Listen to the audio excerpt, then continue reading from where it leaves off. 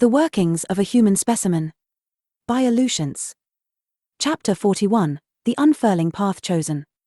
The opening seminar had come and gone, followed by the banquet of food for the honored guests present within the grand meeting cruiser. Now, it was time for a brief half-hour break in everyone's rooms, where said guests were to reside and rest. Most of these rooms were for individual occupancy only, save the larger room meant to house 5 young children and their 2 caretakers. It was in this room that the 5 children laughed and played, socializing and interacting with one another whilst utilizing toys and other means of entertainment for young souls so energetic. The primary caretaker was in charge of keeping an eye on all 5 of the children, whereas their helper was to observe a one and only Atfa. This helper, of course, was none other than their neurosurgeon, Choromatsu. In the bedroom designed for grander, younger parties, the children interacted normally for the most part. It wasn't until a few minutes into the break when the caretaker noticed and pointed out Atfa's odd behaviors to the neurosurgeon. Murmurings such as, "Do you see them? And they're behaving rather strangely, don't you think?" left the caretaker's lips as secret utterings to their partner. Choromatsu observed these behaviors as well, sensing the young child was quite mentally spirited in their interactions with the others. They would begin to speak, but their words would trail off before silence ensued. Atfa was spacing out repeatedly, and to the caretaker, it was alarming. "I think I should have a private talk with Atfa to see how they're holding up," Choromatsu responded to the others' concerns. "It's not like symptoms like these are necessarily a cause for concern, but it is best they be recorded and reported nonetheless." "I'll take care of the other children while you go do that," the caretaker nodded to their companion. So, Choromatsu approached Atfa and pulled them to the side, expressing his desire to speak with them alone. Atfa was compliant to his request, and together the pair exited the room and entered the restroom across the hall. Once the door was shut and the two were alone amidst empty stalls, Choromatsu turned to the child with a grin. "You're a good little actor, Atfa," the neurosurgeon praised, pleasantly surprised by the adolescent's convincing performance. Atfa gave a big smile back, happy to hear such support. "I tried to act exactly how you told me to," they gushed. "And it worked. We're like secret spies, no one suspects a thing." "You did wonderfully," the pink-hearted alien nodded in approval. "Give me 2 minutes here to contact my partner, and then we can proceed as planned." Upon giving this request, Choromatsu tapped the side of his temple and opened up his brain chip. He sent an encrypted call Osomatsu's way, and was pleased to see him answer so quickly. Within moments, he was connected. "Hello, hello." Osomatsu practically sang from the other end. "Hey." Choromatsu smiled eagerly, always happy to hear his friend's voice. "I just wanted to go over some things with you before we proceed as planned." "Sure, I have the time." "So, this device." Choromatsu reached a hand Atfa's way, signaling them to hand him the goods. Atfa, who had a backpack in his possession, opened it up and took out a small machine akin to some sort of alienistic USB device. He handed this to Choromatsu, who held it up in the light and looked it over. "It really has the power to transfer our virus over to the ship's control system?" "You tilled her up," Osomatsu hummed. "I confiscated it from a computer programming student. Apparently, they originally intended on using it to bypass security on school computers so they could play video games." Choromatsu couldn't help but to chuckle. "Man, I wish I had been friends with a computer programming student when I was in school," he joked. "That's pretty funny." "It is up until you get caught," the counselor remarked. "The student is due for some serious consequences following this incident." "Well, at least we have this device now," grinned the other. "With this, our syndicate is going to be able to take full control over the ship. All security protocols and failsafes will be disabled and the main power generator, along with the internet router, will be shut off. This will result in a blackout with no internet connection all across the cruiser. Following this will be mass confusion, panic, and eventual chaos. All will be left practically disabled as those in power scramble to figure out what's going on." "Oh, I see." Osomatsu was intrigued, leaning in as his mind raced with curiosity. "Where will you and Atfa be?" "We'll be alongside the masses, running amok in confusion like everyone else," Choromatsu explained. "While Atfa and I play victim, this will give our organization the perfect opportunity to sneak in and snatch up the humans without detection from the ship's security. The humans will be freed before it's too late, I'll make it to Procore as planned, and our leaders will be none the wiser." "Sounds like a plan," grinned the other approvingly. "And, after this, I can finally join your organization, right?" Osomatsu, Choromatsu smiled warmly. If everything goes as planned, you will have more than proven yourself worthy of recruitment. Yes. The counselor gave a successful humph, pumping his fist in the air elatedly. This is so exciting. But, don't celebrate just yet, the other tutted. That's assuming everything goes as planned. It's still a little early, you know? Well, what could possibly go wrong? Choromatsu wondered aloud. Hopefully nothing, said the other. But I don't want to jinx it. Just leave the celebration for after we succeed, all right? Okay, the elder of the two giggled. Choromatsu looked down at the device in hand and wrinkled his brow seriously. This device is going to be the key to everything, he declared. It'd better work as intended. You already have the virus downloaded onto its program, right? Yeah, Choromatsu confirmed. So, the moment it's plugged into the cruiser's primary control drive, it should trigger immediate results without any further handling. Yep. Even an animal could do it. Well, lucky for us, Choromatsu alluded, sending a knowing glance Atfa's way. Anyway, we need to get this started before we run out of time. Atfa and I only have 20 minutes to set things into motion. I'll leave you to it, then. Thanks again for everything, Choromatsu, and I'll contact you in a few hours, his friend promised. Good luck. Thanks. Here's to hoping for the best. And with a click, the transmission was cut. Choromatsu tapped the side of his temple to put away his holographic interface. As he did so, Atfa tugged on him from below. Choromatsu? Their small voice rang out innocently. Yeah. Choromatsu turned back to the child, eyeing them curiously as they fiddled with their fingers. Well, I'm just really glad I didn't tell on you, they told him meekly. This is really thrilling, and I'm having a lot of fun. I feel just like I did when I set that specimen loose. I feel like I'm finally doing the right thing, and the fact that it's a super big secret makes it even more exciting. Heh. Choromatsu sent the other a pleased expression. Yeah, well, I'm glad you didn't tell on me, too. Thanks again for that.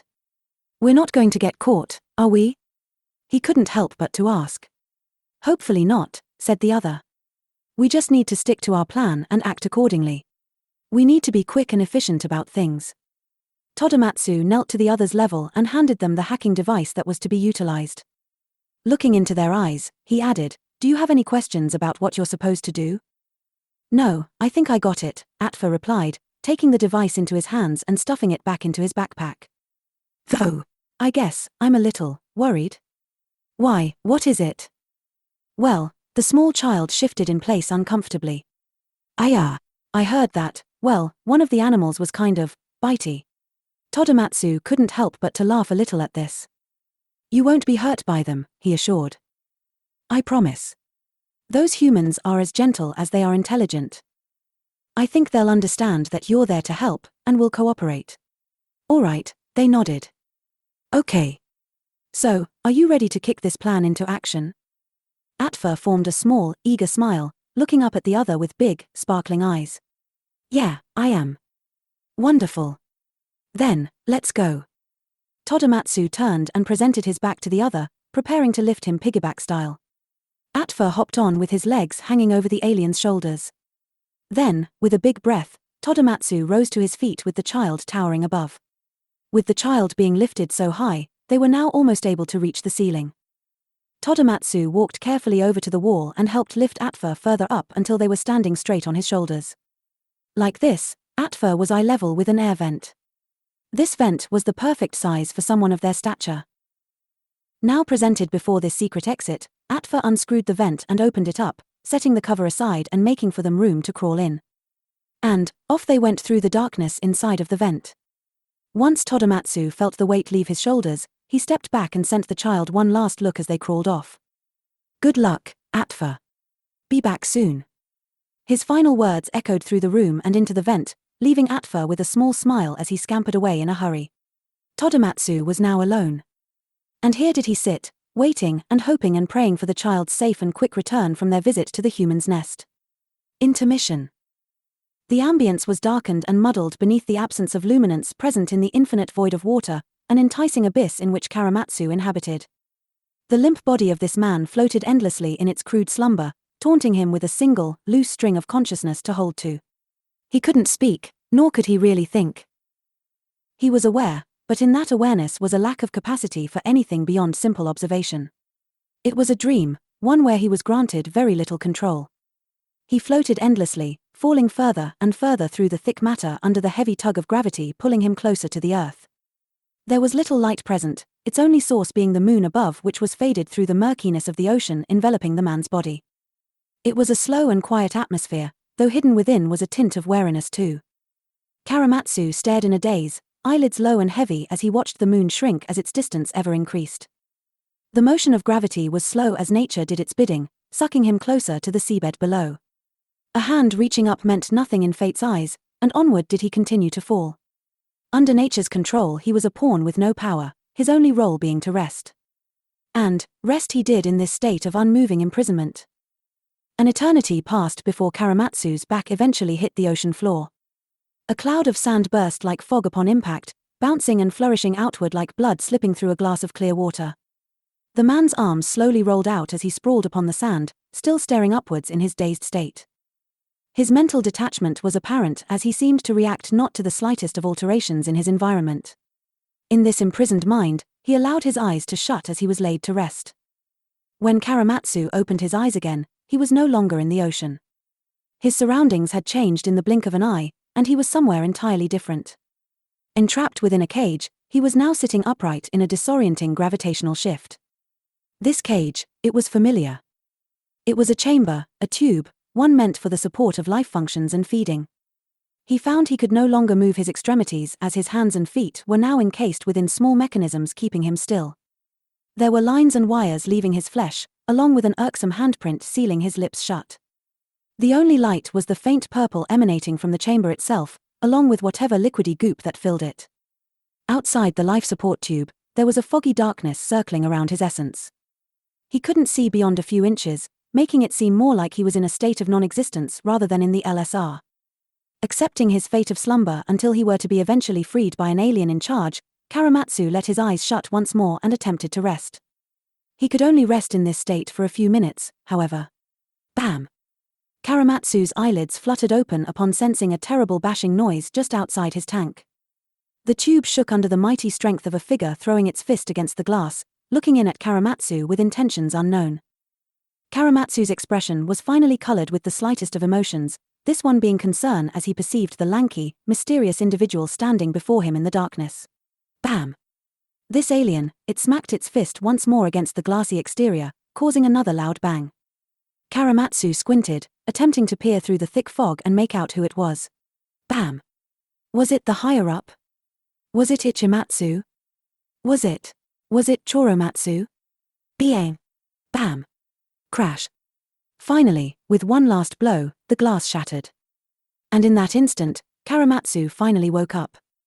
The shaken man jolted awake from his state of dreamy slumber, snapping to attention the instant a loud noise pierced his ears. In that moment, everything was gone, the fog, the chamber, the murky water, and it was all replaced with a less surreal environment. Here he was in his last place of wakefulness, being the temporary bedroom he and Osomatsu had been dropped off at inside of the grand meeting cruiser. Below him were pillows and blankets, upon which he had presumably fallen asleep. Being awakened so suddenly wasn't pleasant, and Choromatsu found himself alarmed by the crash. A meter or so away, Osomatsu too seemed to have just awoken from a small nap. He sprang into action as well, having been uncomfortably shocked awake by the rambunctious noise ringing throughout the room. Neither wasted a second on each other's known presence, instead having their attention wholly drawn to the edge of their bedroom where they perceived something extraordinary. For there, having just fallen from above and collapsed into the hard ground at their level, was a horovagan. A small horovagan, a foreign entity present before them and pushing itself up to a sitting position after having experienced quite a fall. It let out a small cough and brushed itself off, rubbing an elbow that got knocked during the crash. For a moment, it didn't seem to notice nor care for the humans and instead tended to its own minor injuries. What? Who? Choromatsu could barely utter a full sentence, stunned by the scenario unfolding before them. Who is that? Hello. Osomatsu too called out in astonishment. Who are you? The horovagan individual lifted its face slowly, revealing its presence before the humans as it mentally recovered from the large jump. Its eyes were drawn first to Osomatsu, then to Choromatsu. Choromatsu stared hard, examining it carefully and returning to it an intense gaze. With eyes flicking ever so slightly left and right as he took in the sight, he quickly came to the realization that this individual was a child. The Horovagan, being the small and innocent Atfa, jumped as soon as they realized they were being stared down by two predatory animals. They scooted away, hesitant to be in such close proximity just yet. Meanwhile, Choromatsu rubbed his eyes and did a double take. He softly slapped himself a few times, alternating on each cheek in attempt to shake himself awake. Then, he looked back at the child to confirm that he wasn't still in a state of dreaming. What the? This child, this alien entity, it had just seemingly fallen out of the sky into their bedroom, waking both him and Osomatsu up simultaneously with its crash. It seemed slightly apprehensive, frightened even, and clearly it wasn't supposed to be there. As Choromatsu looked it over cautiously, his gaze began to soften. The surprise intruder, it really was just a child. And it didn't appear comfortable to be trapped before two humans in the slightest. Choromatsu gave a swallow. He hesitated, then finally began to act. Hey, he called out. He carefully pushed against the ground and stood to his feet, taking a slow step forward. Hey little guy. Are you lost? Osomatsu eyed his companion as he stepped toward the alien. What are you doing? He asked, still in quite a panic himself. Choromatsu frowned and turned, looking back at his friend with concern in his eyes. Osomatsu, it's just a child. Can't you tell? He turned his attention once more to the alien before them. I think they're scared. Okay, yeah, so am I. Shouted the eldest apprehensively. An alien just fell into our room. Forgive me if I'm a little surprised. The second eldest glanced up at the ceiling above, noting an opened vent with the cover set aside. Looks like they broke in through that vent, he observed. But, why? His gaze was then drawn back down to the child with a curious brow raised. Did you get separated from your guardian? I don't think you're supposed to be here. Yeah, no shit, Osomatsu agreed, he too pushing himself to a standing position. He did a quick stretch, rolling his head as he added, I don't think I've ever seen an alien kid before. They're just as small as we are. Look at him. Yeah, I know, Choromatsu stepped forward, cocking his head at the little thing curiously. What are you doing here, bud? Osomatsu pulled his lips to the side as he looked the alien up and down warily. It was crawling through the ventilation system of the ship. Did this kid mean to come here? Don't ask me, the other shrugged. Without hesitation, Choromatsu knelt to the ground. Sitting only a couple meters from the shivering child, he reached out with a friendly hand and smiled amicably. Hey, it's okay, he cooed. We're not going to hurt you. There's nothing to be afraid of, see? The child didn't immediately respond to Choromatsu's gentle calls, prompting him to continue with a few more words of encouragement. Don't be scared, we're friendly, the man promised, palm still outstretched. It's okay. We're all okay. Atfa, sitting alone before the two odd-looking specimens, gave a big, brave swallow. They kept still for a long time, contemplating what they were really about to do. Then, finally, they lifted their left hand. Acknowledging Choromatsu's intent, they leaned forward as if in slow motion, reaching ahead like a sloth. Atfa and Choromatsu's fingertips got closer and closer until, without any forewarning, Atfa shifted his resolve and slapped the hand away. Choromatsu jerked his hand back as it was slapped, giving a few surprised blinks as he watched the child get to work. Huh! The man uttered, bewildered. Without wasting any more time, Atfa slipped their backpack off and slid it in front of them. They unzipped the main pocket and reached inside, digging around through what sounded like a full bag. Choromatsu and Osomatsu sent each other a perplexed glance as the child soon pulled out a bizarre device, one they were sure the kid wasn't allowed to have. Lifting it out from the confines of the backpack, Atfa held in their hands a little handheld item. With the press of a button, it beeped and began to unfurl into a type of pincer-shaped mechanism, one that sent chills the human's way. There were two sharp ends protruding outward that were as thin as needles, and their first thought was that it must have been some type of syringe. What? Osomatsu frowned as he eyed the device. What's that for? No clue, Choromatsu replied cautiously. Without further ado, the child picked themselves up and stood to their feet. They began walking ominously towards Choromatsu, holding the device at ready. This triggered Choromatsu to scamper to his feet and back up. Whoa, whoa, whoa, hold on. He cried out. What do you think you're doing? Atfa froze mid-step, seeing that they had accidentally startled the humans. With a wrinkle in their brow and a hum filled with uncertainty, they stepped back and glanced Osomatsu's way, as if searching for some kind of guidance. Then, they looked back at Choromatsu. Finally, Atfa allowed their eyes to shut as they took a calming breath. In, then out. Peace. With their excitement calmed, Atfa sat on the ground before the two humans. They set the scary-looking device on the ground before them and reached a friendly palm out, attempting to communicate amicable doings. And with that, it was the humans' turn to make their next move. Choromatsu held a slightly disturbed look about him as he stood back beside his only human companion. He gulped before looking to him in bewilderment. Osomatsu, what do you make of this? He asked. No idea, Osomatsu admitted. But I think they're trying to befriend you. Not sure what they want to do to us though. I know Horovegan children don't always have the most wholesome intentions, but I can't help but to be curious. The man looked down at the device a foot away from the alien child. You think that's a syringe? If it is, it's got twice the injection power, the other winced. 2 needles, double trouble. I wouldn't go near it. Choromatsu eyed the alien cautiously, raising a challenging brow before sitting, himself. Did you mean to find us here? He asked aloud. Did you fall through that vent on purpose, or are you just as surprised as we are? Osomatsu frowned at his friend, knowing he was a bit too trusting in times like these. He looked to the device, then at Atfa. Thinking hard for a moment, he finally decided to test the waters and act. Without warning, Osomatsu feigned an attack. He lunged forward with sudden movement, jerking his body as if he were about to pounce. When he did so, Atfa, of course, reacted.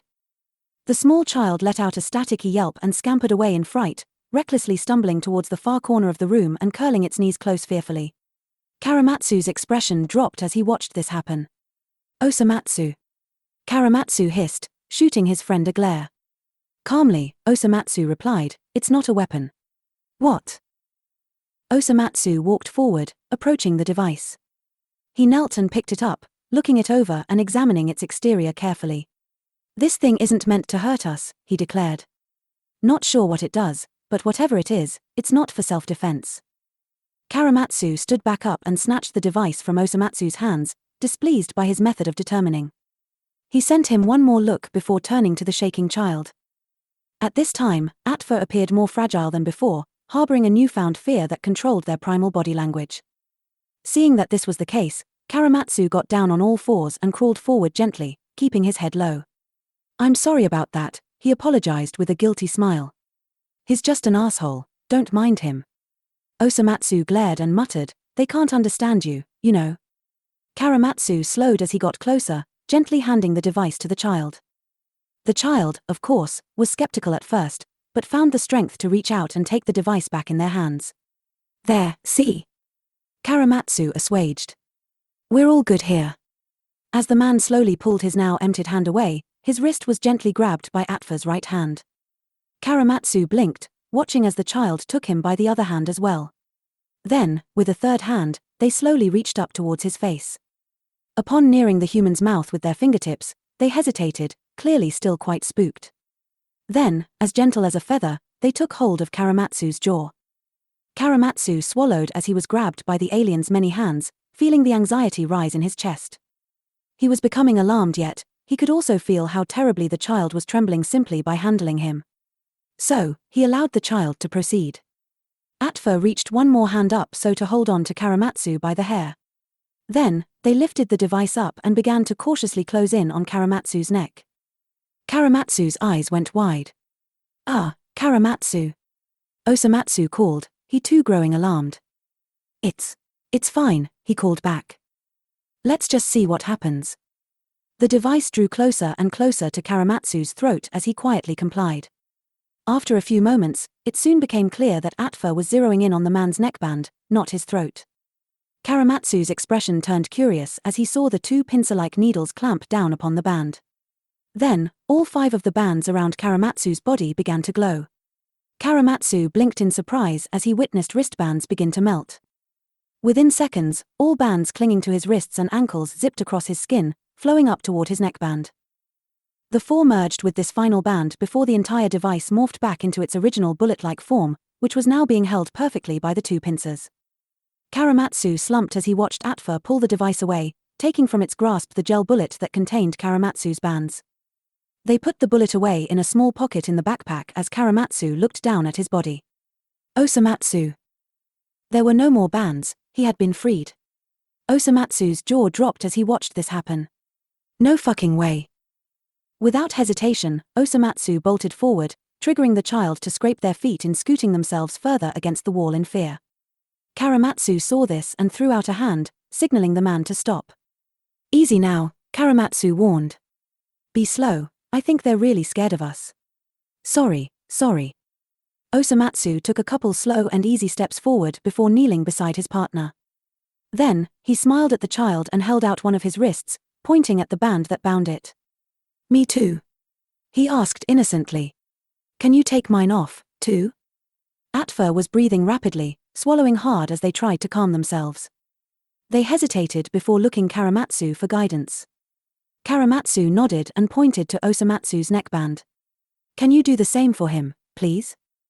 It took this small coaching for Atfa to feel relatively safe again, and they nodded to themselves before turning to Osomatsu. Slowly and with caution, they reached out and took Osomatsu by both hands. They took him by the hair and face too before reaching out with the device. Then, they repeated the process. Osomatsu's bands began to glow before racing across his skin to the primary band around his neck. After that, the device caught the product, a gel bullet. With that, Osomatsu too was freed. Aha! The eldest of the three shot to his feet in elation as he laughed aloud. Ahaha! I can't believe this. Choromatsu, we're free. We're free. Osomatsu turned to the child and snatched one of their hands, squeezing it tight with both of his own. With eyes dazzled, he went on to say, You're here to save us, aren't you? You're here to set us free. Do you really think that's the case? Choromatsu questioned, afraid to get his hopes up. No doubt. Gleamed the eldest. Choromatsu, this little guy is going to be our ticket out of here. Choromatsu looked seriously to the child, who stared back blankly and without understanding. He thought hard for a moment, then looked down at the child's backpack. Finally, he pointed to it and spoke. What else do you have in there? He asked as if Atfa could understand. If you're really here to rescue us, then, you have to have some pretty useful tools in there, right? Bet. Osomatsu knelt and reached for the backpack, only for Atfa to lower his eyelids and slap the hand away. Let's see what else they do, Choromatsu told his friend. I think we're good to trust them. I think so too, grinned the red Matsu, rubbing his index finger under his nose. No more dawdling, show us what else you have, kid. Atfa looked between the two humans for a moment, observing as they sat before them patiently with hands in their laps. Taking this as their cue to proceed, Atfa hesitantly reached into the backpack and pulled out the next device. The next item was one both humans instantly recognized. Ah! Choromatsu grimaced as he looked upon the pointy gun-shaped machine in the child's hands. This device, it was one that had been used on him a while back, one with a procedure that was largely uncomfortable to undergo. Is that? Osomatsu squinted at it and frowned. That's that thing that goes into our ears, right? That thing that shot something into my sinuses that one time? No, let's pass on this one, Choromatsu tried to laugh, clearly anxious. I'm a little weird about that, and I don't really want to go through process again. We can skip this, right? Well, why would we need a shot of goop in the ear now? Asked the other. What did Choromatsu say it was for again? I think, it was a tracker, wasn't it? The blue Matsu tried to recall. Like, that thing injected a tracking chip or something into our brains? Oh, that's it. Osomatsu pointed. It wasn't a tracking chip, but a chemical that was made to stain our DNA or something. That way, if we ever escaped, they could find us again. It was their way of tagging us. The man glanced over at the device and went on to say, if this kid really is here to free us, then, maybe they want to undo the tagging. Is that even possible? Choromatsu questioned skeptically, still eyeing the dreadful toy. I'm sure it is, Osomatsu nodded. Atfa, looking back and forth between the chittering primates, snapped their fingers a couple times to catch their attention. Both humans looked their way as they began to demonstrate their intentions. First, Atfa pointed at the tip of the gun. Then, they reached forward and tapped Osomatsu's right ear twice. After this, they pointed back at the device and beckoned Osomatsu to come closer. As Choromatsu gave another grimace, Osomatsu grinned widely. All right. He scooted forward and plopped himself down on his side, laying his head in Atfa's lap. Go on then, hurry it up. Need I remind you that this kid can't be much older than a toddler? Choromatsu whined slightly. Do they even know how to use this device? What if they do something wrong? They knew how to use the device that got our bands off, Osomatsu remarked as Atfa positioned the device into the man's ear. Come on, stop being a wuss. I'm not a wuss, the first grumbled in offense. I just, really don't like people touching my ears. As Atfa toyed with the device, Osomatsu heard the first beep. He swallowed as he mentally prepared himself for what he was about to experience. After making fun of Choromatsu, he couldn't show any sign of weakness now. Though, if he remembered correctly, this procedure wasn't the most pleasant. It was an incredibly invasive and uncomfortable feeling, having his head filled with a creepily cold liquid. At the cue of the second beep, he was going to have to really restrain himself. Osomatsu brought his hands to their opposing forearms, squeezing tight as he got ready. There were a few seconds, then the second beep. The instant the second beep played in his ear, something vile shot into the canal. He opened his mouth with a loud gasp and squirmed, doing his best to hold still for the alien. As Choromatsu watched, he winced and swallowed hard. He listened to Osomatsu's grumbles and groans as his skull was assaulted with the foreign substance. The moment the device was removed from his ear, Osomatsu sat up and shook his head. Blech. He gagged. Ayu, blah. Thank God, it's over. Scooting back and allowing room for Choromatsu, Osomatsu wiped his nose with the back of his hand and let out a little cough. Meanwhile, the alien child went about refilling the device with a new vial ready to be injected into the next human's ear. Choromatsu looked to the child, then to Osomatsu with worry in his eyes. I just remembered I have to be somewhere, he told him, only half joking. Come on big guy, you can do this, Osomatsu encouraged, taking Choromatsu by the arm and pulling him forward. That's it, just lie down here. Choromatsu hesitantly allowed himself to be pulled along, soon being laid down with his head on Atfa's lap. The wimpy man was practically shaking, knowing exactly what was to come. Osomatsu kept him lightly pinned as the alien went to work sticking the device in his ear, causing him to gasp at the mere touch. Once it was positioned, there was a beep. I don't like this, Choromatsu whimpered. I'm not enjoying this. I know, Osomatsu tutted, amused by the other's fears. You're okay. Atfa, seeing that this human was less eager than the other, acted hastily to get the process over with. They pressed another button and, with that, the second beep rang out. Choromatsu's body jerked beneath Osomatsu's hold as he felt his head fill with the strange goop. A violent shiver overtook him as he cowered, letting out an uncomfortable groan. Then, as quickly as it had begun, it was over. Choromatsu sat up and rubbed his ear, giving out another sore moan. I hate it, I hate it, I hate it, he repeated under his breath. Osomatsu chuckled and placed a hand on his friend's shoulder. You did good, he told him. Good job. Okay, we have that out of the way now. What's next? Choromatsu asked, scooting back and sitting before the alien child. And please tell me it's not going to be painful. Can these Horovagans track us any other way? Osomatsu inquired curiously. If not then, you and I are good to escape now, aren't we? I think so, uttered the other, rubbing his ear one last time before leaving it be. Those were the only things holding us back, right? Yeah. Our bands and our DNA trackers, those were their only way of tracking us down, I think. Then, Choromatsu glanced the alien's way with a brow raised. Are you going to lead us out of here now, or? Atfa looked between the two humans before glancing down at the backpack. Right.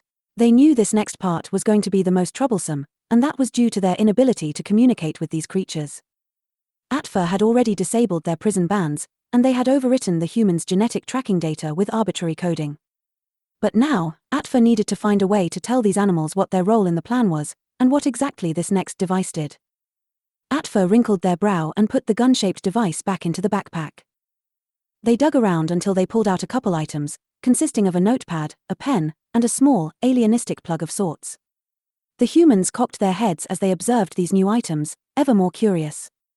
"What's that little thing right there?" Osomatsu questioned, reaching out and picking up the plug.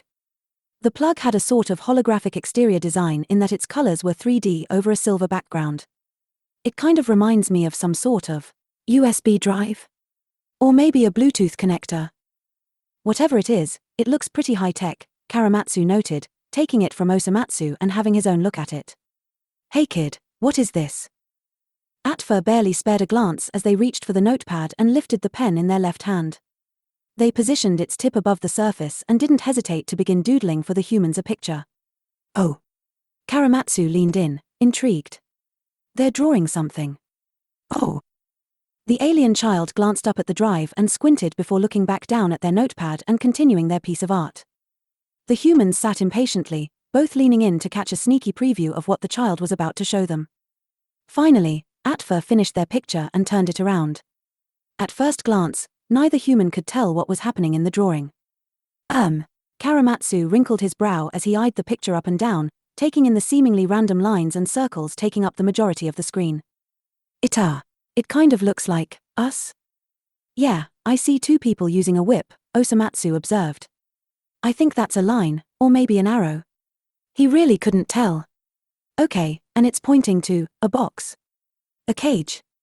What the fuck is this drawing?" Choromatsu frowned at his friend and replied, "I mean, they are just a child. And look at me." Osomatsu pointed at the human on the right and pouted, saying, "My ears are not that big." "Come on, let's focus," huffed the other. "I see you and it looks like we're holding this little USB drive. Then there's a line connecting us to a cage. So what does that mean?" the elder questioned. Choromatsu looked Atfa in the eyes. He then leaned forward and tapped the surface of the notepad, pointing at the cage before inquiring. "What is this, little guy?" he asked. Atfa looked down at where he was pointing and seemed to understand what it was they were asking. So, in answering this question, they stood to their feet and pointed up. Osomatsu and Choromatsu followed where the child was pointing, drawing their eyes all the way near the ceiling of the room. And there, they saw it, the vent. "Oh." Choromatsu beamed as soon as he understood. "They want us to take the device into the vent. So, this is an escape plan." Osomatsu rubbed his hands together eagerly. "This kid really is helping us break out. They're trying to tell us what to do and where to go." "I see." The second eldest patiently placed his hands back in his lap and looked to Atfa. "We understand. Tell us what to do next." Atfa plopped back down on their bottom and crossed their legs, getting to work drawing the next picture on a new page. The two humans stared in tense silence as the doodle was concocted, waiting for Atfa to finish so they could decipher their next step. It took a minute or so, but Atfa did soon finish and promptly showed their new piece to the humans. "All right, what do we have here?" Osomatsu asked rhetorically, leaning in for a peek. "I see, you and I, making our way through a horizontal tube," Choromatsu hummed, folding his arms as he looked it over. "I think that's the vent," the other pointed out. "See? There's the barred entrance over here." "Right, yeah, so we're in the vent," the man nodded in understanding. "We're going through it, and at the end there's a room." "What do you see in that room?" "Fuck, I don't know," shrugged Osomatsu hopelessly. "I just see squares and circles. This kid needs to go to an art school." Choromatsu had to agree with his companion. This kid might not have been the best choice for communicating the plan to another species. He couldn't recognize much from the drawing, and Osomatsu's best guess was as good as his own. He decided he was going to have to pry further and again opted to inquire by pointing. "What's this room?" the blue Matsu questioned. "And what are all these shapes?" Atfa glanced down at where Choromatsu was pointing, then set the notepad down on the ground. They reached up to their temple and tapped the side of their forehead, opening up their own holographic interface via the brain chip. On their interface, they used 3 hands to rapidly swipe, scroll, and type, until they finally landed on the page they were searching for. Once on this page, the tiny Horovagan beckoned the humans to come take a look. When Osomatsu and Choromatsu leaned over to see the front of the screen, they saw it was a picture that had been taken through Atfa's eyes. It was a picture polluted with bars from a vent door, showcasing a room on the other side. This room, it had all kinds of special-looking tubes filled with glowing goop running throughout the room. There was computer tech galore with all kinds of screens, buttons, wires, and machinery. It looked like a highly sensitive area with gadgets and controls all over. Most notably, there was a large holographic model of the ship in the center of it all. "It's a control room," Choromatsu voiced in awe. "This child wants us to bring this device to the ship's primary control room." "But, look." Osomatsu pointed at the picture on the screen where, through the vents bars, one could easily see an adult Horovagan working the controls. "Someone's in there. How the hell are we supposed to get past them?" Atfa keenly noted Osomatsu's concern in pointing them out and reached one last time into their backpack. They then withdrew a lidded syringe, a mysterious chemical filling its small chamber. There was a safety cap at the end, making sure the needle didn't unintentionally poke. As soon as Osomatsu saw this, his eyes went wide like a child's. "Oh." A big grin formed on his face as he gently took the syringe from Atfa. "Look at this. We get to fight fire with fire. You think we could overpower that guy?" Choromatsu frowned, clearly discouraged by this idea. "Sure," said the other optimistically. "All we have to do is jump out of the vent and tackle the guy down. We'll take him by surprise, it'll be easy to jab it in him." "Well." Choromatsu looked to Atfa and pointed at the Horovagan on the screen. Atfa reiterated the plan by taking the syringe from Osomatsu's hand and demonstrating. They took off the safety cap and touched the needle to the holographic interface, right where the pilot was standing. Then, they put the cap back on and handed it back to Osomatsu. Choromatsu nodded in understanding. "Okay," he mumbled.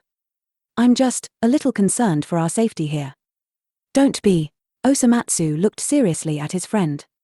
"For the sake of getting back home, we got this." Choromatsu looked back into his eyes, detecting the gravity of his words and tone. After all, this really was nothing to be confident about. This was their only chance, and they couldn't mess it up. "All right," Choromatsu finally said. "We got this. We got this." Osomatsu grinned.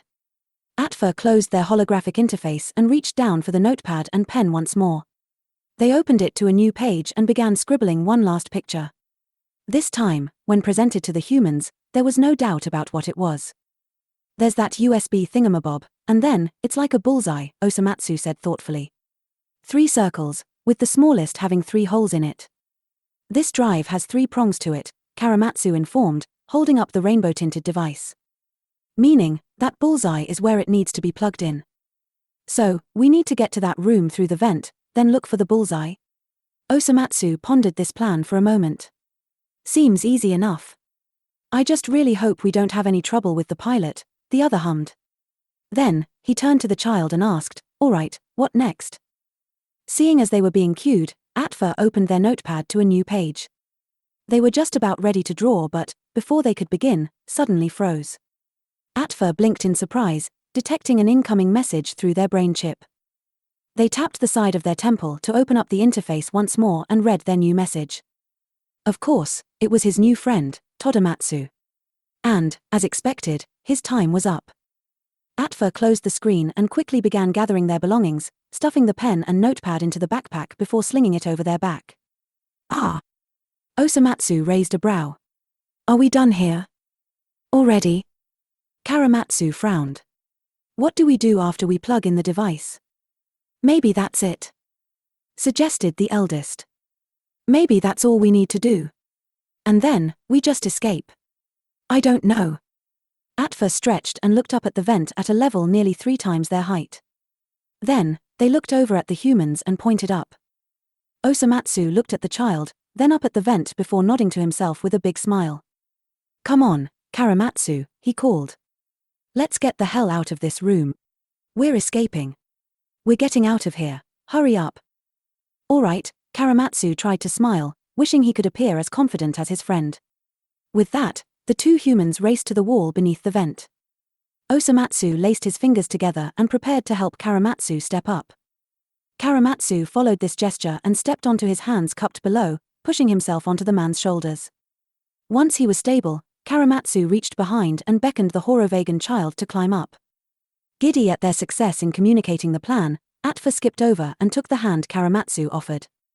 They climbed up and reached the vent, crawling inside before turning around and reaching down. Propping themselves inside the vent using their extra hands, they hovered outside and reached for the first human. Choromatsu managed to grab Atfa's hand and was pulled in, followed by Osomatsu. Easily enough, all three made it inside of the vent.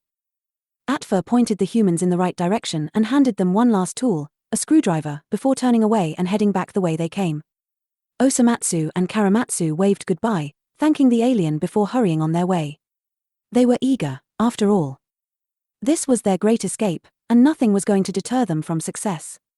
"We got this," Osomatsu repeated under his breath as the two crawled through the vents. "We got this." "Yeah. For going home," nodded Choromatsu. "For going home." Intermission. The half-hour break permitted for each Horovagan present on the Grand Meeting Cruiser was slowly coming to an end.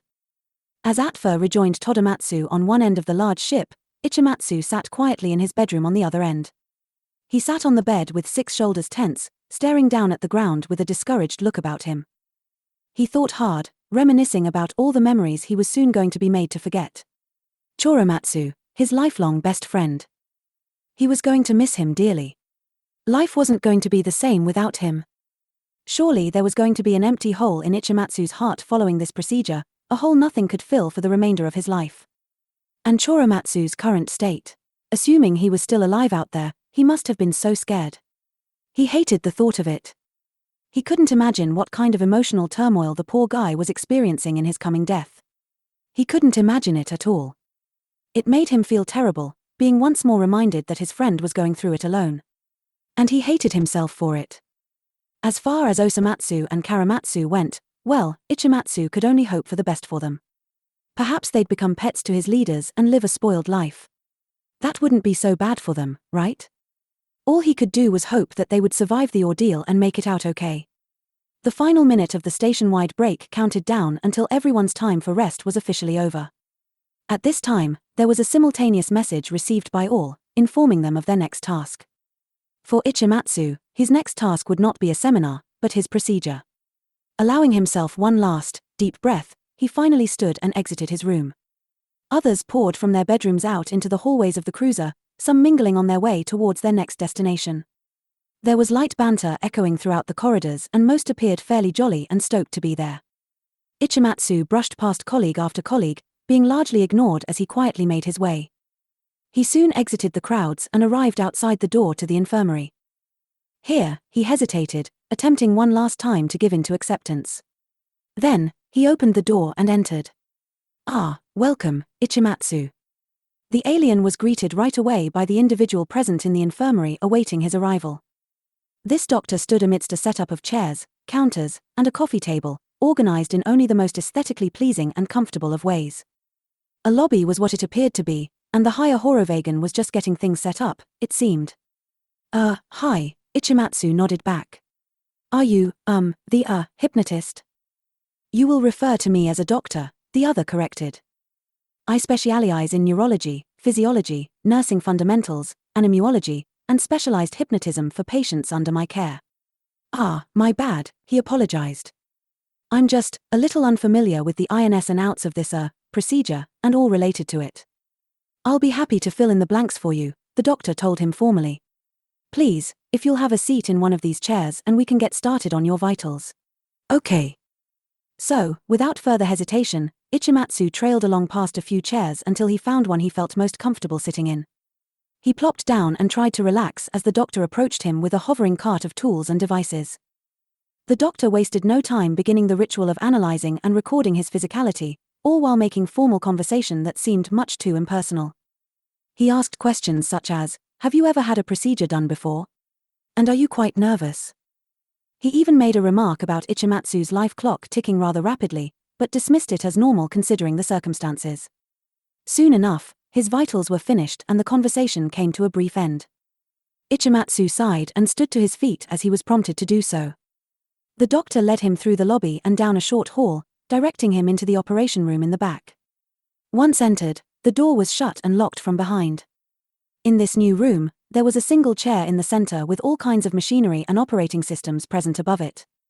Ichimatsu recognized that these devices lowered and attached to the patient's head and face for full conscious submersion within. Around this specialized center of the room, The outer lights were all dim and there was a computer set up in the corner for the doctor to have full control over the procedure. At this time, Ichimatsu was brought to the chair in the middle and made to recline comfortably. He was anxious, but not as much as he was wholly distressed internally. As the doctor began explaining the procedure in full, what he should expect going in, what to do during, and how to take care of himself after, along with coping with potential side effects and symptoms, Ichimatsu found that he was unable to listen. He zoned out as he thought things over again and again. Surreal was what it was. He couldn't imagine having his same memories, the memories of his upbringing and childhood and all the years spent working towards his goals, but without Choromatsu. Certainly the last several weeks were going to be erased entirely, there was no doubt about that. He was going to revert back to how he was before the humans ever interfered with his life. He was going to be a perfect Ichimatsu. And that was how it was supposed to be, he tried to tell himself. That was how it was supposed to be. As the doctor wrapped up the pre-op discussion, they asked Ichimatsu if he had any questions. Ichimatsu replied with a simple, jaded no, unable to muster up any other remarks or inquiries. With that, the procedure was set to begin. Ichimatsu allowed his eyes to shut as machinery was hooked up to his head, complete with a bright screen directly in front of his eyes to aid in the hypnosis. This was it, he thought. He was going to forget. Nothing could stop it now, it was far too late. The only word bouncing around in his mind was a simple goodbye as the machinery began to hum. Intermission. End chapter 41. Chapter 42, Atra, Become Human. Osomatsu. HN. The eldest of the two perked up, his eyes being drawn to his friend whose back was turned to him. Do you really think this is our big moment? Our only chance to escape? Choromatsu inquired, biting his lip as he trudged on ahead. Do you think that after today, we could really end up back home? Osomatsu eyed the other for a long time, thinking the question over before forming a serious grin. Yeah, he breathed. Yeah, I think so. Choromatsu sucked air in through his nose, then exhaled through his mouth. Then, he also smiled. Then, let's not fail, brother. The ventilation system, it was quite filth-ridden with dust and dirt lining the interior the humans crawled upon. Their palms, knees, and feet collected this light debris which was akin to a dry sludge painting their skin grey. It was also quite dim, as the only sources of light were from passing rooms that the system connected to. They felt as mice sneaking through the inner walls of a house, sniffing their way through corridors in hopes of soon finding their next meal, a hearty, bountiful helping of freedom. The feeling of adrenaline was amplified by the thought that, just on the other side of these walls, were demonic entities capable of incapacitating them the moment they were to be caught. It was quite the thrilling scene, with both humans racing and ready to enact this pursuit towards freedom. For, they knew that if they failed, all would be over. Choromatsu's pace quickened, and Osomatsu followed that lead. They were partners, teammates in this incredible game of escape. Together, one hand after the other, they pulled themselves forward in a never-ending motion that only accelerated as thoughts of seeing their families again blossomed through their mind's eye. They were going to stop at nothing to plant their feet once again upon Earth's soft, grassy surface. No one would be able to deter them from their goal, not the pilot, not Choromatsu's higher-up, and certainly not their leaders. They were strong, and they still had plenty of fight in them for this opportunity. One by one the rooms passed by in their hurried stroll through the ventilation system. They eyed area after area in search for a perspective similar to the one they had seen from that alien child's camera roll. They knew exactly what they were searching for and, up to a point, knew exactly what they were doing. They were to find the room, incapacitate the pilot, plug in the alien's USB drive, and finally, find a way to escape. They still weren't certain as to what plugging in the key was supposed to, but they were sure that child was there to help them. They were sure things would work out, they had to be. Besides, they knew they weren't alone anymore. It took a grueling 5 or so minutes of eager and impatient crawling for the humans to finally arrive upon the scene foretold. Choromatsu gravitated forward as he observed the notorious control room just beyond the bars of the vent. He came to a stop and allowed Osomatsu to squeeze his head into view, examining the room himself. They scanned the area, then looked at each other. There was something immediately missing from the stage, and that was the pilot. "Where's that creep at?" Osomatsu whispered to his friend, grimacing while flicking his eyes to and fro. "Where did he go?" "I'm not sure," Choromatsu replied in the same hushed manner. "You think he comes in and out?" "If so, we might have to be patient," remarked the other. Then, after a brief hesitation, he added, though, I'm not feeling very patient right now. Come on, encouraged the younger, beckoning him with a wave. We can listen for the pilot. These guys are like giants, there's no way he'll be able to sneak up on us. Hell yeah, Osomatsu winked. Hurry up and open the vent then. Choromatsu nodded and held up the alienistic screwdriver the Horovagan child had offered to them. He then got to work unscrewing the door leading into the control room. One screw, then another, then two more were removed before the vent door could be opened. He set the tool aside and, with that, was the first to start slinking his body out from the cave.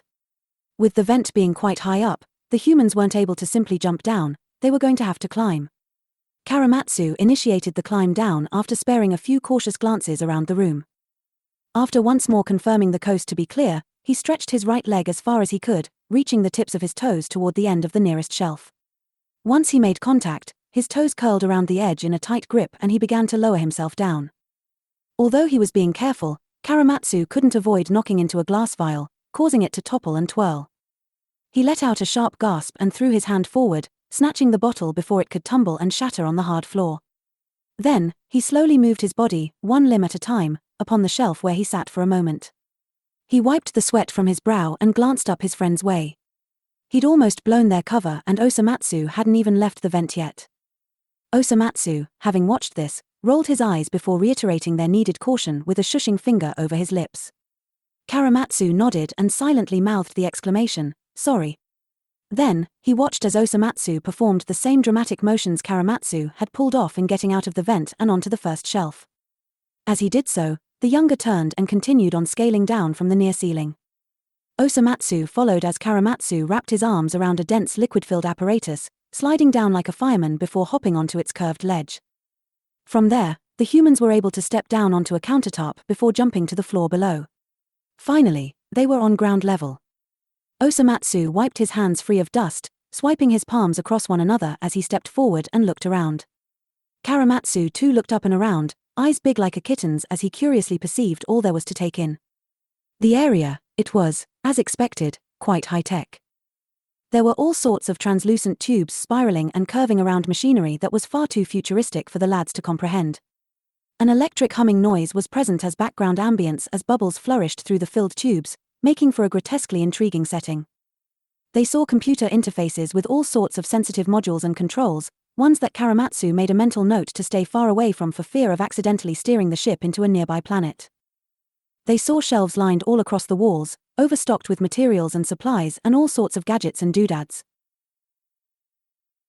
And of course, in the center of it all, there was the holographic model of the Grand Meeting Cruiser, a three-dimensional display hovering above a platform none could reach. The entire room was like a fantasyland, a pleasurable sci-fi environment that intrigued them so. They consciously took note of the 3D model of the ship, briefly memorizing the map as before continuing their analyzing of the room before them.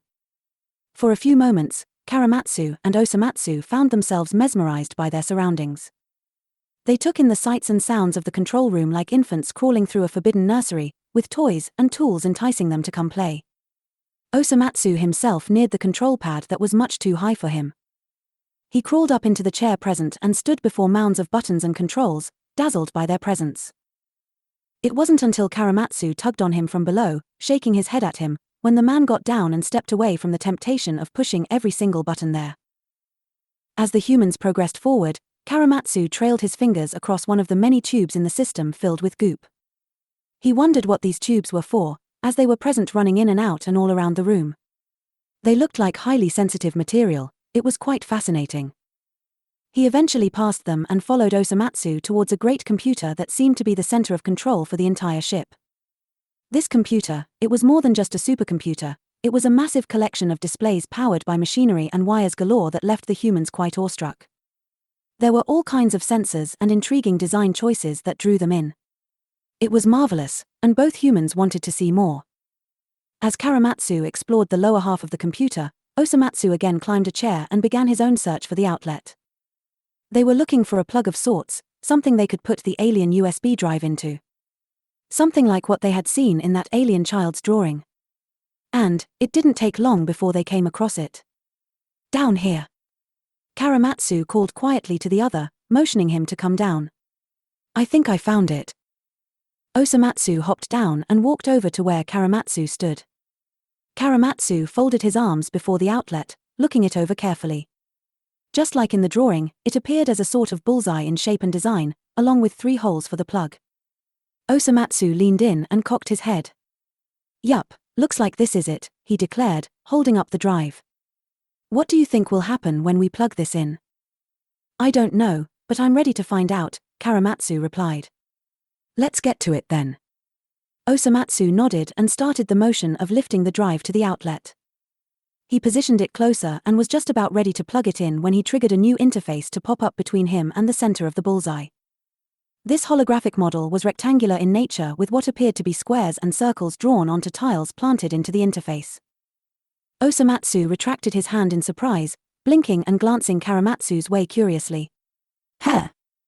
Choromatsu couldn't help but to utter an intrigued chirrup as he took a gander at the setup. Behind the rectangular model, the outlet seemed to have been locked away behind a translucent wall of sorts. The man drew his fingertips close, brushing along its surface and determining it to be solid. Although it appeared holographic, there was no way they could pass through it. "A security measure," Osomatsu frowned. "The shapes on these tiles remind me of what we saw in that kid's drawing," remarked the other as he went to touch one of the tiles. "Is there some sort of passcode we need?" "I don't think so. I think it's a puzzle." "A puzzle?" Osomatsu softly pushed Choromatsu aside as he leaned in, touching an empty spot amidst the square tiles. He tapped it for a moment, then went to slide one of the existing tiles over to the empty spot. This created a new empty spot next to the previous one. A sliding puzzle. Choromatsu wrinkled his brow. "You think so?" he asked. "Yeah, these things are pretty intuitive," he commented as he went about sliding another tile into the new empty space. "You just have to move these squares around until the puzzle is solved." "And what exactly is the picture we're trying to make?" "Looks like some sort of alien symbol," Osomatsu replied. "You any good at these?" "I can't say that I am," frowned the younger. "I've never been good at puzzles." Then, the red Matsu went about stretching his arms with a grin. "Leave it to me. Just be quick about it," Choromatsu told him. "The sooner we get access to this outlet, the sooner we can escape." I got it," assured Osomatsu. "Now let's see here." Choromatsu watched with intrigue as the other went on sliding tile after tile, looking agile in his motions. He swiftly swiped left and right, putting together the mental image of what he was aiming to create. This piece here, that piece there, and soon enough he would finish. Unfortunately, that wouldn't be before the 2 humans were walked in on by the pilot. Both Osomatsu and Choromatsu became alert as a door could be heard opening on the other end of the room. They sent each other panicked looks before jumping to action, scrambling to get down and out of sight from the perceived threat. They stumbled and threw themselves into the same hiding space without thinking, cowering under the tall desk holding one of the many computers present in the room. The moment they were incognito, a pair of feet could be seen entering into the main area. The humans held their breath as the alien walked in nonchalantly, approaching the very computer they were hiding underneath. Here, the entity stopped and began to work. Under the desk, Osomatsu and Choromatsu mouthed words silently to one another, making faces and gestures as Osomatsu encouraged him to attack. Choromatsu held up both hands and shook his head timidly, one hand holding the syringe that had been given to them by Atfa. Osomatsu pointed at the syringe, then sternly pointed to the alien's calf in sight. "Do it now," he mouthed. I'm nervous." Choromatsu mouthed back. 3, 2, 1, go, gestured the eldest, taking Choromatsu from behind and shoving him forward.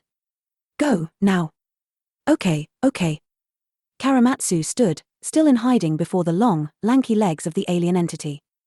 The top of his head only reached the Horovagan's upper thighs, and he briefly wondered where the best spot would be to inject the tranquilizer. He didn't want to hurt the pilot really, he just needed to be fast and forceful enough not to mess anything up. These creatures didn't have much body fat, he noticed. They were leaner in a sense, which made Choromatsu feel even worse about what he was about to do. But, he knew he had no choice. For going home, Osomatsu whispered into his ear before pushing him forward one last time. For going home. Choromatsu mumbled back, shutting his eyes tight as he envisioned everything he was fighting for. Finally, with a quick inhale, the man lunged forward. Osomatsu's eyes grew fiery and eager as Choromatsu swung his arm around, throwing his body forward and forcing himself to jab the sharp needle into the creature's flesh. Time seemed to slow as the adrenaline pumped throughout his body. The intensity of the moment created a reality that was surreal, and he could hardly believe he was actually doing it. Without any more hesitation, he forced his limbs to act accordingly and wrapped himself around the pilot's leg, clinging tight as he began to inject the sedative. There was an unholy screech as the sharp, stabbing pain burned throughout the unsuspecting pilot's body.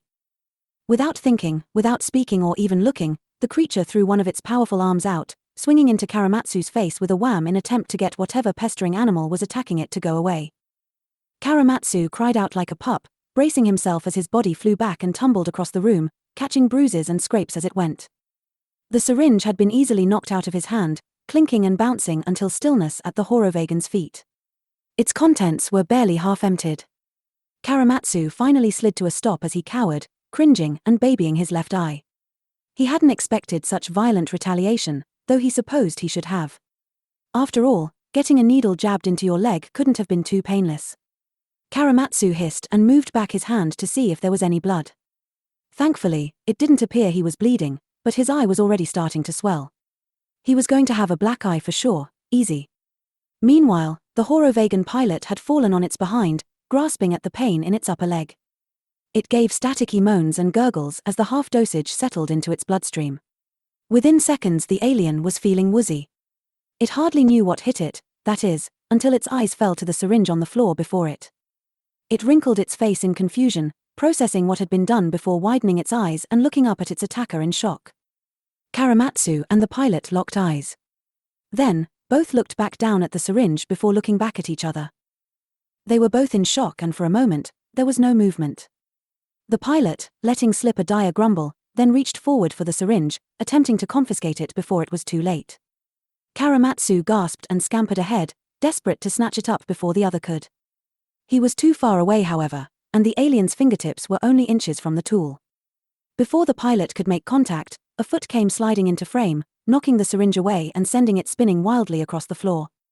The pilot shook its head in surprise, recognizing now a second human that had infiltrated the control room. Osomatsu, having just kicked away the syringe, looked up fearfully at the Horovegan before rolling and scooting away as quickly as possible. Here, all were defenseless. The Horovegan wilted as it slowly stood to its feet, dizzy and uncoordinated from the small lick of tranquilizer it received. It glanced between the two humans, then over to the supercomputer filled with buttons and controls. Its gaze zoned in on a red switch, one it seemed intent on flipping. Choromatsu followed its eyes and looked upon the switch, frowning. He recognized that this switch was likely one you'd push in an emergency. It would likely call for help, or perhaps turn on alarms throughout the ship. Either way, the last thing they needed was for others to know he and Osomatsu were there. Osomatsu! He suddenly cried out. Don't let this guy get to those controls. The moment Choromatsu gave this order, the dazed Horovegan booked it. It threw out a hand as it ran, ready to flip that switch by any means. Osomatsu's eyes went wide as he too raced forward, sliding between the controls and the running Horovegan and triggering them to stop in their tracks. Meanwhile, Choromatsu sprinted across the room and snatched up the syringe, turning to the Horovegan with the needle at ready. Here, there was a brief standoff. The Horovegan was now trapped between two humans, standing at their mercy. The Horovegan pilot looked between them momentarily, then proceeded to reach up and tapped the side of their temple. This opened up their brain chip's holographic screen, displaying an array of emergency options for the desperate Horovegan. Choromatsu wasted not another second to jump into attack mode, knowing it was over the second this guy managed to communicate that they needed help. The man lunged forward, hopping onto the lower back of the tall entity and attempting to jab once more the needle into its flesh. Before he could do so, however, the pilot turned and tackled him back. It swiped its hands towards the one holding the syringe, managing to catch Choromatsu's wrist in its grip. Then, with its brain chip's interface zapping back into non-existence, it pushed all of its body weight over onto Choromatsu, pinning him to the ground below. It towered over his body, 4 hands pinning each limb with 2 extra attempting to pry the syringe from his fist. And here, they struggled. Let go of me. Choromatsu shouted. Osomatsu, help. Osomatsu's glare burned holes in the alien as he heard his name called so desperately by his friend. He pushed himself forward, hurrying toward the pilot and grabbing onto the alien's back. Trying to take control like a cowboy with reins, the man did everything he could to deter the entity's motions in stealing the syringe. If that alien got a hold of it, they were going to be left defenseless. With one human below and one now on top, the panicked pilot couldn't control its primal instincts any longer. Its lips began to lift in a snarl, showcasing an expression of true aggravation. Its sharpened teeth could be seen glistening like pearls in its mouth, dripping in saliva as it further opened. It was becoming aggressive in its display of defense, and Choromatsu winced at this. He hated seeing these creatures as the monsters they were capable of becoming. It scared him. Still keeping the syringe tight in his grip, Choromatsu felt as the alien scraped its fingernails against his fingers in attempt to pry his fist open, all the while defending itself from Osomatsu's attacks behind. This entity, it easily held the power of 2 or 3 humans and would have been able to get the syringe without any trouble, had it not already tasted its contents. The alien was unsteady in posture, weakened by the tranquilizer in its blood. Although adrenaline raced through its body and pumped into every muscle able to fight, that didn't keep it from feeling some of the effects. It wasn't long before the Horovagan pilot realized that, with Osomatsu on its back hoarding the attention of half of its limbs, they weren't going to get any closer to getting the syringe from Choromatsu. It finally let go of the younger and stood up tall, spinning and throwing the eldest from their back. Osomatsu stumbled and fell to the floor, knocking his head on the edge of the countertop in the process. He saw flashes and sparks as a sharp pain spread from the back of his head, and for the moment, he was dazed. As one human was now momentarily incapacitated, the pilot was able to focus all its attention on Choromatsu. Choromatsu let out a shaky gasp as the snarling, scowling entity raced toward him at top speed. He braced himself as the two collided, falling into a violent struggle with no clear advantage on either side. The Horovagan, with its 6 arms, was able to keep Choromatsu's hand with the syringe pinned as they fought. They tumbled and rumbled and rolled across the floor, neither hesitating in any of their defensive attacks. Nothing was against the rules here. They scratched and clawed and punched and bit, tugging at each other's hair and halo as each fought to overpower the other. Gya! Choromatsu gave a cry as the Horovagan bared its long canines, chomping down on his dominant arm without remorse. At this point, the pilot was far too panicked to lean away from roughening them up a bit and didn't hold back.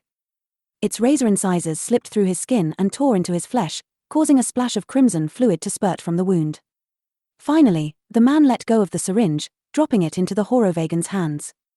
Although Choromatsu was hurt and now bleeding, he wasn't going to stop until this creature was unconscious. Without another thought, Choromatsu jumped onto the Horovagan's back and swung its body around in a dizzying display of dominance. The pilot stumbled and slipped, falling back with a deafening crash. In that instance, the alien had accidentally broken the long-winded tube racing all throughout the room. Choromatsu took one quick breath before he was knocked inside, becoming submerged in the substance racing through like blood in a vein. Little did he know the purpose of this tube.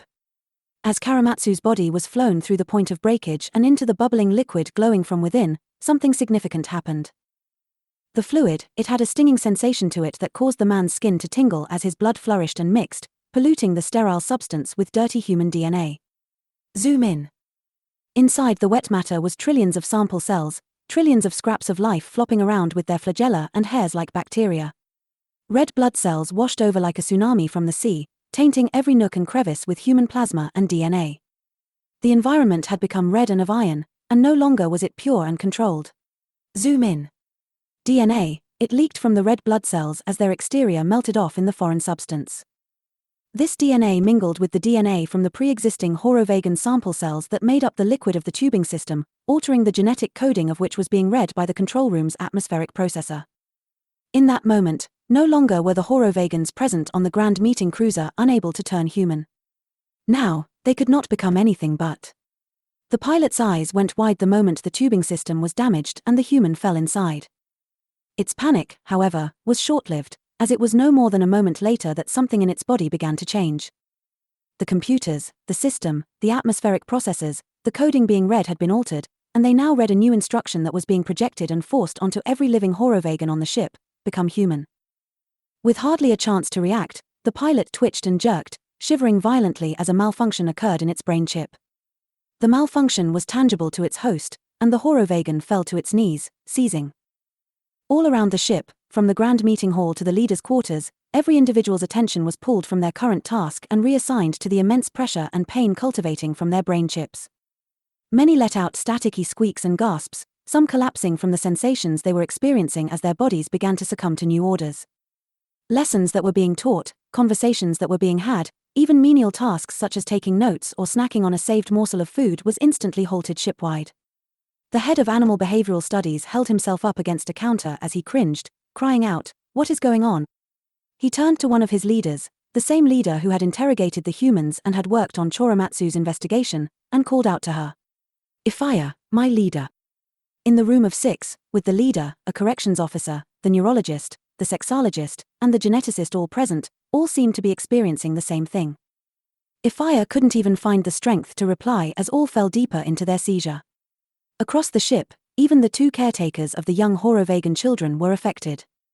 The children watched, confused and worried as their superiors, one being Todomatsu, collapsed in pain.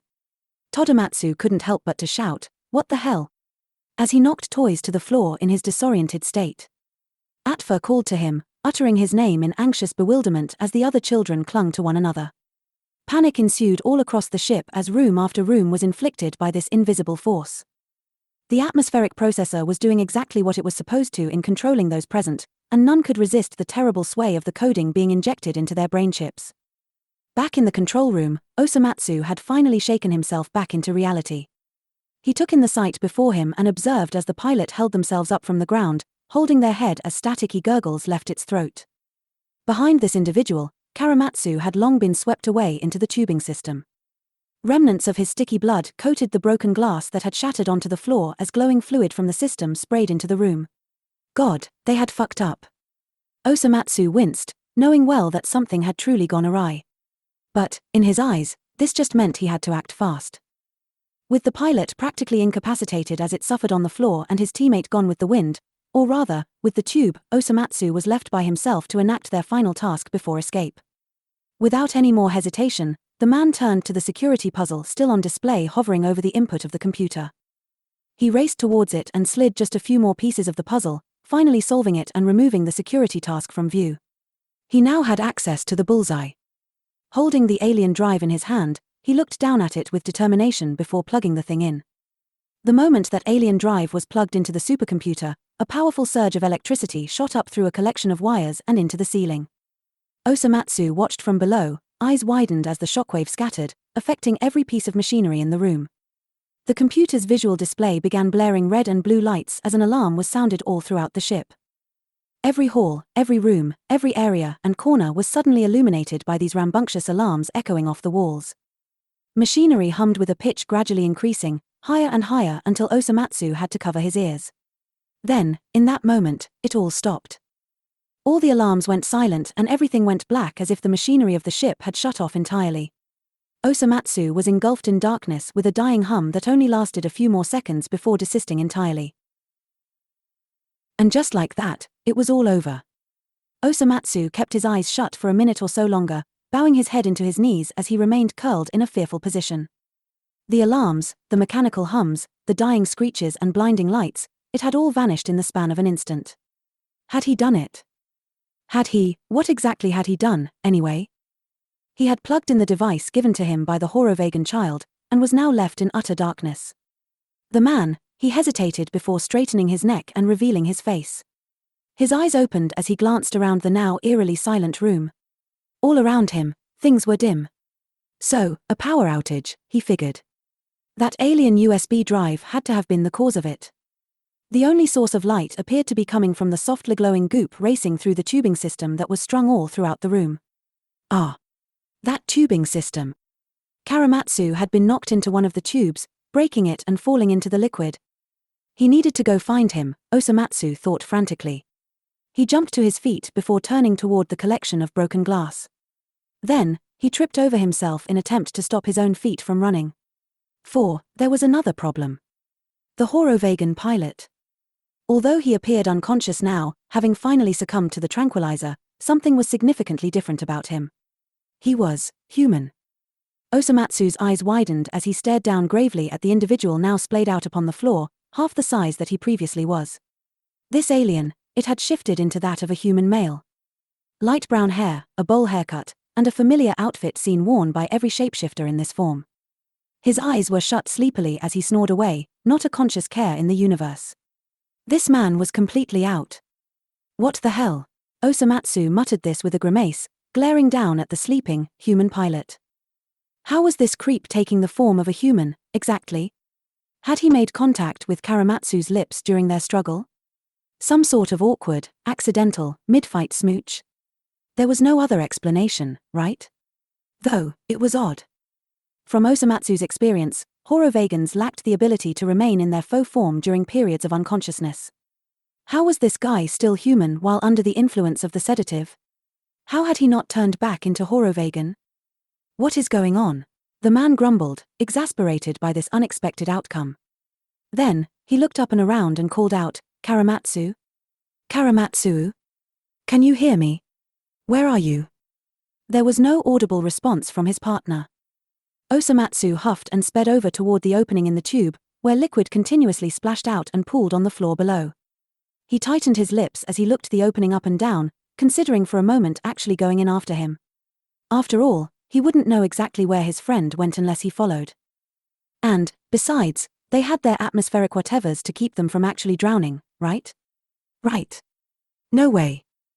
Osomatsu looked down at his wrists in horror as he remembered that their atmospheric processors were active through their bands, which they no longer had. In other words, Choromatsu could be in serious danger. He didn't have air to breathe in that tube, someone had to save him. Osomatsu glanced around frantically, grabbing the nearest object he could find before taking a deep breath and hopping beyond the broken opening of the tubing system. The object in hand, it was something sitting on a countertop beside the supercomputer. It had the shape and feel of some sort of mechanics tool such as a wrench. It was heavy and strong, to say the least, the perfect weapon to use to break back out of the tubes. The moment Osomatsu was submerged in the liquid, he gave a cringe. He wasn't sure what this substance was, but it left a tingling, almost burning sensation all along his skin. With his head now underwater, his senses were also shot. His vision was murky and his ears were filled with bubbling noises and hums. He couldn't waste any time, he had to find his friend. Osomatsu swam along with the current, swimming up, down, and all around. He lost his sense of gravity as he was pulled upside down and through spirals, intent on stopping only when he found Choromatsu. He was feeling dizzy from the rapid twists and turns going in and out of the walls of the control room and could barely pay attention to where he was being led. Hell, it didn't matter where he was being led, he just had to find his partner and break them out before it was too late. Up, down, left, right. Meanwhile, Choromatsu's chest filled with utmost of panic as he felt his lungs thirst desperately for air. He had fallen into a large vat, a bubble, a chamber of sorts like a goldfish in a giant bowl. The room what he could only imagine as a human fish tank, was present in was unfamiliar and dark, and he found he couldn't break the glass on his own. He was stranded, trapped in an ever-moving current that prevented him from escaping back up into the tube from whence he came. The man's eyes were wide as he flailed wildly in the substance, fingernails digging into his throat with one hand clasped tightly over his mouth to keep himself from inhaling. His body ached and burned in the substance, especially his bleeding wound which still would not cease. He fought as hard as he could, but he was losing hope. This was just like back then, and it terrified him. As Choromatsu felt his need for air increase with spots growing in his vision, he finally saw him. It was like a beacon of heavenly light raining down upon his being, descending from the current above and swimming towards him with passionate determination. Osomatsu. He could have sworn he called out, but his consciousness was too far slipping. The man above, the eldest and the red-hearted Matsu, he swam down until he could finally grasp onto his friend. He roughly handled Choromatsu in the water, noting his sleepy appearance and knowing there was too little time for them. With the bludgeoning weapon in hand, Osomatsu pulled Choromatsu away from the current and toward the edge of the vat. There, he swiped the tool against the glass with all his might. This first blow didn't seem to do much, nor did his second. It wasn't until the third hit that a small dent formed in the glass before them. The fourth hit caused a crack, and finally, the fifth broke the glass. Osomatsu and Choromatsu popped open their mouths with loud gasps as they were flushed out of the vat and into the room. Both tumbled and rolled onto the hard ground as the watery substance flooded the floor. They coughed and sputtered, spat and heaved as each frantically pumped air in and out of their lungs. Their bodies took their time rejuvenating and recovering from the scary experience, and neither could say a word for a few minutes. Finally, holding himself up with hair sopping wet, Choromatsu looked to his friend with eyes wide. "You," he gasped, limbs shivering violently. "You fucking saved me." "Yeah. Osomatsu breathed. Yeah, I guess I did, huh? You doing okay? Choromatsu coughed a couple times, his voice hoarse. I can't. I knew I was in serious trouble when Osomatsu eyed the other as he continued to gasp for air. Although the only presence of light was the glow from the goop, he could still see the man quite clearly. Choromatsu, his face was ghostly pale as he shook from the horrors of having almost drowned. His expression housed a grave sense of after-terror that was going to stick with him for life. Seeing him in this state gave Osomatsu a cold, sour feeling in his chest, and he couldn't help but to look to him in pure worry. Are you okay? He asked again, this time his intonation a bit more dire. Choromatsu made eye contact, unable to stop trembling. Yeah, he finally breathed back. I'm okay. I'm alive. I hurt, just a little. Osomatsu wrinkled his brow as he looked upon the poor man, taking visual note of the newly formed black eye and blood trickling down his arm. He crawled forward and gently took him by the hand, examining the bite mark that had been handed to him during the struggle with the pilot. Damn, he huffed. You got beaten to a pulp back there. We need to wrap this up. We need to escape first, Choromatsu continued to pant. I don't care if I'm bleeding. If it's going to slow us down, then we can't focus on that right now. We need to get out of here. Dude, you're going to bleed out before we even get the chance, Osomatsu replied in exasperation. Let's just take 5 seconds and find some gauze, okay? But Osomatsu. Look, the other reasoned. I don't know what that alien USB thing did, but the power is out. We wrecked the control room and incapacitated the only witness. We have a moment to tend to your injuries, so let's take it. Besides, we don't need to be leaving a blood trail wherever we go, you know? I guess, Choromatsu frowned with a guilty face. Good. Now, can you stand? Osomatsu offered a helping hand to his friend. Choromatsu looked at it for a long time before nodding to himself and taking it. The man hoisted the other up and began leading him out of the flooded area, off to the corner of the room. As Osomatsu approached a drawer in the dim environment, Choromatsu looked up and around curiously. He took note of the control panels circling around the primary contraption in the center of the room, which was the broken chamber of glass that was now leaking liquid. It flooded down and pooled upon the ground, illuminating everything around it as the vat gradually emptied itself. What do you think this room is? He inquired curiously, babying his bite wound. No clue, Osomatsu answered, digging through the drawer before turning to the shelf above and feeling around in the dark. But that thing we just broke out of seems to be the main source of the tubing system in the control room. And those tubes, what do you think the purpose of them are? I don't know, huffed the other as he finally found some tissues and cloth he could use to clean the wound. It's all just futuristic alien tech. It's probably not important. We'd better hope it isn't, considering we broke the system in 2 places, retorted the younger. Osomatsu turned and stepped closer to Choromatsu, his feet making a pitter and plopping noise as he stepped barefoot through the inch-high flood. He got to work tending to his friend's wound, examining it with a discouraged hum. God, I can't believe that pilot bit you, he scoffed. And they think we're the animals. It stings pretty bad, Choromatsu cringed. Well, not to worry. Dr. Osomatsu is here to patch you up. Grinned the eldest as he cleaned away the blood using the tissues. Hold still now. Thanks again, Osomatsu, smiled the younger genuinely. I appreciate everything. Not a tilde problem, sang the other. Osomatsu tossed the blooded tissues into what he perceived to be an alien trash chute embedded into the wall before tying the cloth tightly around the bite. He tied it in a square knot and looked over his work, nodding to himself. There. Hopefully that'll slow the bleeding, at least, until we can get out of here and tend to it more seriously. Choromatsu glanced around and asked, what do we do now? Where do you think we should go? I think the best course of action would be to get back in the vents while we search for some escape pods, Osomatsu told him. It's too dangerous to be out in the open, even with the power out. We need to be fast, but we also can't be too careless. Trust me, I know. All right. The second eldest reached down and picked up the wrench-like tool they had used to break out of the glass chamber before looking to the waterfall of liquid still sloshing into the room. Do you think we should do anything about that? He asked, sending one last inquiry. Nah, it'll just give these alien creeps more trouble to deal with. Leave it, let's go. Choromatsu nodded to his partner. From there, the two humans scoured through the room, searching for the closest air vent and finding it in no time. They climbed shelves and machinery, computers, and bricked generators before reaching the vent door. They pried and broke it open, then helped one another climb inside. With that, they were on the move. Intermission. Belligerence and chaos flooded the ship's halls, echoes of staticky cries and shouts rampaging wildly all throughout.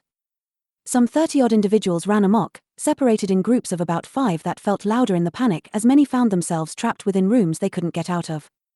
The power was out, leaving the grand meeting cruiser in immense darkness with the only light seeping faintly from windows that showed the galaxies outside. It was a madness that the masses just could not thrive in. The head of behavioral studies, he was typically the stoic type. Calm, collected, and rational, however, this time around, he was on the verge of losing himself in the bewilderment of the moment. Something had gone off in his head, a malfunction in his brain chip that caused him to become this way. And it was alarming to say the least. The setting was one of the meeting rooms, and the entity stared down in horror, eyes adjusting to the sudden onset of darkness as he held his palms out before himself. His fingers quivered and twitched as he examined the smooth, peach-colored skin now encasing his transformed body. His gaze was tediously brought up to the window before which he stood, but it was too dark to see his reflection directly. Despite this, he already knew what he had become. He didn't have to see it to believe that his body had just been forced to undergo a shift, resulting in a faux form built to look human.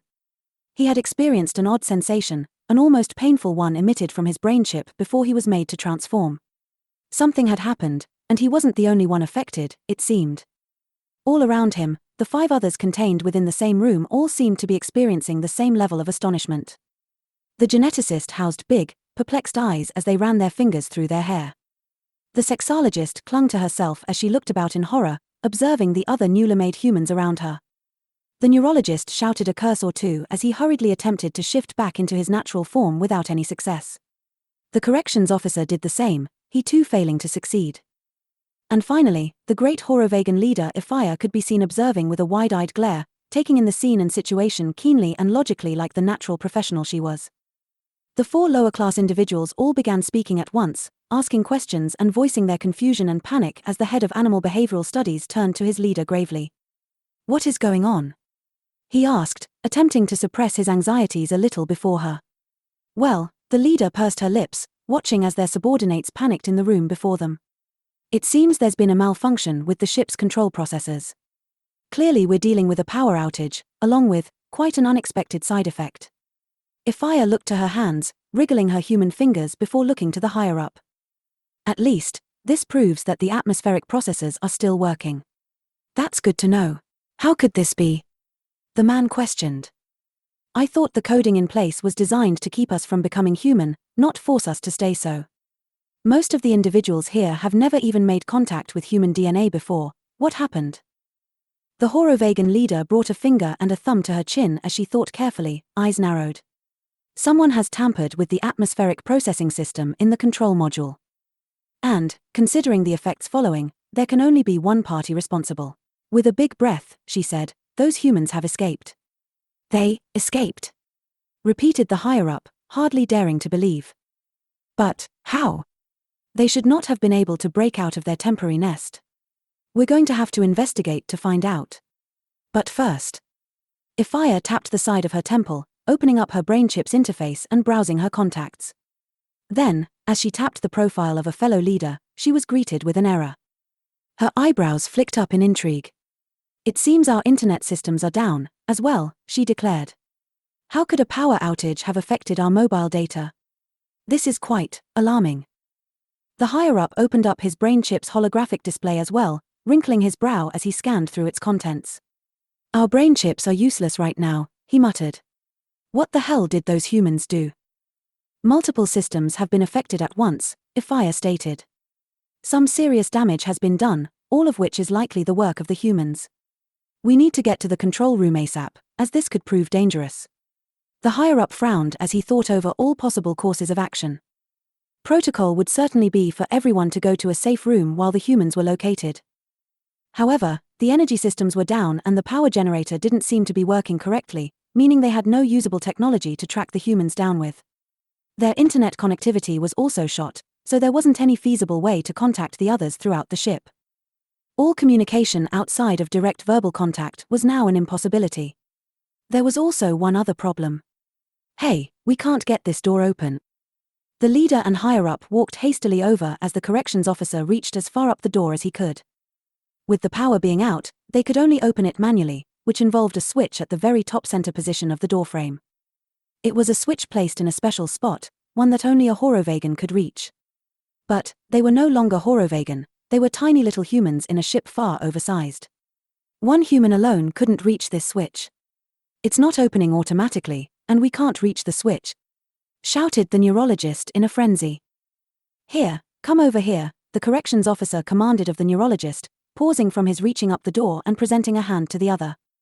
Help me climb.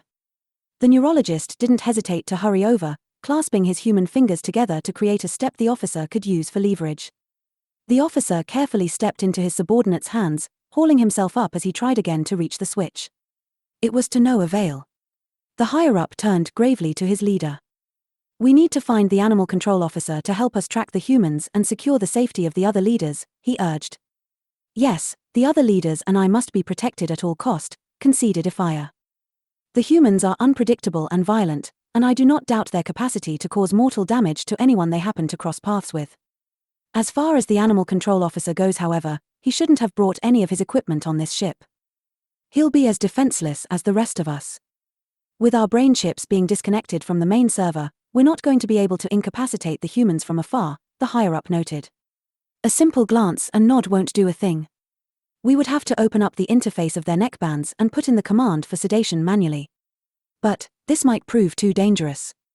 The head of animal behavioral let slip a discouraged grumble. Do we have any means of incapacitating the humans on this ship at all? He inquired. Ifaya gave a thoughtful hum. Well, the corrections officers present here have gadgets and tools at their disposal to aid in control of the masses. But their tools are for use on Horovagans only. Humans are so little and fragile, I worry the effects of these weapons would prove too much on their bodies. We want these humans alive. The leader hesitated, then went on to say, our animal tranquilizers would be stored in a compartment locked away outside the human's temporary nest. Damn it. Ifaya pursed her lips, wincing at the predicament.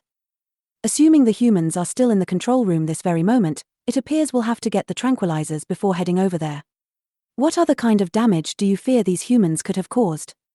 The other asked with a hint of concern. My concern is not for other damages done, she said.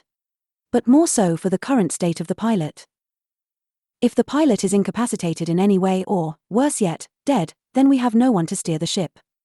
If no one is steering the ship, then we're going to be pulled ever closer toward Procore until we eventually crash. Sea crash.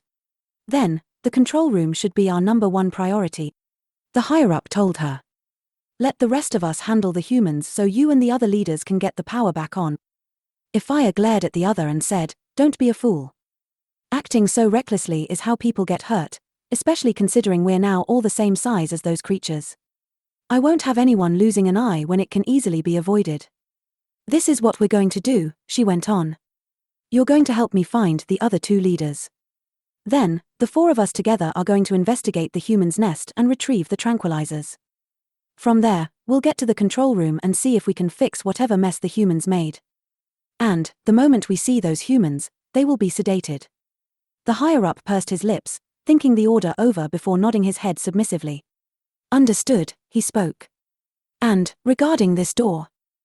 Ifaya watched as she perceived four human-like buffoons scampering about at the door, reckless in their panic. They were clearly getting frustrated as, even with three on top of each other, they were still just inches short of the manual trigger. The leader huffed and shook her head hopelessly. We can get it open the same way those human specimens did, she declared. We just need a weapon. Officer. As the corrections officer was called out to, he perked up. In doing so, his focus was shifted from his balancing act and all three aliens came crashing down to the floor. He quickly jumped to his feet and dusted himself off as he approached his respectable leader. My leader, he nodded, trying not to appear frenzied before her. Hand me your plasma gun, she ordered. I'm getting this door open. Of course. The alien reached down to a belt around his hips and withdrew a plasma gun, one very similar to the one Osomatsu had utilized all the way back during his first escape attempt. Careful to point it away from his leader, The officer handed it to her with a small bow of respect. She took it from his hands and walked past him. "Everyone, step aside," she commanded the group. All were quick to obey as she took aim at the latch trailing along the doorframe and fired. The gun created a plasma-fueled bullet that shot through the air, burning straight through the outer material and breaking the trigger entirely. In doing so, the door shot open. A relieved smile appeared on everyone's faces as words of praise left each mouth. Ifaya simply nodded, accepting the uproar of respect and support directed towards her. Then, she began forward, leading the way for all to follow. The opening presented before the crowd was dim, unlit like the deepest abyss. Without power nor windows, the group had to walk carefully to navigate through without tripping up or bumping into something. Each individual walked in a line, holding the hand of whoever was in front of them. This way, they all stayed together. Ifaya, as the leader, kept her free hand on the wall as she progressed forward, confident in every step as this was only a hallway. There wasn't much furniture here to avoid, after all. She courageously led on, keeping a keen ear listening for sounds of a potential human, that is, a real one and not a Horovagan turned. The group made their way to a final door, of which was promptly opened after a few shots fired in the dark. And, when it was opened, they could hear voices booming from within. Ifaya peered into the darkness, but found that it was practically pitch black, an absolute absence of light. Though her sight had been taken, she could hear the voices of many of her subordinates. There were at least 10 of them, she thought, about half of all who had been present as guests on the cruiser. They were all chatting rapidly, tension present in their rattled tones and frightened words. She could hear the shouting of a corrections officer as he tried to get the masses to calm, along with the whimpering and alienistic whines of children. It was a bustling and lively atmosphere, but there wasn't a lick of positive energy to be had. Ifaya scrunched her brow before calling out, hoping to hear one of the other leaders reply. "Leader Licksteel." She barked in the madness. "Leader Nuichua. Are you here?" Leader Ifaya responded the first from the darkness, much to Ifaya's relief. The voice remained calm and collected, coming from a man a few meters to their right. "Is that you?" Letting go of the hand of the individual behind her, Ifaya proceeded toward the voice calling back. As the group behind dispersed into the frenzied crowd, she navigated carefully around furniture. They were in a larger hall now, with decorative items lined about against the walls. This didn't make it too much harder to progress, though it was a bit more time-consuming. "Is Leader Nuichua there too?" she called, catching herself as she nearly tripped in the darkness. "Yes, we are here," said a small, more feminine voice. "I have the head of animal behavioral studies here, along with the neurologist, sexologist, geneticist, and one of the corrections officers," Ifaya informed. "We have the hematologist, animuologist, the doctor, and a few other officers," Licksteel told her. "We also have 2 children and the neurosurgeon." "The doctor's here, huh?" Ifaya wrinkled her nose. "What about the animal doctor, Ichimatsu? The one undergoing the procedure?"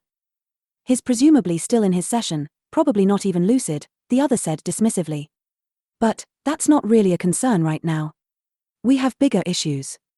"Yes," she brought a thumb to her lip as she thought carefully. "You've realized it too, right? That the humans are the only potential perpetrators to this catastrophe? They're smart little creatures for having escaped, I'll give them that," Licksteel muttered.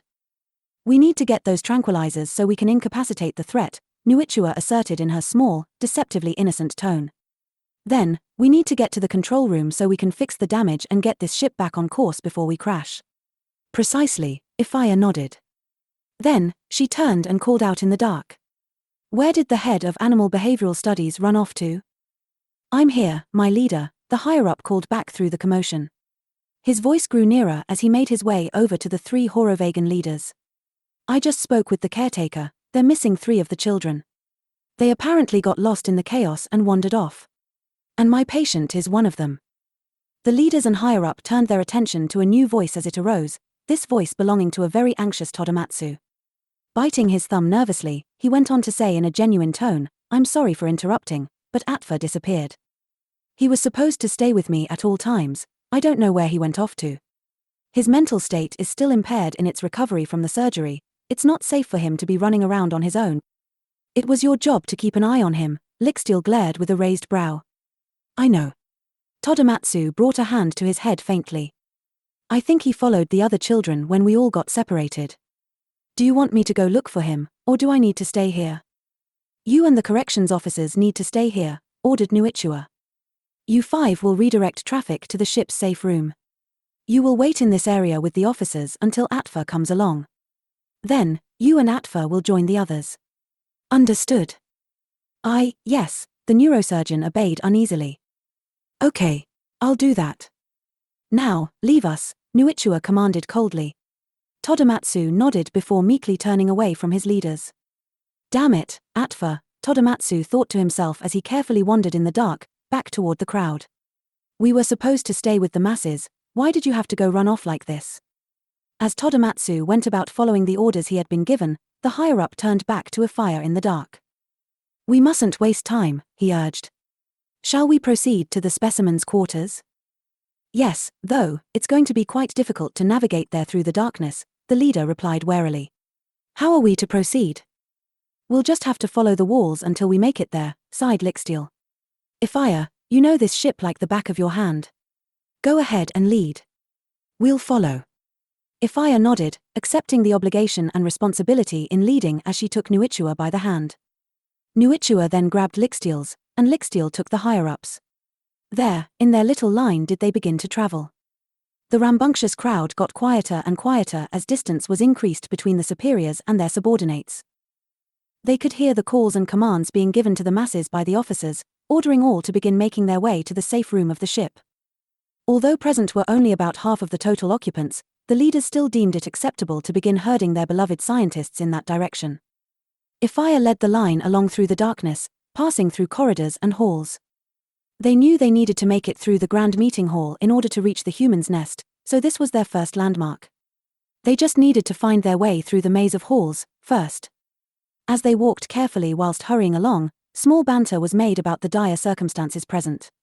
What a mess, Licksteel muttered under his breath. Truly, conceded Nuichua. Those humans are nothing but trouble. It's remarkable to think they pulled this off on their own, the head of Animal Behavioral Studies commented. Though I suppose we have underestimated their knack for successful defiance in the past. What will this mean for their designed fate? Heh. Punishment, for one, Ifaya couldn't help but to darkly chuckle with a hint of exasperation. If these 2 specimens are to be domesticated, they must be corrected. Domestication, huh? The higher-up hummed thoughtfully. So, companionship really is on the table. Domestication of a planet is an incredibly long and meticulous process, she reminded. The planet Earth itself will not undergo this process for a long time. After all, there's still so much to learn about its teeming organisms and vast ecosystem. That said, these 2 specimens, Specimen A and B, they will be the first to taste our rule. They will be the first of their kind to submit, and they will be made examples of. Mark my words, a happy fate will not come easy for them. Millimeter, Licksteel gave a smirk. These humans just keep getting more and more intriguing. It will certainly be charming to see them finally submit. I suppose, then, it will be quite some time before the public are allowed safe and casual access to their persons, remarked the higher-up. Most likely outside our lifetimes, Nuichua told him. And even then, possession of them would be reserved only for those of higher status, such as yourself. It would be a privilege, not a right. As expected. They are quite dangerous, after all. Ifaya glanced back, peering through the darkness as she addressed the other leaders in a shift of topic. What do you think those humans did to cause multiple systems to malfunction in the control room? She asked. It's possible they managed to mess with the system settings through the primary control module, especially if they didn't know what they were doing, Licksteel suggested. Either way, this should be an easy fix. The humans shouldn't be physically strong enough to cause significant damage to the computers. Once the lights are back on, then we'll be able to find them and subdue them. And then get everything back to normal, Ifaya added with a hint of irk. These humans have caused us too much grief today. The conversation went on for another few minutes before the group finally arrived at the grand meeting hall. They entered, where they found it was desolate and void of company. There were windows that brought in a small amount of light, so they didn't have to walk blindly for the time being. They traveled up the ramp and made their way to the back area, where there was a restricted exit only for authorized personnel. One by one the aliens entered, making their way into a small hall before soon arriving at the doors of the humans' temporary nest on the ship. Here at the nest, Ifaya opened up a locked box just outside the door. She carefully dug around, clasping her fingers around an animal tranquilizer gun and stuffing in a holster hidden at her belt. Then, she turned and aimed the weapon she had been wielding since the power outage. She shot right at the door's manual latch, causing the grand door to shoot open. Inside, the aliens walked, stepping quietly as they were now entering the realm of the humans and their last known location. With the windows long and the outside dim, they could see relatively well compared to other areas of the ship. The room itself didn't harbor any significant details they could pinpoint, and they were quite surprised to see it appear wholly undisturbed. "They're not here, of course," Licksteel declared, looking around the empty nest. "So they definitely got out." The higher-up's gaze was drawn up near the ceiling, where he perceived an open vent leading to darkness. "I see how they got out." Ifaya stepped beside the higher-up, also eyeing the vent. "Of course, only a human could fit through a vent that small," she huffed. "But, there's no way one could have reached up there on his own. That's way too high up, even if they stood upon each other's shoulders." "So how did they do it?" questioned the other. "I have no clue," the superior shook her head. "These animals are like magicians. Little escape artists." "So, now we get to the control room?" Nuichua asked, folding her arms. "Once we get the power back on in the control room, not only will we be able to steer the ship, but we'll also be able to track down the humans via their neckbands," Ifaya told her.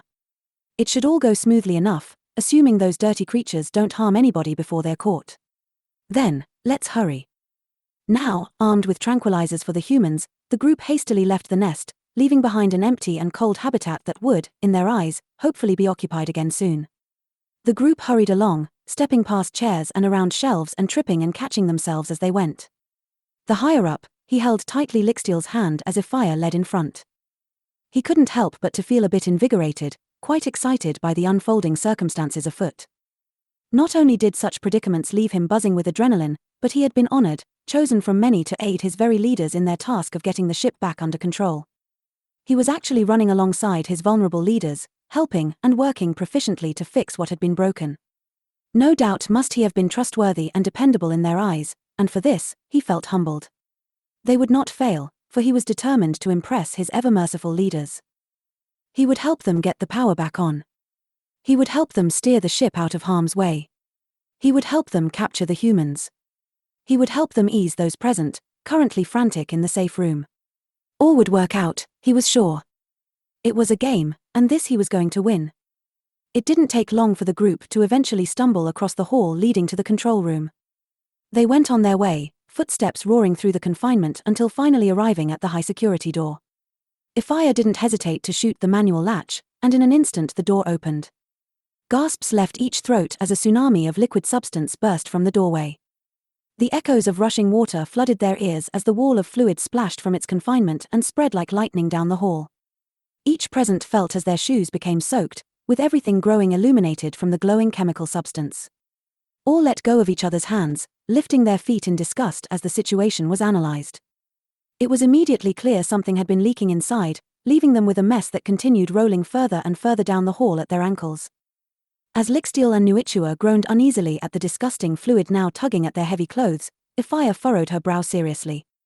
She didn't waste a moment racing forward and skidding into the room, taking in the scene. Her eyes went wide as she observed the messy wreckage before her. Glass, sharp and broken, was littered upon the ground, sparkling like diamonds under the glowing goops still flooding from the broken pipe. Fluid rushed out from the tube continuously, spilling all over the sensitive controls of the ship. Without having to so much as analyze, it was clear that the steering mechanism was going to have a difficult time working under these circumstances. A chair had been knocked over in the struggle that had clearly taken place, and there was even red blood still tainting the outer area of the shattered tube. Overall, it was quite a surprise to see the control room in this state, and it was cause for quite the alarm. The pilot, appearing to have been partially sedated, stood with his head hanging low in his hand. He leaned against a shelf with an arm slung over it to keep himself on his feet, afraid of collapsing into the watery substance. Visibly dazed, he whimpered and whined whilst repeatedly trying to call for help on his brain chip's interface. Of course, he had no luck as the servers had long been shot down. He looked more like a sleepy zombie carelessly smashing buttons on the holographic screen before him, barely conscious enough to recognize that his attempts were failing. Ifaya didn't hesitate to jump forward, taking the whimpering man by the shoulders. "Pilot!" she shouted, shaking him. "What happened in here? What's going on?" The human-turned Horovagan tried to lift his head, but upon doing so, his eyes rolled back and fluttered shut. It seemed he was barely lucid, hardly able to register even his leader speaking out to him. He could only utter one word, and that word was, humans. What did they do to you? She questioned impatiently, shaking him once more. Why are you unresponsive? The pilot's sleepy gaze was drawn to the syringe, now lying beneath the flowing water on the floor. The needle was protruding out, having been used previously on the poor pilot. He tried to speak out again, but his words were mostly gibberish as he pointed at the tranquilizer. Ifaya followed his gesture and noticed the used syringe, its barrel half empty. She squinted and let go of the pilot, marching forward as the other leaders and higher-up entered the room. Whoa! The higher-up couldn't help but to exclaim, looking around the room in astonishment. What the hell did those specimens? Licksteel began, hardly able to finish his sentence in the bewilderment. Those humans did all this. Nuichua shouted in disbelief. Ifaya knelt, bending over and picking up the used syringe. Then, she stood and turned to the higher-up with a serious glare. Get the pilot out of this room, she ordered sternly. Now. Why yes, will do, he nodded. As the higher-up sped over to the slouching individual, his shoes sloshing through the watery substance, the other two leaders joined Ifaya at her side. What is that? Licksteel asked as he moved in for a peek. It's one of our tranquilizers, Ifaya informed gravely. The humans, how did they get their hands on one of these? So they came in here and sedated the pilot, Nuichua envisioned aloud. And the pilot must have put up quite a fight. Perhaps the pilot broke this tube during the struggle? Ifaya walked forward toward the substance spraying out from the broken tube. She analyzed the edges of the broken glass, trailing her finger along a small spot of red blood. Then, her eyes were drawn upward where the tube continued on, twisting and looping all throughout the room until eventually exiting out of sight. Finally, she said, I know where those humans ended up. Should we split up? Licksteel pondered aloud. No, we need to stay together, Ifaya told her companions. We get the power back on first, then we can go. Ifaya froze mid-sentence as her eyes went wide. Licksteel and Nuichua blinked, leaning in with concerned glares. Leader Ifaya? Nuichua called. What's? Ifaya allowed her hand to slip from the broken tube down to her side as she started walking past her colleagues.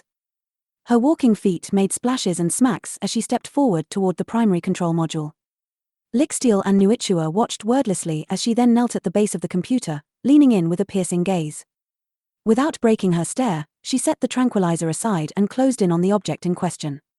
There, plugged into the main operating system, was a USB drive. An unfamiliar one. An unauthorized one. Yet, one very much of Horovagan technology. The leader reached forward, carefully wrapping her fingers around the device before unplugging it from the computer. Then, she held it in her palm and analyzed it carefully. Upon its exterior, there was a symbol she did not recognize, one she had never before come across in all her time as a leader. For once, even as an all-knowing chief of her people, this was something she felt completely in the dark in regard to. It was something hidden from her knowledge, a secret. One that was no longer out of her radar. What did you find? Nuichua questioned once more, stepping forward hesitantly. The power isn't going to come back on in this ship, Ifaya finally answered, standing to her feet and holding the device to the light emanating from the mysterious chemical ever flowing into the room. We need to evacuate. Evacuate? The higher-up's voice rang out as he re-entered the room, having set the pilot safely out into the hall. He looked concerned as he overheard this change of plan. Why can't we get the power back on? He asked. Ifaya sneakily slipped the device into her pocket, turning to look at the higher-up with a grave expression.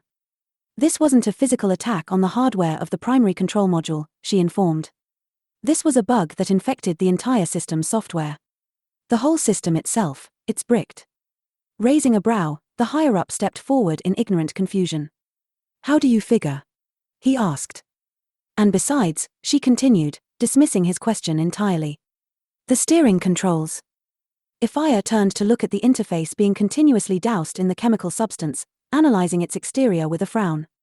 Even if we got the power back on, they would be useless at this point, she informed him. The chemical leaking from this pipe would have corroded away any usability. This thing is long broken. This was all intentional, Licksteel frowned, his glare dire as he locked eyes with Ifaya. We need to get out of here, Ifaya urged, hastily walking forward. Then, as she passed the higher-up, she put a hand on his shoulder. Without so much as looking at him, she said, "Hurry and escort us to the escape pods, now. We will remain on this ship for not another minute." The higher-up opened his mouth, uncertain with racing thoughts and assumptions, before he soon nodded obediently. "Of course, my leaders." With that, the 4 Horovagan individuals began their hurried trot out of the room and into the darkness of the halls. They all held hands, this time with the higher-up in the lead as he pulled them along with determination. Gradually, their feet made it back to dry ground and the sound of sloshing water eased away from their ears as they left the control room's vicinity.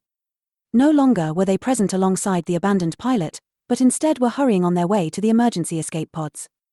"This ship is about to make a crater upon Procor's surface," Ifaya told the others as they ran. "It won't be long before the gravitational pull of the moon brings it down faster and faster before the crash. It's a fireball waiting to happen." "What about the humans?" the higher-up asked, harboring an almost innocent hint of concern. "We aren't actually going to leave them here to burn, are we?"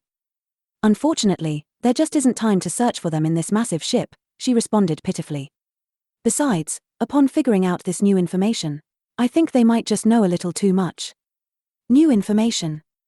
The other, still being in the dark about the implications of the secret item found at the scene, couldn't help but to utter this response.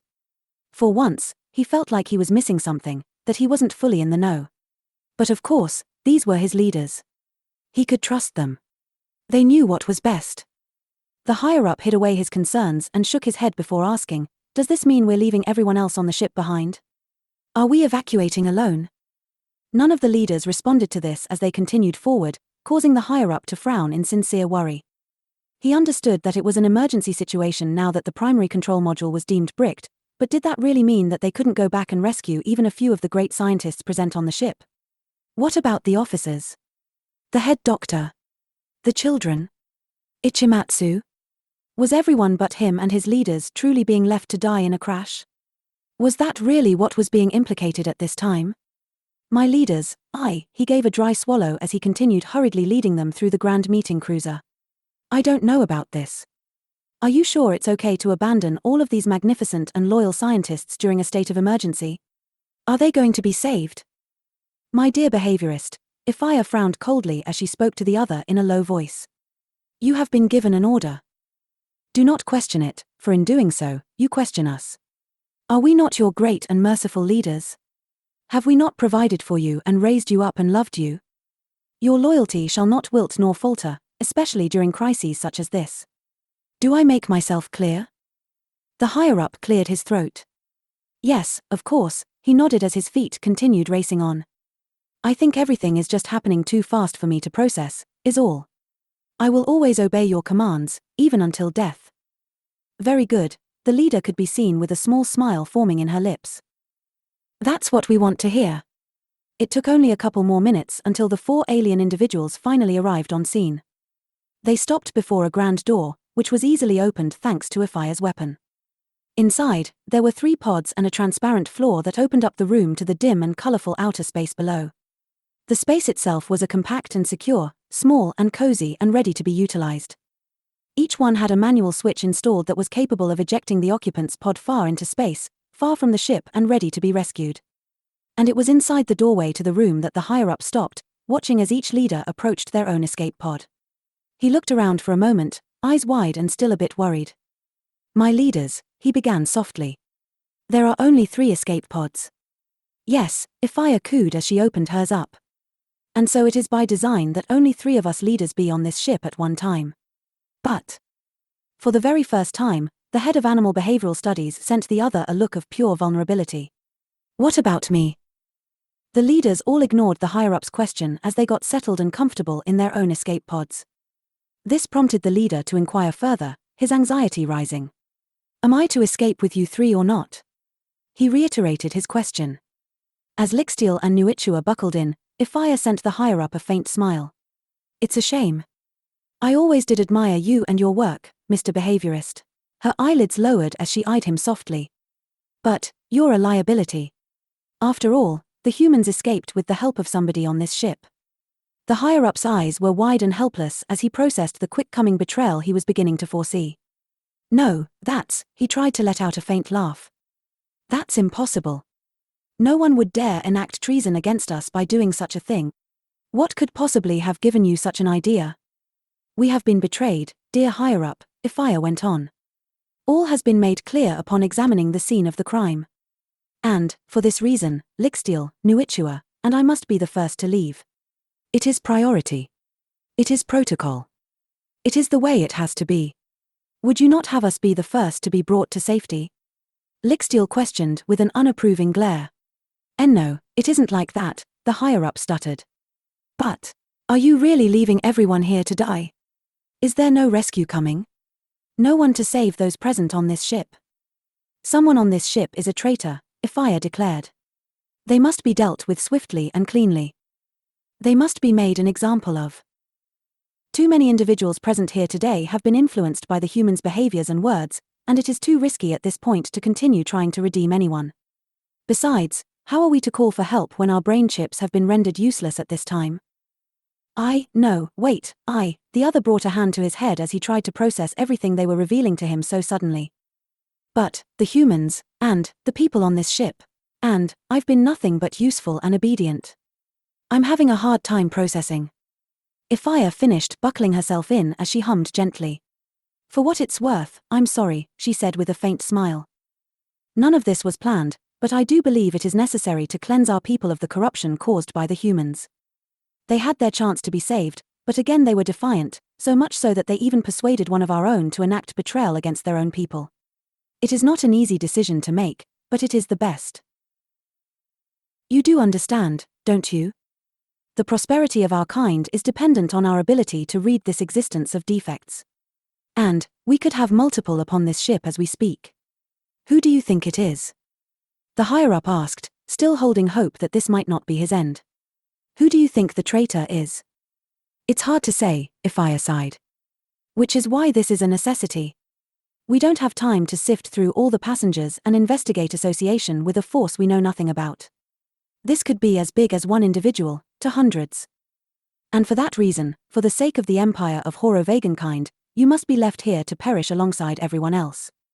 It has truly been a pleasure working with you. I can't.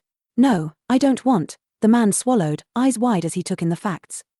You are being given an order, avowed the leader. For the sake of our people, you cannot come with us.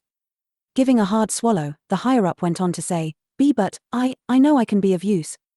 I know all there is to know about these humans. I even helped convict Choromatsu, Please, save your desperate unease, Nuichua huffed.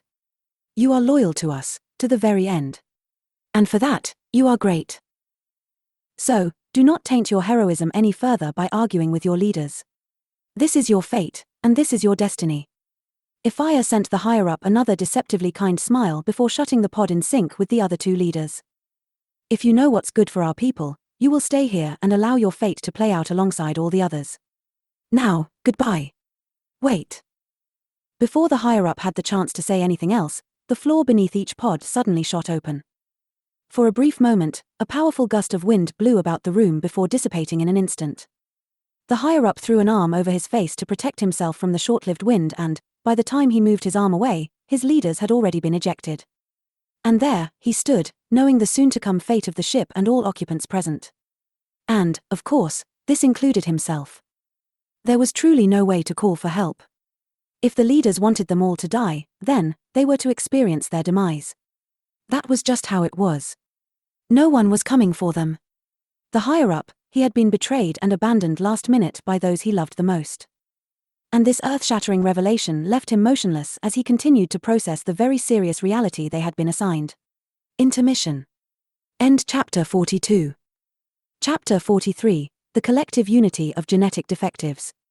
10 minutes before the Horovagan leader's great escape, Tilda. Analysis of the Grand Meeting Cruiser is complete, a voice called out. Power has not yet been restored. It is safe to proceed. Great. And the humans? Asked another. The ship has been scanned for traces of the humans' biosignature, and they have been located, declared the first. The two are at Sector B3 below the primary meeting hall and are presumed to be migrating towards the south exit. As predicted, they seem to be searching for the escape pods. What is their ETA? I'd wager it'll be just a couple minutes before they find that room, said the enigmatic elder. It is time we navigate toward that area, with stealth and precision. It is time for us to retrieve our foreign friends before disappearing into the cosmos once more, and it is time we finally make conversation with such famous little creatures. Intertwining his fingers together, he then added, I am quite eager. Approaching destination, the other figure announced.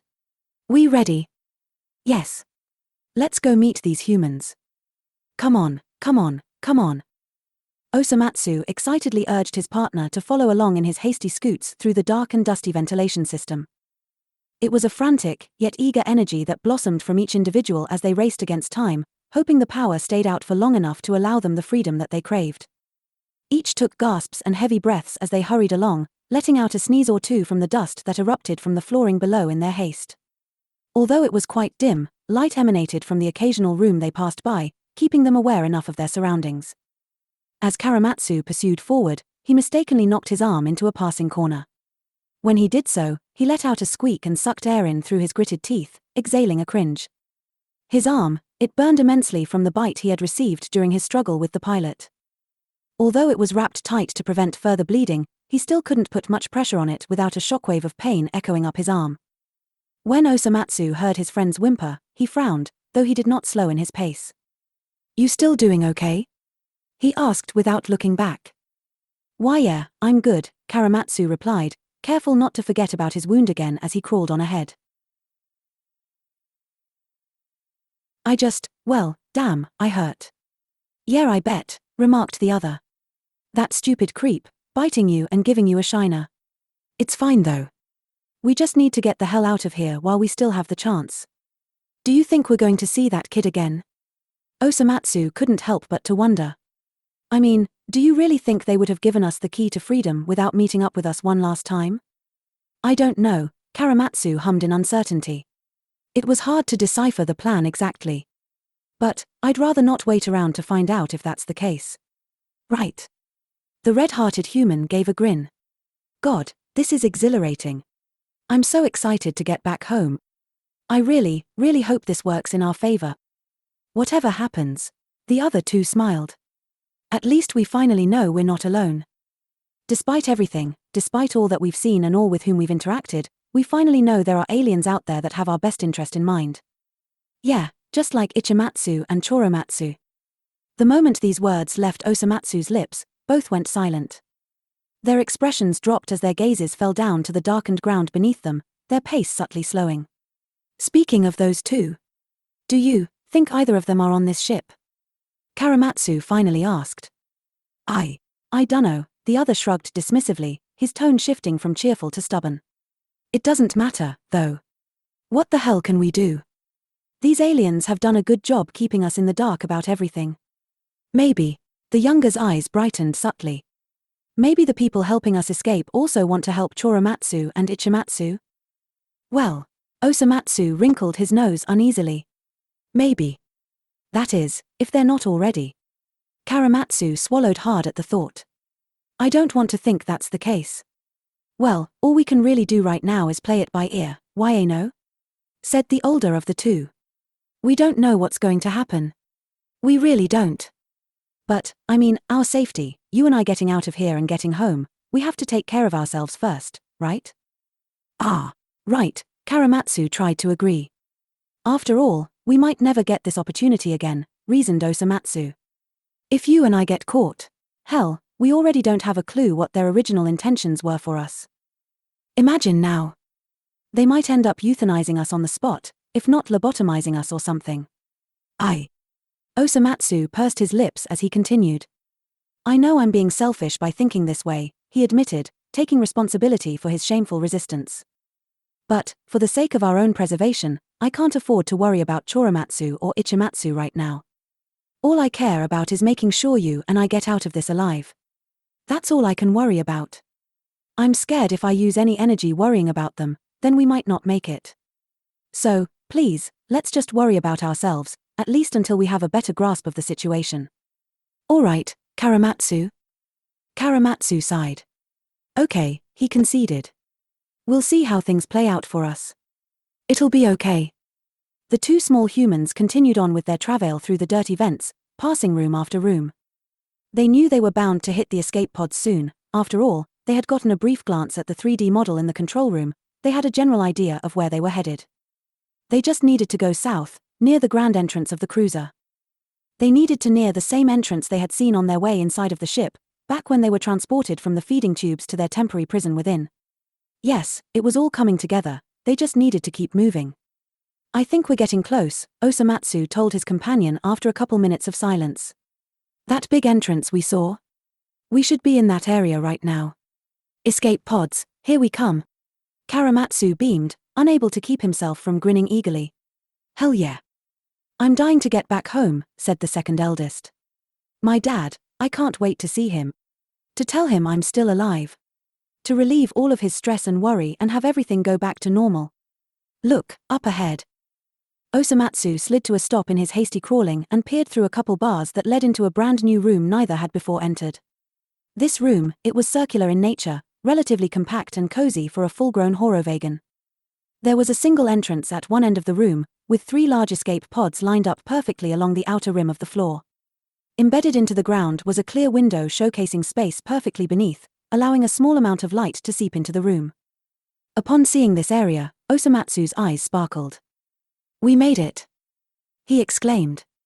Damn, we've come so far. Come on. Choromatsu handed Osomatsu the alienistic wrench and watched, spirit dazzling with hope as the eldest pried the bars open. Then, he scooted forward just a tad bit more before sliding out as far as he could go. He rested the tips of his toes along a decorative curve in the wall before jumping from the height and successfully managing to land on the ground below. Choromatsu followed his lead, and quickly enough, both humans were now standing before the 3 intact escape pods. Osomatsu rubbed his hands together enthusiastically, stepping forward and eyeing the first pod up and down. Looks pretty standard, he observed. You open up the hatch, buckle yourself in, shut the door, pull the lever, and boom, you're free. There even seems to be a little steering device we can use. Are we each getting our own?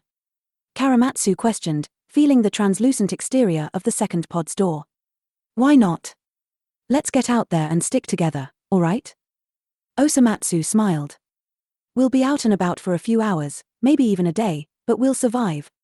We'll escape and we'll get back home. Now, let's go.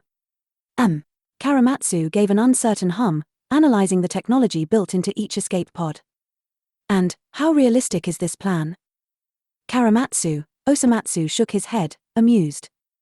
Look on the inner wall panel. There's a galactic map. Just trust me and hurry up. I'll buckle you in. There's really everything we need, breathed the other as he indulged deeply in his examining of the equipment. Everything. We're actually about to escape. We're actually about to. As Osomatsu stepped inside his escape pod, wriggling into the oversized seat and buckling himself in, Choromatsu let out a gasp. He turned his head and quietly listened for a moment, perky and alert. Osomatsu glanced up in confusion. What is it? He asked dumbly. Did you hear that? Hear what? Choromatsu wrinkled his brow and stepped away from the escape pod, looking around with ears perked and eyes narrow. He glanced left and right, to and fro before his eyes fell upon the only entrance to the room. He stepped toward it and listened with his ear pressed to the exterior. Waiting a moment, he finally pulled back as he acknowledged that the noise he'd heard did not come from the other side of the door. Where did? Choromatsu? Osomatsu questioned with slight urgency in his voice. You coming or what? I just could have sworn I heard.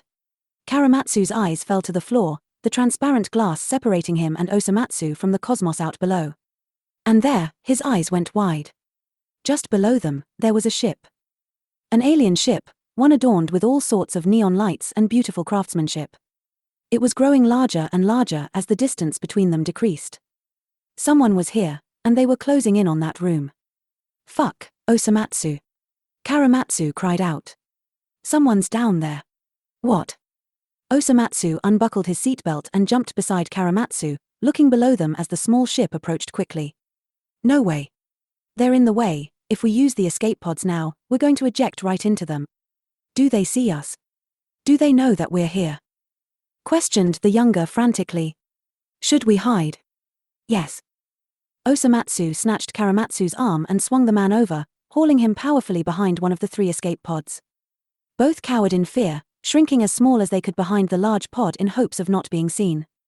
And from the safety of their hiding spot, they watched as the scene took place. There was a lurch in the ground that caused Osomatsu and Choromatsu to nearly fall out from their hiding spots. They let out a yelp as they caught themselves, regaining their balance and quickly huddling back into hiding. Through the glassy window at their feet, they anxiously witnessed as a large mechanism shot out from the approaching cruiser. This mechanism, it was akin to a sort of giant tube that slapped itself against the circular flooring, latching on and securing itself tightly in the process. The dim mouth of the tube covered the entirety of the window, causing pitch blackness to fall upon the room. And just like that, there were a few moments of silence. Osomatsu and Choromatsu clung to one another tightly in the dark, eyes wide as they tried to make out anything before them. The mechanism that had latched onto the window kept even an ounce of light from seeping in, creating an ominous atmosphere through and through. After some long, tedious seconds, there was a glow. It was a gentle hum of light emanating from the rim of the mechanism, all along the rim of the window below. This light migrating across the radius of the circle, meeting together in the center to create a big beam of light. The 2 shaking humans couldn't stop themselves from peeking out and observing. Down through the tube, down within the darkness, they could make out movement. It was a person, a horovegan individual. And they were walking along the wall of the tube as if unaffected by the Grand Meeting Cruiser's gravitational processes. Because of this, the alien appeared to be walking sideways in the human's perspective. It walked calmly up toward them. And, once it reached the window, it got to work. The horovegan stranger, facing up into the room from below, took out a small crane-shaped mechanism and drew a line along the rim of the tube it had walked through. It drew this line along the glass, creating a large, growing circle that melted away the glass entirely. And with this, it could pass. When the horovegan stepped into the room, the shift in gravity was gradual in that it took a few seconds to activate. It seemed, to the humans, that the atmospheric processes of the Grand Meeting Cruiser didn't push beyond the very exterior of the ship. This allowed the stranger to remain in its horovegan form up until it took its first 45 degrees step, curling its foot around the rim of the now non-existent glass window. Then, with its second step, it shifted another 45 degrees, propping it onto the same gravitational field as the humans. And here, it transformed. Osomatsu and Choromatsu watched cautiously as the horovegan individual twitched and writhed under the forced transformation. It appeared quite uncomfortable to undergo, but the individual pushed through nonetheless. Once it was transformed, it stood up tall and straight, looking around with its back turned to the humans before finally turning around and revealing its face. It was a man, an older one that looked no younger than the head of animal behavioral studies, himself. For the first time from what the humans had seen, this human-turned alien even harbored thick facial hair that was grayed, straight and kempt. Unlike the higher-up's cold, sharp gaze, this individual had a softer look about him. Something about his eyes, his eyebrows, his expression, although he was aged like a fine wine, he had a jovial, gentle aura about him. And, in neither human did it cause immediate alarm. Osomatsu and Choromatsu glanced each other's way in uncertainty, cautious at the situation at hand as the strange individual stepped toward the escape pods. Human specimens A and B, the figure called out to them in knowing, his voice low and soft. Having been prior test subjects to my people's ravenous ways, now freed and with newfound dedication, I greet thee in amicability. GH. Osomatsu had a hard time finding his words for a moment and stuttered. Get away. We'll fight. We'll. Don't get near us. Choromatsu too shouted, feeding his anxieties as his nose stung from distress. We're not going back, we refuse to go back. We can't go back. We can't. I'll bite you. The first added with a growl. The horovegan turned side and shook his head calmly, a sense of deep pity in his expression. You poor things. He uttered to them sincerely. Look at what my people's work has made of you. You're feral. You've been hurt too many times. We don't want to go back, Osomatsu snarled. You can't make us. Just, let us escape, Choromatsu breathed as he exhaled shakily. Let us go home. Please. I hear your pleas, and I empathize with you, the elder purred softly. You want nothing more than to escape and attempt to find your way home on your own. You've made it so far, after all. Look at you, already at our people's escape pods. Quite remarkable. Enough rhetorics, hissed Osomatsu. I don't know what you're going on about, But Choromatsu and I are getting out of here, and that's final. We don't have those damn wristbands you can use to control us anymore, so you're powerless. Get out of here before we kill you. The alien seemed dismayed by this remark. You poor creatures. Listen. How about I offer to you two a helping hand? At this point, the alien smiled. And his smile was not tainted with sadism nor lust for control as the humans were accustomed to seeing from their alien captors. This smile was genuine. Come on out from hiding. I want you two to follow me. Why? Osomatsu barked, unable to fully commit to his aggression with the growing confusion. Who the hell do you think you are? Of course, I have yet to introduce myself. Lowering his head subtly before the humans, the alien went on to say, My name is Elder Rinsel, and I have come to aid you two in your escape. Osomatsu and Choromatsu, their expressions dropped with eyes wide and hopeful. They looked to each other, searching the other for signs of their thoughts on the statement. Then, they turned to look back at the alien offering help. You. Osomatsu raised an intrigued brow. You were the one who sent that kid to help us get out of our room, weren't you? The elder hummed and nodded. We can't afford to stay here and talk for long. This is a dangerous cruiser, after all. I have no doubt we'll soon be discovered if we stay too much longer. So, I request you come with me back into my ship, where we will talk things over, Rinsel coerced. You can ask all the questions you'd like, and I will be happy to answer them to your heart's content. As we converse, we will make our way back to your home planet, where you will be dropped off and set free. Choromatsu sniffled and rubbed his nose, averting his gaze as he thought these words over carefully. You really want to help us? He asked, hardly daring to believe. You're being completely honest. Although Osomatsu too wanted desperately to trust this alien, he was a bit more skeptical. After all, it sounded much too good to be true. How can we trust you? He questioned. What's the catch? Your incentive. What drive do you have to help two animals you don't even know get back home? How do we know this isn't one big trick, one big test designed to see how far Choromatsu and I are willing to go to get out of here? Rinsel looked each human in the eyes, his expression longing. Believe me when I tell you that I do not condone what my leaders have done to you, he told them sincerely. I do not believe the way you've been treated has been just, especially considering your complexities and sentience as living organisms. I am not working for them, I am working for myself. And in doing so, I am risking a lot. But I've accepted the risk and still desire to help. That said, I have no way to prove myself to you two. You will just have to make the choice to trust me. Now, will you leave the grounds of the Grand Meeting Cruiser and join me on my ship so we can escape together? The alien extended an amiable palm, looking hopeful to the two humans of whom he gave all the power. Then, he added one last remark and said, and, please do hurry. We really don't have much time. Osomatsu and Choromatsu in return hesitated, looking back to each other in uncertainty. Then, Choromatsu spoke up. If you really were the one to send that child to help us, then we really don't have a reason not to trust you. Right, Osomatsu? He looked to his friend, who pursed his lips. Yeah, okay, he nodded. All right, fine. We'll hold you to it, then. Get us out of here, and help us get back home, okay? Of course, Rinsel agreed. And, we have a lot of fucking questions, too. Osomatsu spouted, standing from his crouched hiding spot and placing a hand on his hip. So you'd better be ready to answer them all. Rinsel simply smiled. Come, he said. Let's get off this abhorrent ship. All right. Osomatsu turned and helped Choromatsu to his feet, and together they carefully stepped out from behind the escape pods. As Choromatsu walked forward, Osomatsu paused to look one last time at the pods.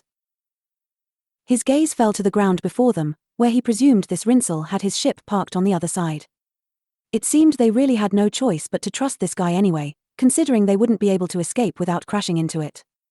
Rinsel took the two humans by the hands, peacefully leading them toward the gaping hole in the ground where the large tube connected the ships. We have a few people who are eager to meet you too, as well, Rinsel smiled at them as he stepped over the ledge of the circular hole. So, let us make haste and get away from this accursed place together. Osomatsu and Choromatsu carefully followed, hesitant but willing as they stepped through the line that separated each ship's atmosphere and gravity. Both experienced a dizzying effect as their center of gravity shifted in an instant, causing the room behind them to appear sideways rather than right side up. They were now standing upon the walls of the large tube, watching as the opening behind them shrank before sealing shut entirely. This left the room they had previously occupied to appear untouched, back to its original form with the closed window built into the floor. Osomatsu and Choromatsu followed Rinsel as the sealed opening followed them behind, slinking back into the ship from whence it came. Before they knew it, the three individuals were soon exiting this dark tunnel entirely and entering into a brand new area. They had left the Grand Meeting Cruiser, and were now on a brand new ship, just like that. The humans, they've been rescued. Our task is complete. We've succeeded. What a great day for our organization. Staticky voices boomed in celebration the moment the humans and Rinsel stepped foot into the new area. Osomatsu and Choromatsu, being quite disoriented still, took a moment to look around and take in their new surroundings as several Horovagans hurried to their elder to congratulate him in their native tongue. Observing the setting they had walked upon, Osomatsu and Choromatsu took note of the type of environment they were now in. The tunnel behind them had been sucked back into the ship and flattened, sealing shut against its exterior as it became just another part of the wall. There were windows and tables, chairs and counters, books and Horovagan people all present in this lobby-esque room. Choromatsu trotted toward the window where he looked out, perceiving the Grand Meeting Cruiser already growing further and further away as the ship seamlessly zipped through space. This was it, he realized. They had actually escaped the leader's grasp. Osomatsu wandered about, looking up and down the lobby that was just a bit too oversized for his small human figure. As always, he felt like a toddler to these people, and rooms always appeared disproportionately large. He counted how many Horovagans were present in the room, and found that there were only 7 including Rinsel. And, upon greeting and celebrating briefly with the elder, these 7 quickly turned their attention to the 2 human spectacles present on board. Osomatsu's eyes went wide as 6 lanky alien entities hurried over to him in excitement, all touching him and petting his hair with great energy and passion. They tapped him on the tip of the nose, took him by the arms, ran their fingers through his hair, and chatted endlessly as they did so.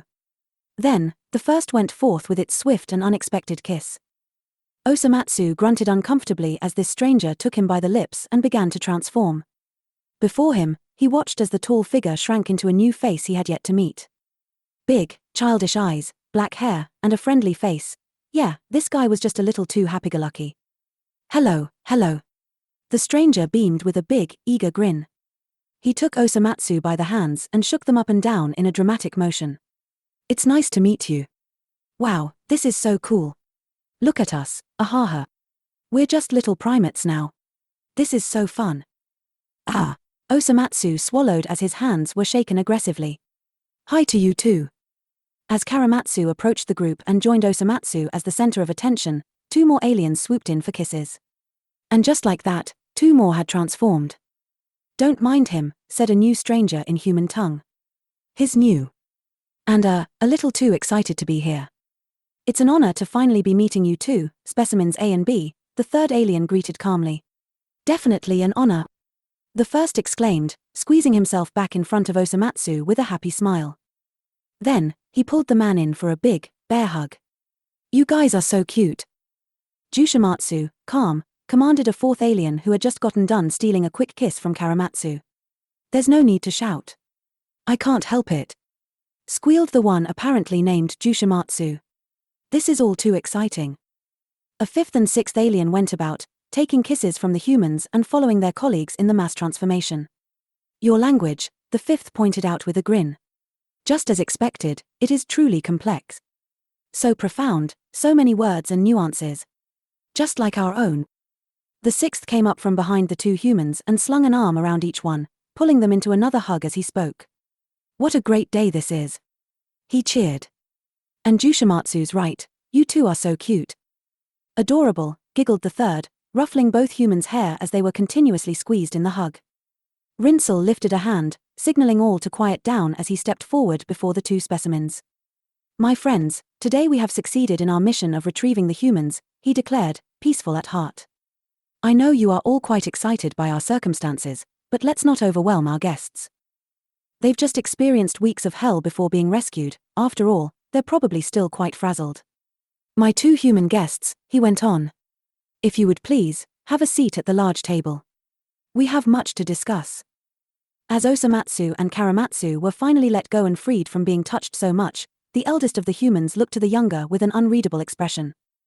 He was certainly a bit weirded out, perhaps a bit dazed from the sudden onset of affection from these strangers, but his discomfort was largely suffocated by the prospect of hope in his eyes. He took Choromatsu by the hand and began leading him forward, the two approaching the aforementioned large table. There, as the 7 aliens crawled upon the chairs, so too did the humans join them for meeting. Now sitting at this table, Osomatsu took a moment to look upon each individual eagerly conversing with a partner. The atmosphere of the room was lively and loud, excitable and joyous, much different than the settings they typically saw these alien people in. The vibe and energy was quite opposite from the formal, respectable, and almost fearsome environments they typically saw Horovagans interact in. There was something less foreign to them at this time, something less robotic and almost more human. Casual, at least. The humans, they were so accustomed to observing quiet and strict settings between these people with proper interactions and fearful obedience to their superiors. There was a significant system of classes and superiority in the everyday Horovagan interaction, but these exchanges in contrast were quite remarkable. Although the apparent leader of these 7, having referred to himself as Rinsel, seemed to be the one in charge, he was being spoken to and regarded with such normality that it caught the humans off guard. It wasn't common in this alien society to be so friendly towards a superior. This elder Rinsel, he certainly had a way of interacting with his subordinates, too. He was jovial, chuckling heartily with soft eyes and a gentle smile. The humans could tell that, even though there wasn't any fear from the subordinates toward him, there was still some level of healthy respect. And, the way these aliens interacted with the humans, too, it was quite the surprise. Upon being greeted, the aliens weren't wary of their animalistic ways nor were they cautious in their approach.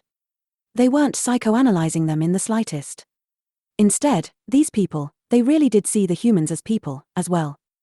The slight coddling was to be expected considering humans were a completely different species, but the overall tone was relatively respectful in that they didn't see the humans as inferior. In fact, these people, they were rather excited to meet them, as if they were meeting an idol or a celebrity they had long ogled over. It was quite the change of pace for sure.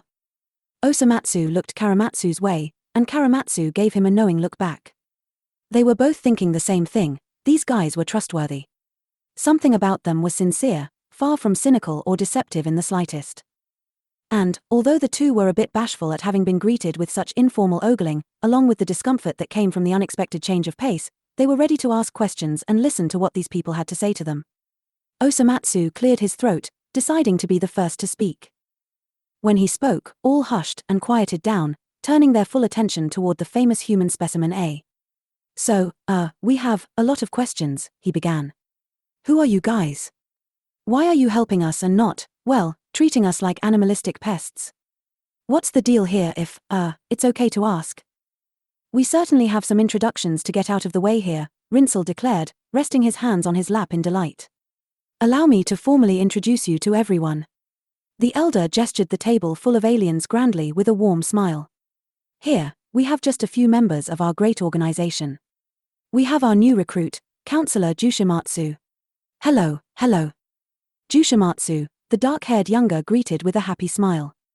Admin Opfen, Rinsel continued to introduce, going down the row of individuals of perky attentiveness. Admin Neum, Elder Vark, Nurse Tholeaf, and, the neurology professor, Haukea. We are humbled to sit before 2 fellow intellectual entities, Elder Vark nodded respectfully, he too bearing an older appearance alongside Rinsel. So you two are like, leaders then, huh? Osomatsu inquired, tilting his head. Elders in your organization? Top dogs. We prefer not to use the term leaders in our little group, Rinsel corrected. The term is far too associated with fear and subservience. But yes, Elder Vark and I are just 2 of the elders on our team. And, you're the neurology professor? Choromatsu pointed curiously to a middle-aged individual, one of whom harbored short, dark hair with just a bit of facial hair. Well, you wouldn't happen to have been the one who... Professor Haukea nodded in affirmation. It's nice to finally, officially meet you, he said. Heh. Osomatsu looked between the two, flabbergasted. How the hell do you know this guy? Choromatsu simply smiled, seemingly warming up as he replied, he was there when I was set loose on their home planet. He and another, they were the ones who freed me. Oh. The other human grinned, rubbing his nose with an index finger. So, you guys were following us back then, too. You guys have been keeping an eye on us for a while. Would you two like to introduce your fine selves?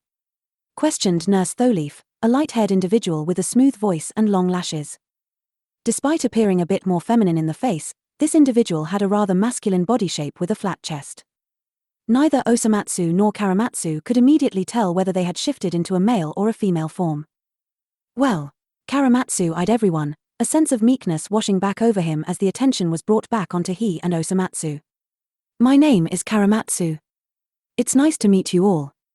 Thank you for everything you're doing for us. And I'm Osomatsu, greeted the more extroverted spirit. And yeah, thanks for getting us off that god-awful ship. What did you call it? The Grand Meeting Cruiser? Either way, I guess you guys are pretty cool. I wouldn't even call you guys creeps, he laughed. Ha, always welcome to receive a compliment from an alien species, Admin Opfen chuckled. So, the Grand Meeting Cruiser, huh? Choromatsu's expression fell a little more serious as he brought up his and Osomatsu's previous circumstances. Since we have time to ask questions, and you're all willing to answer, can you tell us about it? Osomatsu and I are kind of in the dark about what's been going on this past day or so. Ah, yes, the Grand Meeting Cruiser, Elder Rinsel began thoughtfully. It's an extravagant voyager typically reserved for very important persons of high status. You were taken from your habitat on Claustra and placed upon this ship, along with all who had ever interacted with you humans, that is, every single scientist and helper you saw in your day-to-day life under our people's care. Everyone who's had a hand in your treatment is on that ship as we speak. Choromatsu wrinkled his brow and asked, why was everyone put on the ship? Where was it headed? The ship's target destination is one of Atra's 3 moons, Procor. Elder Vark eyed the humans carefully. Are you too knowledgeable about this location? I can't say that we are, answered the other. Procor has quite a history, Rinsel began to explain. It is a government land, built up to be the primary meeting place for those in power. Laws are passed, updates to our brain chips are concocted, people are sentenced. It is a very restrictive area, high in security. Very important to our current society. Oh. Osomatsu glanced Choromatsu's way and exclaimed, so, it's like, the Space White House. Choromatsu lowered his eyelids and muttered, I get the sense they're not exactly comparable. Rinsel leaned in, fingertips pressed together as he went on. Our leaders run what is similar to a dictatorship over our people, he told them. Daring to trespass upon Procor without proper clearance is not even a thought in the minds of the masses, it's like sacred grounds. And you humans, alongside everyone on the ship, were headed there. You too would have been personally interrogated by our 10 leaders, only to be assigned a fate dehumanizing at best and horrifying at worst. Your meeting with them would have been your point of no return. You would likely have never been seen again, at least not by the public eye. You understand? Choromatsu, nodding along as he spoke, confirmed. Yeah, we inferred as much, he said. So then, what do you stand for in all this? Osomatsu spoke up curiously. Why are you choosing to help us? Because in our experience, your people are a bit too brainwashed to give two shits about our happiness. Believe it or not. Rinsel leaned back in his seat, looking up thoughtfully. There are a few of us genetic defectives who managed to slip through the cracks in our so-called perfect system. The elder looked seriously and went on to say, quite passionately, we here in this room are part of an organization, you see. We indulge in many areas, including that of the rights of other organisms, sentient or not. We fight for change. We fight for justice. We believe the power in our culture has become corrupt, and we seek chaos and destruction to ultimately burn it all down. We seek a rebirth of sorts, a new society in that our people are freed from the control of those perceived to be above us. That's great. Choromatsu grew a big, wide smile. It's such a relief to hear that there are people in your society fighting for a change. Osomatsu, grimacing, muttered, but, chaos and destruction? Burning everything down? Sounds a little violent, don't you think? We cannot risk inheriting the evils which thrive in our society today, the elder declared. We must start anew, working towards greatness from the ground up. We must revert back to our primal days in regard to government powers, resulting in mutual leadership in a democracy that works to protect our rights and freedoms as Horovegan people. That is our goal. We cannot continue surviving under the constant control of those who deem themselves higher than we. Elder Vark sighed and added, quite a controlled system, it is. Then, he tapped the side of his temple and began his own spiel. As you may know, A brain chip is implanted into the skull of every horovegan birthed in our society. These brain chips, they monitor everything. They're always watching, always recording our actions and what we say.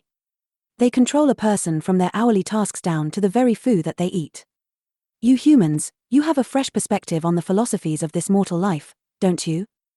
You understand the true immorality of such intimate control over an individual. You know it, and you've seen it firsthand. Yeah, Osomatsu breathed. We have. We've even told Choromatsu and Ichimatsu a million times, you guys' society is seriously fuck. Indeed, Rinsel conceded. So, you understand why there must be a change.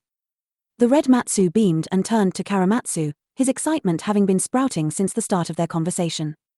Man, I can't believe it, he grinned. A super-secret alien organization that actually knows what's up. We've hit the jackpot. What luck. Are you hearing this, Choromatsu? Choromatsu, who appeared notably lower in energy compared to his friend, nodded. Yeah, he mumbled. Then, with a pause, he spoke up in a low voice. Speaking of Choromatsu and Ichimatsu though, do you know anything about their whereabouts? Are they okay? Osomatsu frowned as he too was reminded of their two friends' mysterious circumstances. He glanced Rinsel's way hopefully. Right, the behaviorist and doctor. Rinsel let out a sigh. As far as Choromatsu goes, we currently do not have intel on his location. We do not know the status of his being, but we do intend to investigate further in hopes that it's not too late. Choromatsu's gaze fell to his lap solemnly. So, we still don't know if he's already. Osomatsu stared at Rinsel for a long time, his expression broken before finally letting out a frustrated huff. He glanced elsewhere with a tired expression and muttered, Of course. Of course your god-awful leaders would put someone like Choromatsu to death. Of course there wouldn't be a way for us to save him. Of fucking course. Don't say that. Please, don't say that, pleaded Choromatsu. There's still a chance they might find him. After all, executions aren't typically an immediate sentence, right? At least, not on Earth they aren't. It's not. The man looked back to the aliens with big eyes. It's not hopeless. Right. We really don't know. Vark scratched the back of his head uneasily with a sorry look. When someone in our society is deemed unfit for life, we really don't know what happens to them. It's an age-old secret. Only a corrections officer of high enough clearance would know, and we don't have anyone of the sort in our little circle. We have an admin investigating his situation right now, Rinsel told them. Admin Todomatsu, hopefully he finds something soon. Choromatsu brought his hands up to their opposing forearms, clutching onto himself tightly. I really hope Choromatsu is okay, he said quietly. The aliens glanced to one another, each harboring their own expression of guilt and pity. The nurse, Tholeaf, looked the humans up and down before leaning back in their seat wistfully, a hint of sorrow tainting their being. Chemph, they hummed. He was very fond of you humans, too. Choromatsu looked up and asked, You know him? Yeah, Tholeaf smiled softly. I met him after he was deported from Claustra. He ended up on our home planet working as a custodian for a while. Can't imagine going from being a behaviorist for the universe's most notorious specimens to cleaning up after snotty children. Tholeaf looked to the humans and added, He misses you guys a lot. He spoke very highly of you too. We miss him too. Choromatsu frowned. Yeah, I mean, he was kind of an ass at times, but he really did fight for us until the end, Osomatsu said, folding his arms and averting his gaze. I'm sure he's fine. Choromatsu, I'm sure these guys will be able to save him. He'll be okay. Choromatsu glanced Osomatsu's way, pursing his lips in a faint, attempted smile. He appreciated the reassuring words, but couldn't help but to continue to worry dearly. Osomatsu cleared his throat and went on to ask, And, what about Ichimatsu? As for Ichimatsu, Rinsel twisted his lips, almost unsure how to go about revealing his situation. Well, I regret to inform you that he is currently undergoing a procedure as we speak. A procedure? Choromatsu's eyes went wide as he contemplated what this entailed. Don't tell me. Admin Opfen jumped in, explaining, Ichimatsu has been judged by our leaders as redeemable given the fact that he was not the primary perpetrator in the alleged crimes committed. They see him as something that can still be fixed, something with potential to serve use to them. Instead of death, Our leaders have opted to give him one last chance at this existence by wiping his memory completely of Choromatsu and you two humans. Wiping his memory. Osomatsu stood suddenly, slamming his hands onto the table, infuriated. They can't do that. He shouted, visibly enraged. He's done nothing wrong. What gives them the right? Hell, what gives them the right to do anything to either of them in the first place? I'm sure it's distressing information to hear, and I'm sorry we have to be the ones to deliver the news to you, Elder Rinsel apologized sincerely. But, with Ichimatsu undergoing this memory wipe, he is no longer a person of interest in our organization. We will not be able to save him. After all, the doctor performing it isn't an ally and won't be botching the procedure, so there really isn't any way for us to intervene. With a sorry look, he added, I do hope you understand. And, I'm sorry. I know you two are quite fond of him. Choromatsu slumped in his seat, staring down at nothing. No, he uttered, shattered. That isn't fair. Osomatsu sank back into his chair. We really can't do anything about it. With the procedure already underway, there just isn't any feasible trick we could pull to rescue him, said Elder Vark. I'm sorry, but, as far as Ichimatsu goes, we just need to leave him be.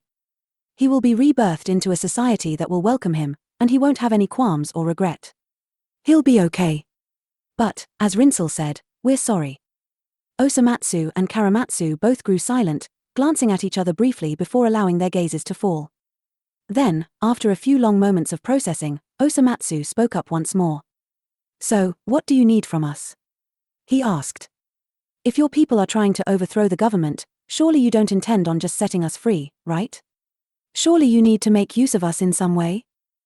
Actually, finally, a smile formed on Rinsel's face once more. We already got what we needed. With a genuinely surprised look, Osomatsu went, oh? And, what would that be? Choromatsu questioned. Your bands.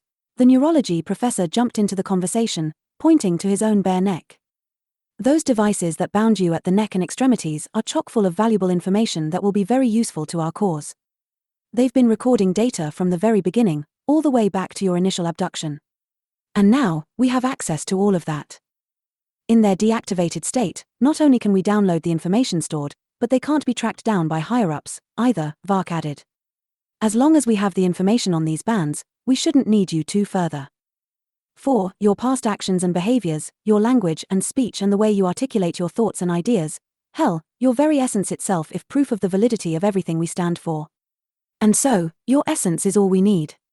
So, you really don't need us to stay and help you fight for your freedom? Choromatsu asked. You don't need our help with some sort of revolution? My friends, this is not your battle to fight, Rinsel told them. You've been through so much. We only desire that you return to your home planet to thrive, living the rest of your lives in peace. We want you to go home, see your family and friends again, do what you love for a living, reproduce, and simply enjoy life. This battle for freedom is our own, and perhaps one day, we'll be able to do the same on our own accord. We'll be okay. We have a plan, after all. A plan? Osomatsu cocked his head. Yes. Our plan, it shall be enacted very soon. It is one of great magnitude. You see. Boom. A muffled, dulled noise interrupted the conversational flow as everyone perked up, curious, but not quite alarmed just yet. It was a deep, low rumbling sound that came off as distant in their ears. Rinsel's eyes narrowed as he looked to the window with his brow wrinkled. What was that? An explosion? That sounded far. What was?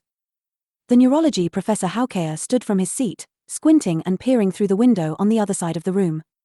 The two elders stood as well, interest piqued as the professor scooted his chair out and started toward the window. He placed two palms against the glass as he tried to make out what he was seeing off in the distance. What do you see? Opfen asked, growing slightly anxious. It's the Grand Meeting Cruiser. Haukea exclaimed breathlessly. It crashed. What? The humans too chimed in with a, what? As the group all emerged from their chairs and hurried to the window. Osomatsu's eyes went wide as the scene reflected in his pupils, showcasing a setting of panic and disarray in a setting far from their own. For, the very cruiser from whence they were rescued, it was no longer pristine in structure. Their eyes witnessed and observed as the ship, just as communicated, had sprouted colors and light of orange and yellow hues, scorching and burning as it emitted a rumbling sound upon impact. The pink-tinted moon of planet Atra grew cloudy with dust and debris, black smoke erupting from its surface as the large cruiser slammed into its ground. Watching the scene play out, it was as if everything happened in slow motion before their very eyes. The slow-moving smoke, the slow-moving sound waves, the slow-moving impact like two colossal buildings collapsing into one another. It was surreal, almost like fiction buzzing through their perception. What the fuck? Osomatsu cried out. Ichimatsu. Choromatsu too shouted, panic suffocating his being. Oh my god. The group observed in shock as the structure of the ship began to bend and break in mass, becoming disproportionate as it buried itself deep into the moon's surface. The ever-grumbling noise popped and boomed erratically as the cruiser made its dramatic landing, explosions and fire igniting at the site. It was an awful scene to witness, even from so far away. It struck each individual present with fear like a bolt of lightning, zapping from one racing heart to the next. The empathetic group, pure in spirit, they were deeply afflicted with devastation upon beholding the crash, and for a moment, none could speak a word save the two frightened humans. No. The eldest of the two uttered. No. God, what happened? Why did the ship crash? All those people. The other trembled. There are children on that ship. How did this happen? Rinsel was unmoving, eyes wide and fixated solely on the growing smoke consuming the crash entirely. His fingers quivered as he witnessed the catastrophe in real time, the scene being wholly unexpected in his eyes. He gave a hard swallow, shoulders tense and muscles at ready as adrenaline rushed through his veins upon merely observing the situation. This, he knew, wasn't good. Beep beep beep. He blinked once, then twice as he detected an incoming message through his brain chip. With a wince and a disturbed expression, he reached up and tapped the side of his temple. This opened up the personalized interface and revealed to him an encoded text sent from one of his colleagues off the ship. He hastily skimmed through it and frowned. I just got intel. He began, his voice dire. Leaders Ifaya, Lixtiel, and Nuichua have left the Grand Meeting cruiser. They managed to escape using the escape pods, leaving behind everyone else. Elder Vark clenched his jaw as he pursed his lips. You mean? The older man was hesitant to dare say. They didn't even try to restore power to the ship. You too.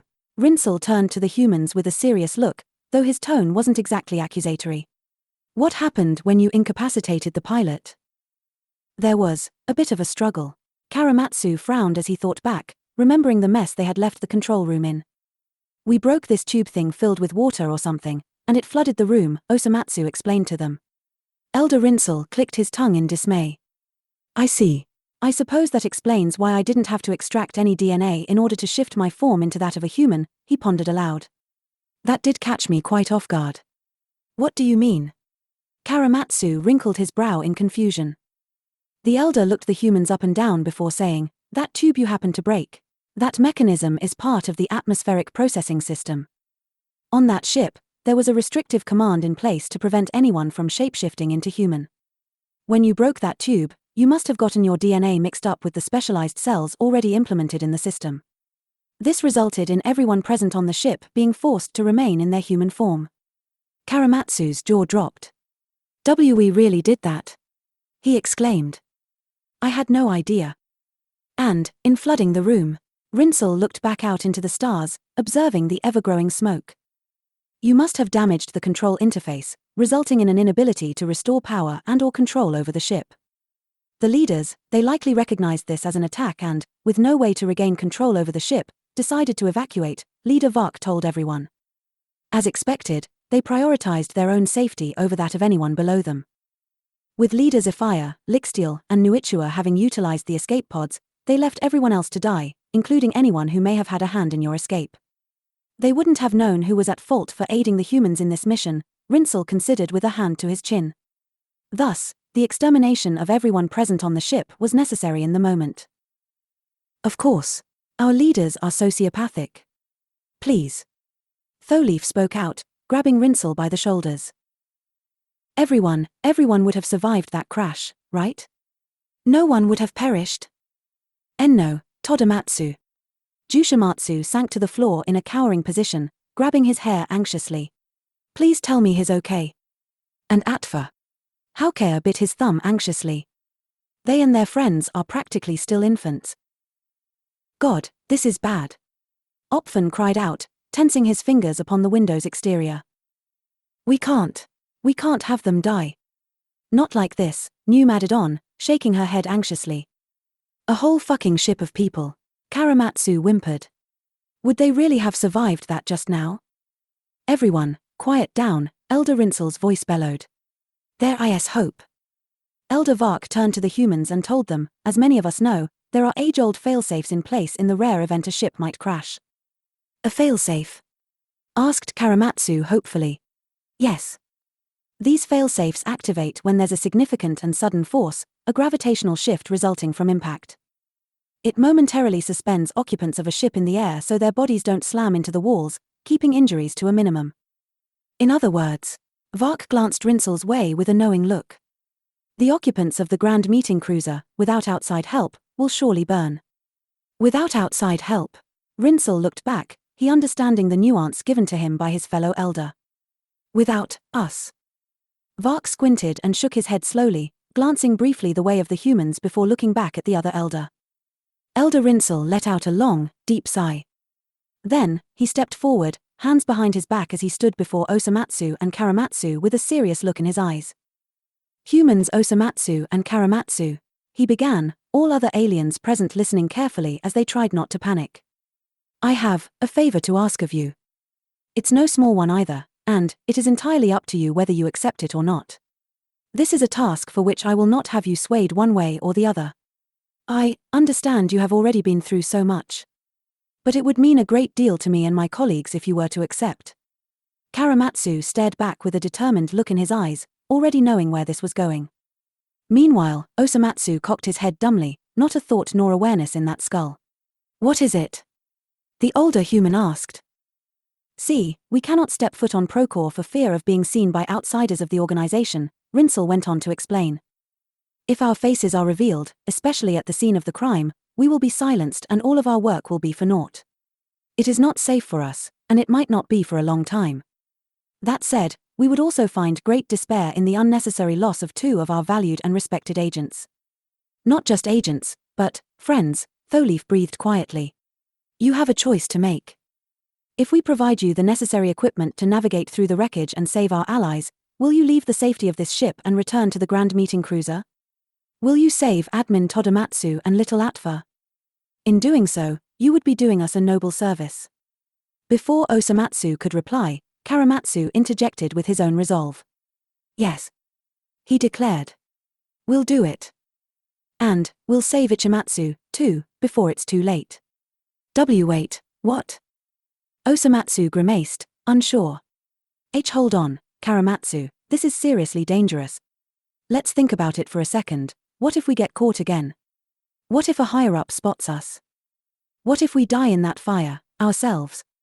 Just, let's take a second to think this over. Osomatsu. Choromatsu turned to look at his friend with a grave expression. If Ichimatsu is in there, and he's in trouble, then we have to go save him. There's no other way around it. And, not just him, we could save everyone else, too. Anyone you deem worthy of saving, that is, Rinsel added. If Ichimatsu is redeemable in your eyes, you may rescue him. If the neurologist is redeemable, you may rescue him, too. The new behaviorist, the animal control officer, considering they're all trapped in human form, perhaps, you may get some closure, as well. It's your choice. You're in control of the situation. We'll make sure you come back to us safely in the end. Choromatsu took Osomatsu by the hand, looking him in the eyes deeply as he said, let's do it. Please. I mean, Osomatsu swallowed, processing things for a moment. I guess, yeah. This is all just happening so fast. We will give you the tools necessary for your excursion, Elder Vark jumped in. You will be given light, protection from the heat and fire, a map of the ship, and a weapon. Does this satisfy your concerns? Sure. And most of them, but Osomatsu couldn't help but to feed the twinge of fear in the pit of his stomach. We've come so far. I really don't want to be caught. I really want to make it back home. We're so close, and going back is risky. The other human frowned. I don't think I'd ever be able to live with myself knowing we ran away now, when everyone we've interacted with is in danger of losing their lives. Especially Ichimatsu. Besides. Choromatsu squeezed the hand tight. Think about it, he encouraged. There are corrections officers on that ship, right? What if? His eyes twinkled just a bit. What if we squeeze Choromatsu's whereabouts from one of them? What if it's not too late, and we save both of our friends? Osomatsu pulled his lips to the side thoughtfully, uncertain. You really think we could do it? Why not? Choromatsu beamed. These guys said that only a corrections officer of high enough status would know. Well, why wouldn't there be a high-status corrections officer on the very ship housing 3 of their leaders? If we offer them reprieve in exchange for information, they'll have no choice but to tell us where he is. Then, we can save Ichimatsu, Choromatsu, this Todomatsu and Atfa, and everyone else on this ship. Well, Osomatsu averted his gaze and muttered, maybe not everyone. Then, he looked back and finally formed the smallest of smiles. But, okay. Fine. One last task, then, we're going home. Then, we're going home, Choromatsu repeated, slapping a second hand over Osomatsu's and gripping him tight. Let's do this. As Choromatsu let go of the man, Osomatsu turned to Rinsel and nodded. All right, we'll do it, he told them. Yes. Tholeaf grinned, bringing Osomatsu into a big embrace. Thank you. Choromatsu too jumped in, hugging them both with a big smile. Thank you guys so much.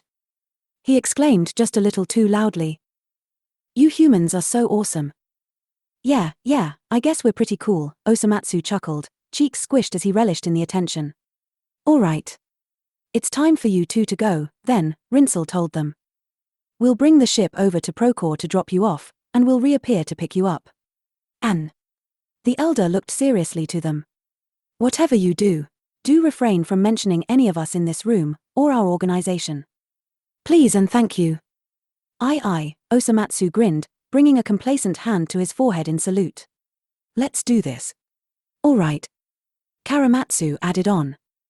So, with newfound eagerness and hope in their spirits, Vark led the humans out of the lobby and down the hall as Rinsel left to manually pilot their ship back toward Procore. Tholeaf, Choromatsu, Haukea, Opfen, and Noom followed Vark and the humans, where they were led around the corridor and into a cargo bay. Here, Elder Vark opened up a couple boxes and closets, collecting tools and gadgets for the humans to use before finally presenting them. Here are the tools of which you shall utilize for rescue, Vark showcased, using his extra alien hands to hold the many items. The first item he gave to them were 2 bracelet-looking devices. Neither human hesitated to put it on. These bracelets will create an artificial barrier around your personage, protecting you from the heat of the flames you will encounter. Sweet. Osomatsu grinned cheekily, stretching his arm and twisting it around to get a good look at the thing from all angles. Do we just push this button to turn it on? Yes. Go ahead and do so now. Osomatsu and Choromatsu pressed the primary button present on each bracelet, triggering a quick, translucent shield to spread like a flash across their bodies. It was flexible and hardly even seemed tangible, its shape ever-changing with their moving limbs. Hell yeah, the red-hearted human beamed. This is so cool. The barriers now present around your bodies will also act as tanks of oxygen, so you won't have to worry about suffocating in the smoke, Vark explained. And, take this bag, too. Oh. Choromatsu cocked his head as he was handed a backpack. He unzipped it and peeked inside. What's in here? More bracelets, he told them. For Todomatsu, for Atfa, and for anyone you decide to rescue. Vark brought forward another hand, this one holding 2 flashlights. He handed one to each human. Here are some flashlights, he said. Considering the power is out, you may have trouble navigating otherwise. And this is the map, he continued, handing Osomatsu a small watch-looking tool. Wear it upon your wrist, and press the button anytime you need to get your bearings. Oh. Osomatsu didn't hesitate to strap it on over his right wrist, pressing the button with haste.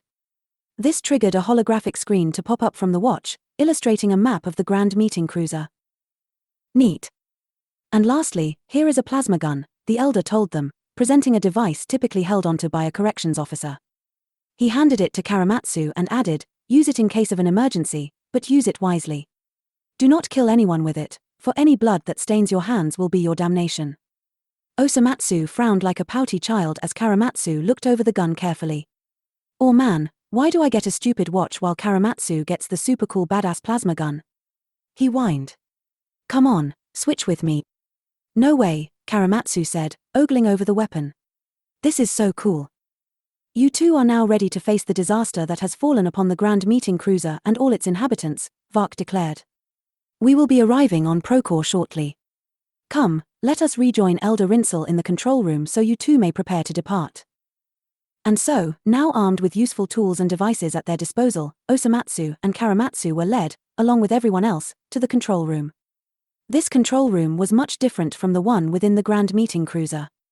It was comparably quite compact, a bit cozier to the humans but perhaps a little too small for a regular-sized Horovagan.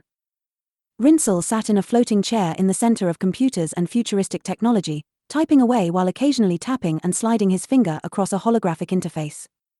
Before him was a large window, curving around the edges of the room and showcasing a grand galaxy before them, along with an ever-growing pink moon in the distance. They were getting closer. When Rinsel heard the group enter, he turned around and smiled. We're just about there, he announced. My dear humans, are you ready?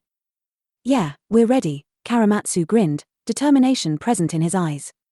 You know what you must do, he told them. Find and save Todomatsu, Atfa, and Ichimatsu. Wait outside the rubble when you're ready to be picked up. We will be there, we won't let you get captured again. And, as Choromatsu suggested, Vark hummed. See if you can't find a lead on Choromatsu's whereabouts while you're in there. We will. Choromatsu turned and playfully punched Osomatsu's shoulder. Let's do this. Heh, alright, Osomatsu smiled back. Let's do this. And so, with the humans ready to rescue, the ship landed upon Procore. And it was here the humans stepped foot off the ship. This was their final obstacle, their last travail before finally getting back home. And, they were determined not to fail. Intermission. End chapter 43. Chapter 44, Slave to the Cult. It was a dusty, sandy surface, the image of a sun shining brightly off in the distance. From the grounds of this moon, the cosmos above looked much less saturated. They were dark, absent beneath the rays of the dying sun setting beyond the horizon.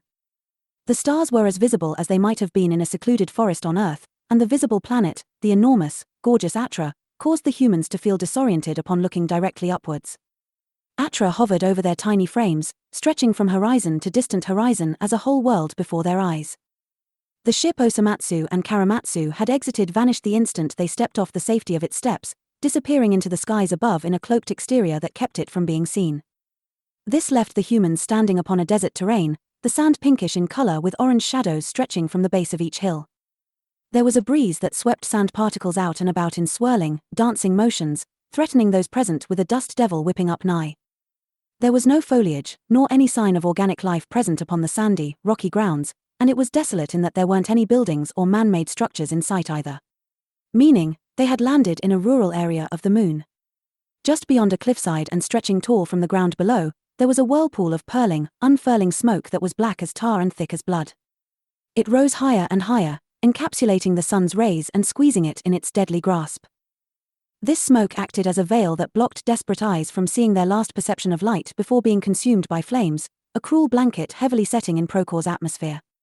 Osomatsu stood at the cliff's top, looking down upon the awful wreckage littered around the otherwise pristine surface of the moon. The ship's structure stretched vastly across the land, being larger overall than any earthly building the man had before been witness to. Decrepit, dilapidated, broken, the previously grand and marvelous cruiser was now a fiery husk of its former glory, filled with souls damned to the flames that rose ever higher within. Of those souls, there were over 30 present and in need of rescue. Choromatsu brushed himself off, spitting and letting out a cough as sand in the breeze caught his tongue. He looked down at the sand creeping between his bare toes, acknowledging the environment in which they found themselves in. He couldn't help but to wonder how warm, or, perhaps more accurately, how freezing, the moon was outside his little atmospheric bubble.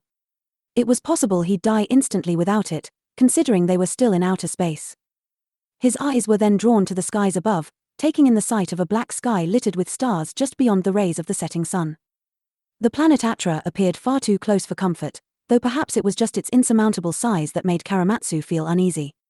He wondered if Atra was as big as Earth, or perhaps bigger. Either way, it was truly awesome to look at. Choromatsu, Osomatsu called, beckoning his friend to join him at the edge of the cliff. "Come on, let's get going." "Okay," the other conceded, hurrying forward as Osomatsu began trailing down the side of the cliff. They were soon to make it to the fallen ship and find in its broken exterior an entrance, one they could easily crawl through. There was where they would find their friends, and surely escape to Earth not long after. This was their final trial, their moment of truth before everything went back to normal. And they were going to succeed in it. Intermission. The seed of heat had been sowed, and from it the flames only spread, higher and higher, zapping up the walls like electricity going haywire. There was a lurch, a sudden slam as the Grand Meeting cruiser itself made crushing contact with the moon outside. It seemed to happen in an instant, preceded by the brief, quickly increasing speed of the ship as it entered Procor's gravitational pull. In the eyes of the masses, vision went dark as people and furniture shot across the floor in a powerful blur. Many would have cracked a skull or broken a spine against the hard walls had it not been for the failsafe. All occupants of the ship were cushioned from the crash, momentarily suspended in air to prevent them from going flying. And, after a few moments, this unseeable force released them, allowing all to fall only a few feet against a wall with little force. This left the masses panicked in an adrenaline-fueled daze. A high-pitched ring boomed and echoed, suffocating the hearing of all who had been afflicted. A cough, a sputter or two, and likely a cringe left the throats of those who remained fully conscious after the crash. Some minor cuts and perhaps a few bruises now painted the wispy bodies speckled all across the cruiser, which was now far from being recognizable in its derelict state. Getting a fresh breath of air, each realized, was becoming increasingly difficult as thick smoke poured through the open space. It wasn't consuming enough to trigger their atmospheric shields via their brain chips just yet, leaving a few fighting to breathe. It was a chaotic environment, indeed. As smoke arose, so too did fires spread across the flammable and sensitive materials within the Grand Cruiser. The more metallic structures of the ship began to sear, practically broiling with heat that quickly increased and created for the passengers a dangerous, furnace-like interior. The flames, they expanded like a virus within and beyond, infecting even the environment around the ship with its smothering blanket of warmth. With rising heat came the increasing risk to the health of the occupants of the ship, threatening to burn them all lest help arrive in time. Of those present in the safe room, all lived through the same experience. A lurch, followed by a brief blackout triggering disorientation and altered visual perception in the madness. Yes, all became keenly aware of the present moment that flooded their senses with chaotic signals all around. Their sense of touch was consumed by pain brought upon by bruises and marks. Their sense of hearing was enraptured by a dizzying white noise that dulled all other sounds in their ears. Their sense of smell was overloaded with a deep, burnt aroma as smoke flooded through their sinuses. Their sense of sight was malfunctioning under the waning consciousness threatening to leave each individual, causing their vision to trip and stumble and darken and blur. One or two unlucky few even got a mouthful of blood, having accidentally bitten their tongue during the crash. Muffled beneath the high-pitched ringing, a cough and a retch could be heard alongside cries for help under the suddenly dire circumstances. The corrections officer, he dizzily looked about with a panicked energy emanating from his spirit. He had been tasked with watching over anyone else present in the Grand Meeting cruiser's safe room, but this obligation had been swiftly interrupted by the crash. In his dazed state, his gaze lazily rolled around the darkened room lit only by a couple modest fires about. His vision wavered, rocking back and forth between a clear focus and a blurry perception. In his sight he could make out others who had collapsed on the ground upon being released by the failsafe. The ground, huh? He hadn't even realized he too was lying injured upon the floor. He gave a hoarse groan, coughing a couple times to awaken his lungs from the shock of having been dropped onto the hard ground. Gritting his teeth with a stifled cringe, he sluggishly pulled his arm close before pressing his palm against the floor. His body wobbly and limp, he managed to sit up without collapsing and brought a hand to his head. He wondered to himself, what had happened? The ship, had it really crashed? Into what? Procor. If that was the case, it was a good thing he was in the safe room. This was perhaps the most secure place to be in the case of a crash, considering this was the second place rescuers would look in retrieval, the first being wherever his leaders were. This corrections officer, he was one who had never directly interacted with the humans, himself. He was a high-ranking officer however, proven simply by the fact that he had been an occupant on the Grand Meeting cruiser to begin with. He had been entrusted with the power and authority needed to control and protect those present, and he was confident in his ability to do so. Now, more than ever, did he need to prove himself and act. Gathering his wits about him as his lungs caught their breath, the corrections officer shook his head and tried to fully awaken. His vision was recovering at a rapid pace, and no more was he seeing dots or sparks. He panted for air as his hearing too began to make a comeback, this coming about a bit slower. In the form of muffled echoes did the officer hear the cries of children alongside others gasping and groaning, struggling to awaken from their brief blackouts. He could also hear the crackling of fire, the leaking of high-pressure pipes, and seemingly spontaneous, dulled whams and thuds roaring from within the cruiser. Blinking a few times and peering through the dim room, the officer cocked his head at the warped perspective he was made to observe. The ground was slanted, indicating that the atmospheric processes of the ship had adapted the gravitational pull of the moon it had crashed into. The ship had fallen at a slight angle, causing most of those present in the safe room to have fallen and slid to one side of the room, the officer included. The door to the safe room was on the elevated half, the other side of the room to them. With no power to allow it to shut after having been broken into earlier, it remained open, showcasing a black void with growing flames out in the halls. With those flames growing, they were going to have to be rescued fast. The officer cringed as he tried to stand up, holding a hand to the wall for balance. He looked around the room, hearing now almost fully recovered. Furniture had been knocked, people had been thrown, and even the window letting in an orange, sunset glow was cracked. Everyone appeared conscious, at least, but the two children present, two of Atfa's friends, were in a panic, whimpering and letting out Horovagan cries. The others present, the hematologist, the anemologist, the people doctor, the neurologist, the sexologist, and the geneticist, all seemed dazed, understandably so. When the officer looked upon the group, he knew it was his responsibility to take charge. "Is everyone okay?" The corrections officer's voice boomed across the safe room the moment he had the energy to speak. "Is anyone hurt?" "I think I sprained my wrist," the neurologist hissed, babying his right hand. "God, that hurts." The hematologist sputtered, hanging her head low as she spat black liquid onto the floor. "My tongue is bleeding," she told everyone, bringing a hand to her lips upon emptying her mouth. "What's going on?" One of the two children squeaked, holding tightly to their friend. "I want to go back to Atra," cried the other child, burying their face in their friend's arm. "I'm scared." The corrections officer turned to the doctor and gave his first command. "Doctor," he called. "Get the first aid kit and start wrapping injuries. Everyone else, stay calm. We're going to follow protocol and stay put, all right?" "But, what the hell was that?" the sexologist questioned. "Did we crash?" "I believe so, yes," the officer confirmed. "I presume we are on Procore." Perhaps the power outage caused the steering mechanisms of the ship to malfunction, resulting in our leaders being unable to steer us free. "And our leaders?" The anemologist, standing hunched over as he held an arm over his midsection, looked to the others in worry.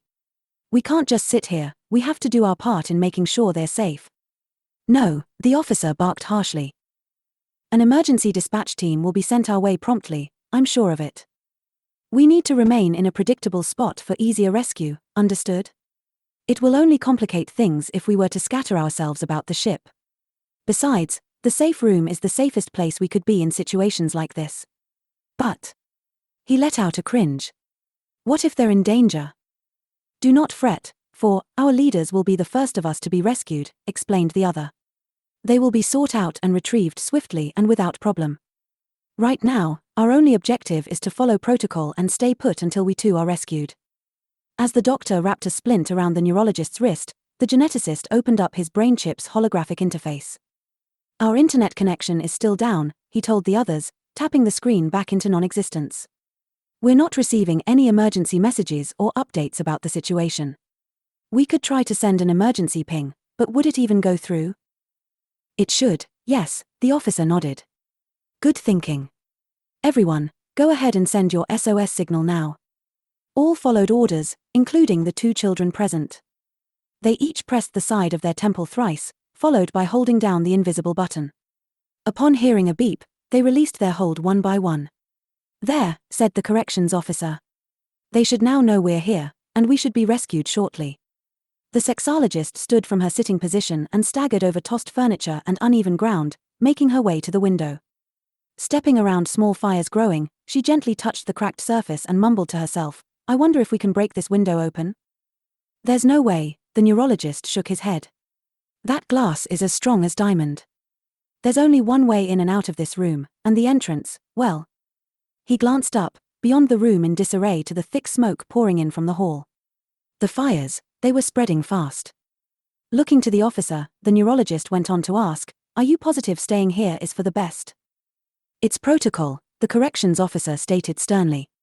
"Enough questioning, this is an order. We will stay together in this room, and we will be rescued." "Understood." "That's right," the geneticist nodded in agreement. "Do you doubt our dispatch team's ability to save us?" "Oh, of course not," the neurologist said, averting his gaze dismissively. "Our emergency rescue officers are handpicked by our leaders, after all. They will come. I just wonder if—" "Well, stop wondering," spat the officer firmly. "Anyone else following orders outside of this room will migrate here as well, assuming there's not an immediate option for escape." He lowered his gaze and added, "Just be patient.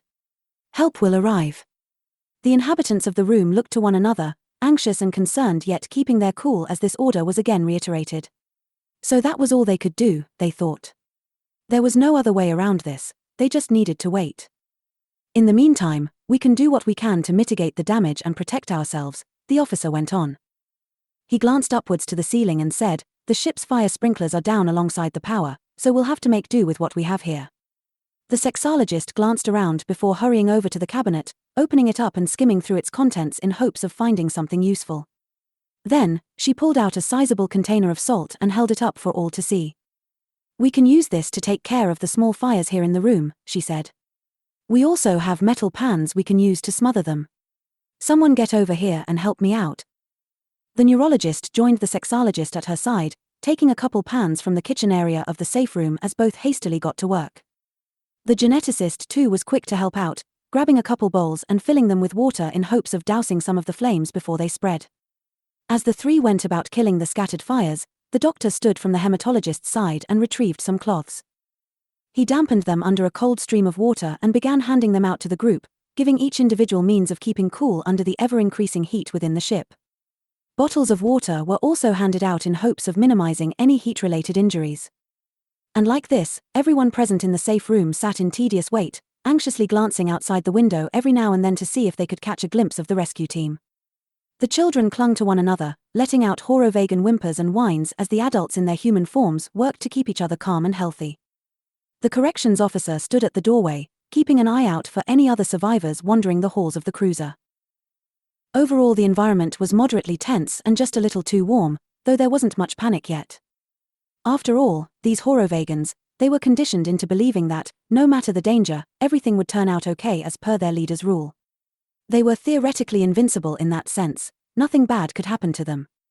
Nothing bad ever happened to any Horovagan, at least, not that they were aware of. And, even for the corrections officer who may have been vaguely aware, there was still very little doubt that their beloved leaders would come and save them. Yes, they were going to be fine, they believed. They were going to be fine, despite that small alarm going off in the back of their heads telling them to get out while they still could. A few minutes went by, a few minutes of damage control in the safe room growing hotter and hotter by the second. The thick, black smoke's fiery tendrils were beginning to obscure the orange sunset beaming through the shattered window. This left vision significantly impaired as lungs filled up the smog. Hoarse coughing could be heard throughout the room as the Horovagan entities waited for their brain chips' atmospheric processes to activate, a function that was not voluntary to the average person. As the percentage of oxygen in the air decreased, this function was expected to activate any minute. They just had to continue waiting. By this point, the children had stood from their cowering position against the wall. The wall's exterior was becoming far too heated to comfortably lean against it anymore. Both let out small wheezes and coughs as they tried to drink their waters, finding the liquid no longer cool and refreshing. The corrections officer, hearing their whines, left his post by the entrance and knelt before them. He swiped the dampened cloths across their foreheads, pressing the cool water against their wispy skin. He sent them a few remarks of reassurance, finding himself sympathizing with the fears these innocent souls were experiencing. Then, he stood and returned to his position at the door. Soon, each individual's atmospheric processes finally activated, rendering them free from smoke inhalation. They heaved and coughed, gasping for a fresh breath of air before letting out a few celebratory utterances. Now that they could breathe comfortably, they just needed to wait a little longer for the rescue team to arrive. For most, there wasn't even hope, there was belief. Not an ounce of doubt nor skepticism was to be had, for any such treacherous thoughts were swiftly hammered out. It was easy to convince themselves that they weren't in any real danger. At the 5-minute mark, the corrections officer straightened his stance. He squinted and peered deeply into the darkened hall outside the safe room, perking up upon seeing a silhouette approaching. His eyes went wide and he didn't hesitate to call out. "Hey, you there." His voice rang, a little harsher than intended. "You're okay, you're at the safe room. Come this way, follow my voice." Although the stranger in the smoke didn't verbally respond, the officer continued to call and coerce. "Over here." He beckoned. "Keep going." The corrections officer offered a helping hand, reaching past the rising flames and snatching the hand of the stranger as soon as they were close enough. He pulled the individual inside the safe room, helping them stay standing as they doubled over in a fit of hoarse coughing. Once this person was in view and their identity was revealed, the mood in the room brightened. "It's the head of behavioral studies," the neurologist exclaimed in relief. "Thank goodness." "Good to see you're safe," the anemuologist nodded. "You doing all right, sir?" asked the officer, still holding to the higher-up. The higher-up, head of behavioral studies, he didn't immediately respond. Instead, he kept his face low and expression dark as he breathed in the fresh air being provided to him by his brain chip's atmospheric processor. He seemed dazed, quite lost in thought as he stood before the group. Then, without hesitation, he grasped something in his pocket. Withdrawing the item in question, he turned and aimed it right at the corrections officer. It was a plasma gun. "Whoa." The officer threw up 2 palms and stepped back. "Sir. What are you?" Without giving the officer a chance to process the gravity of the situation, the trigger was pulled. The man's eyes went wide as a ball of fiery plasma shot from the gun's barrel, ripping through the smoke and surging forward. He couldn't even blink before it hit. Searing through the thin barrier of flesh protecting the officer's skull, the scorching bullet ate away everything it touched like acid. The man's skin burned away around the point of contact as the force of the blow cracked right through bone. There was a sickening crunch as tough marrow shattered beneath the explosion of high energy bursting into the vulnerable man's head, slicing through brain matter like butter. Inside the mass of sensitive neurons and blood vessels, the plasma continued to consume as it spread like a fire across the brain. Inky black blood spurted from the wound, falling like rain to the hard floor below and making puddles. And in that instant, all were horrified. The officer took a faltering step back, consciousness leaving him so rapidly that he didn't get the chance to shut his eyes. It was as if he had lost the ability to as all control left his body. His vision, he could still perceive for a few more moments before blood trickled down from his forehead and settled in his eyes. His awareness lingered for a few moments, but his body was no longer viable, it was no longer his. With a powerful spasm from his dying muscles, the officer collapsed to the ground and convulsed. His eyes would permanently stay open, his soul leaving its physical vessel without means to act.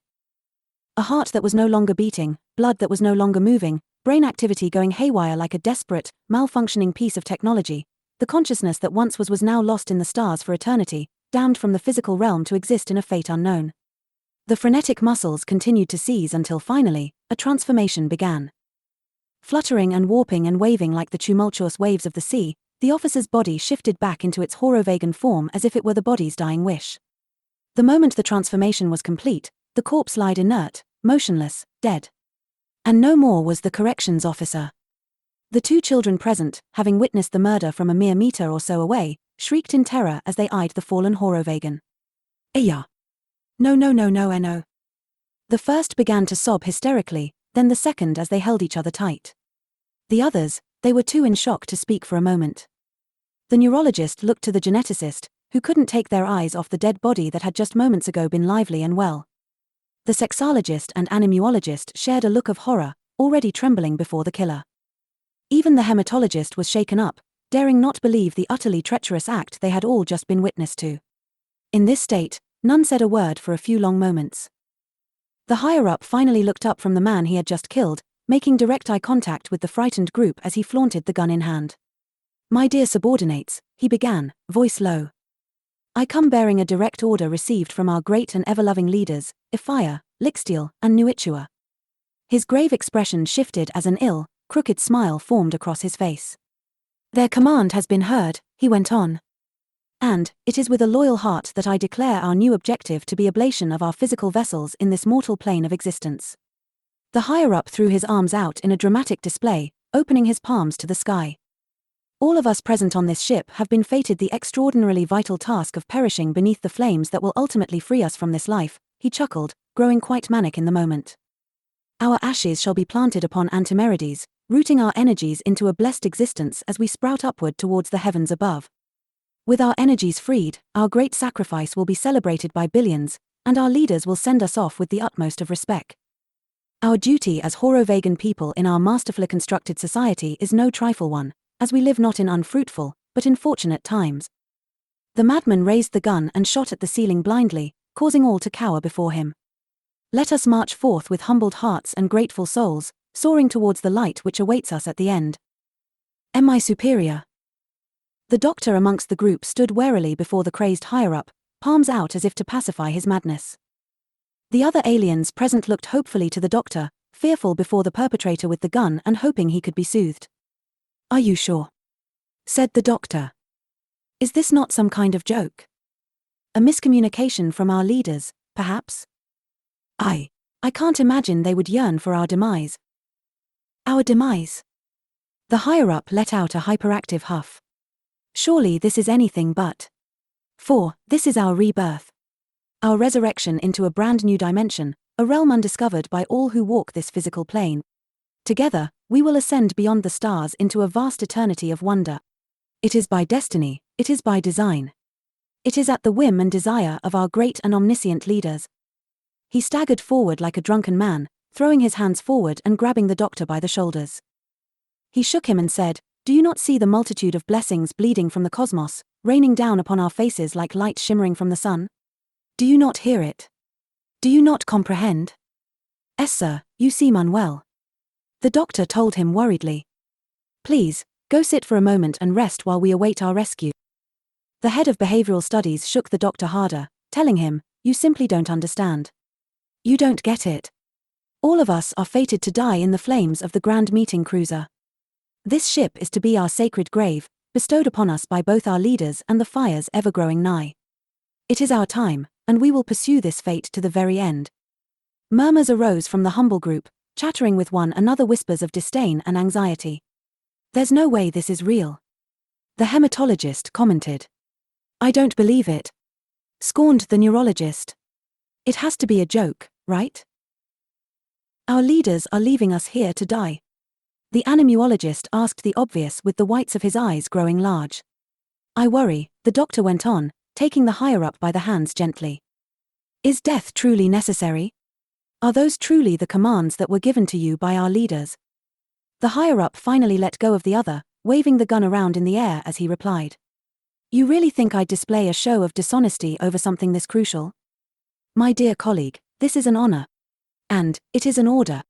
Do you not agree with our leaders? Are you too guilty of treason, That's quite suspicious of you, considering those humans had helped crashing this ship. The doctor shook his head in surprise. What are you going on about? He questioned, perplexed. Tell me this. Have you spoken with those devilish creatures? Are you expressing deviance from conformity? Such blatant disrespect towards our leaders and their commands is punishable. We have been given an order, and if you refuse to comply, I will make you. Put the gun down. Please. He scoffed, squinting in disbelief as he gestured the room. I mean, there are children here.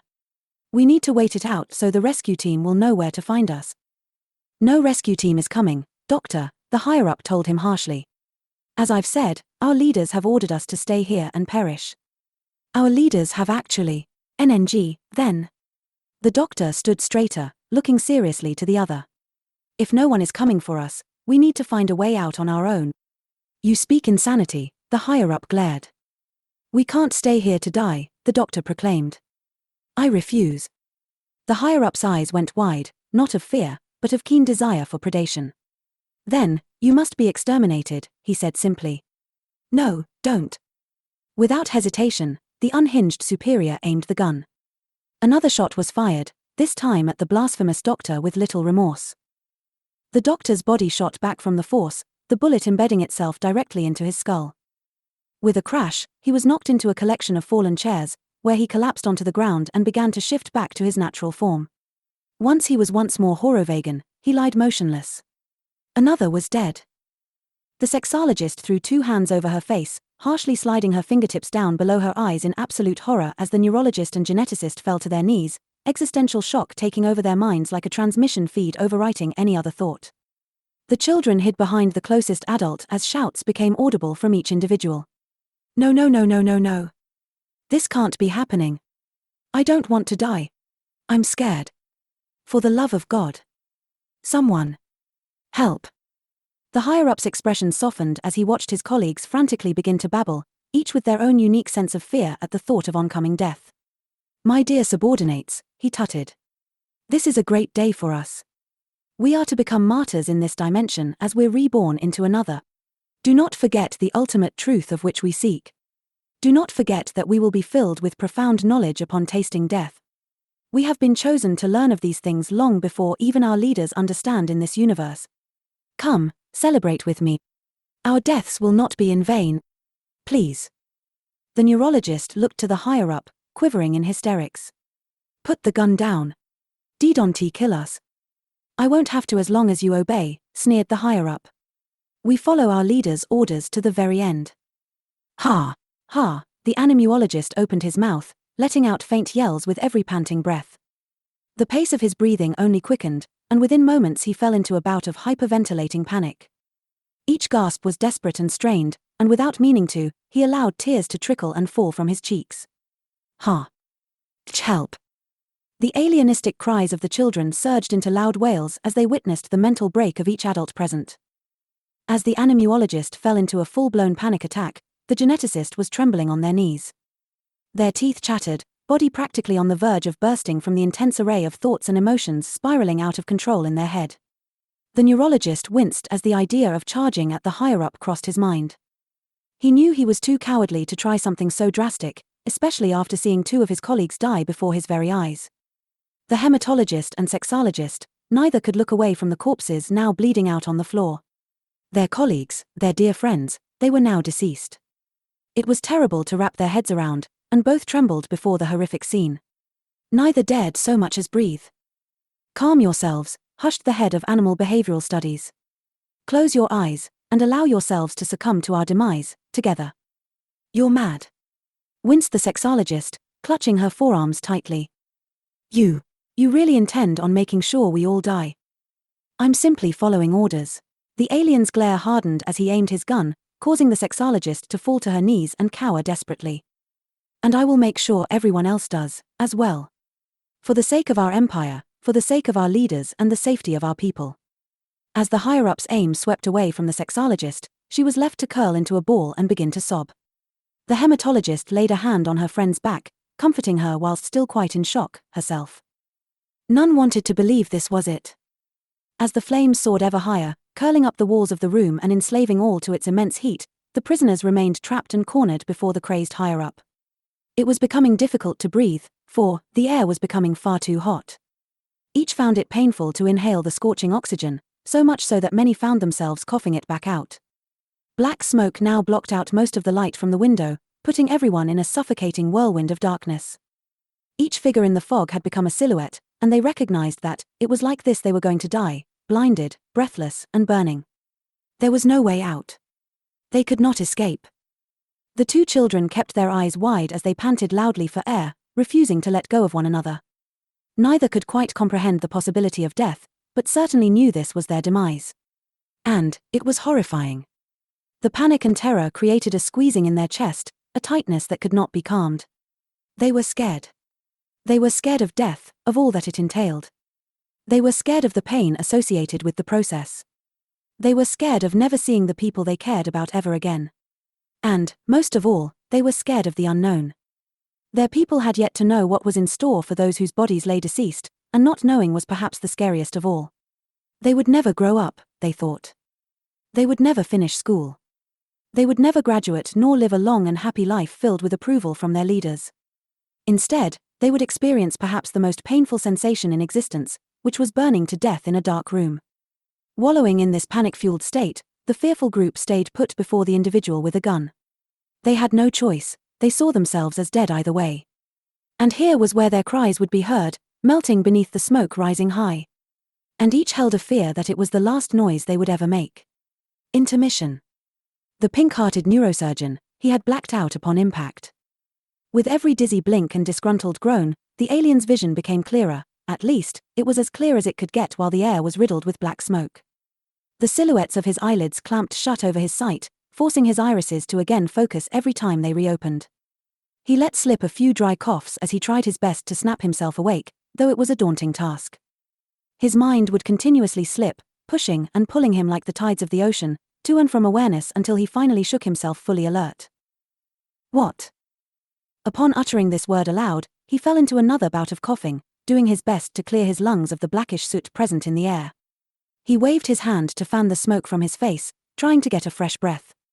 Then, he staggered to his feet, tripping over himself and struggling to maintain balance.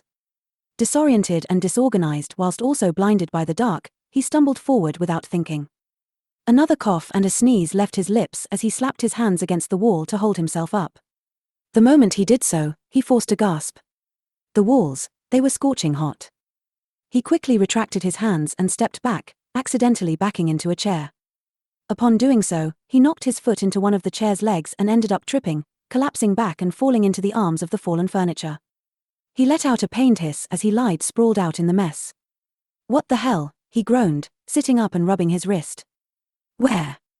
He coughed once, then twice more as he squinted through the dark at his surroundings. He knew where he was, he just had to take a second to process it. He was sitting at the entrance of the primary meeting hall, which was now in ruins. The great chandelier was in flames with chunks of its once beautiful design breaking from the rest, raining down like fallen stars upon the room.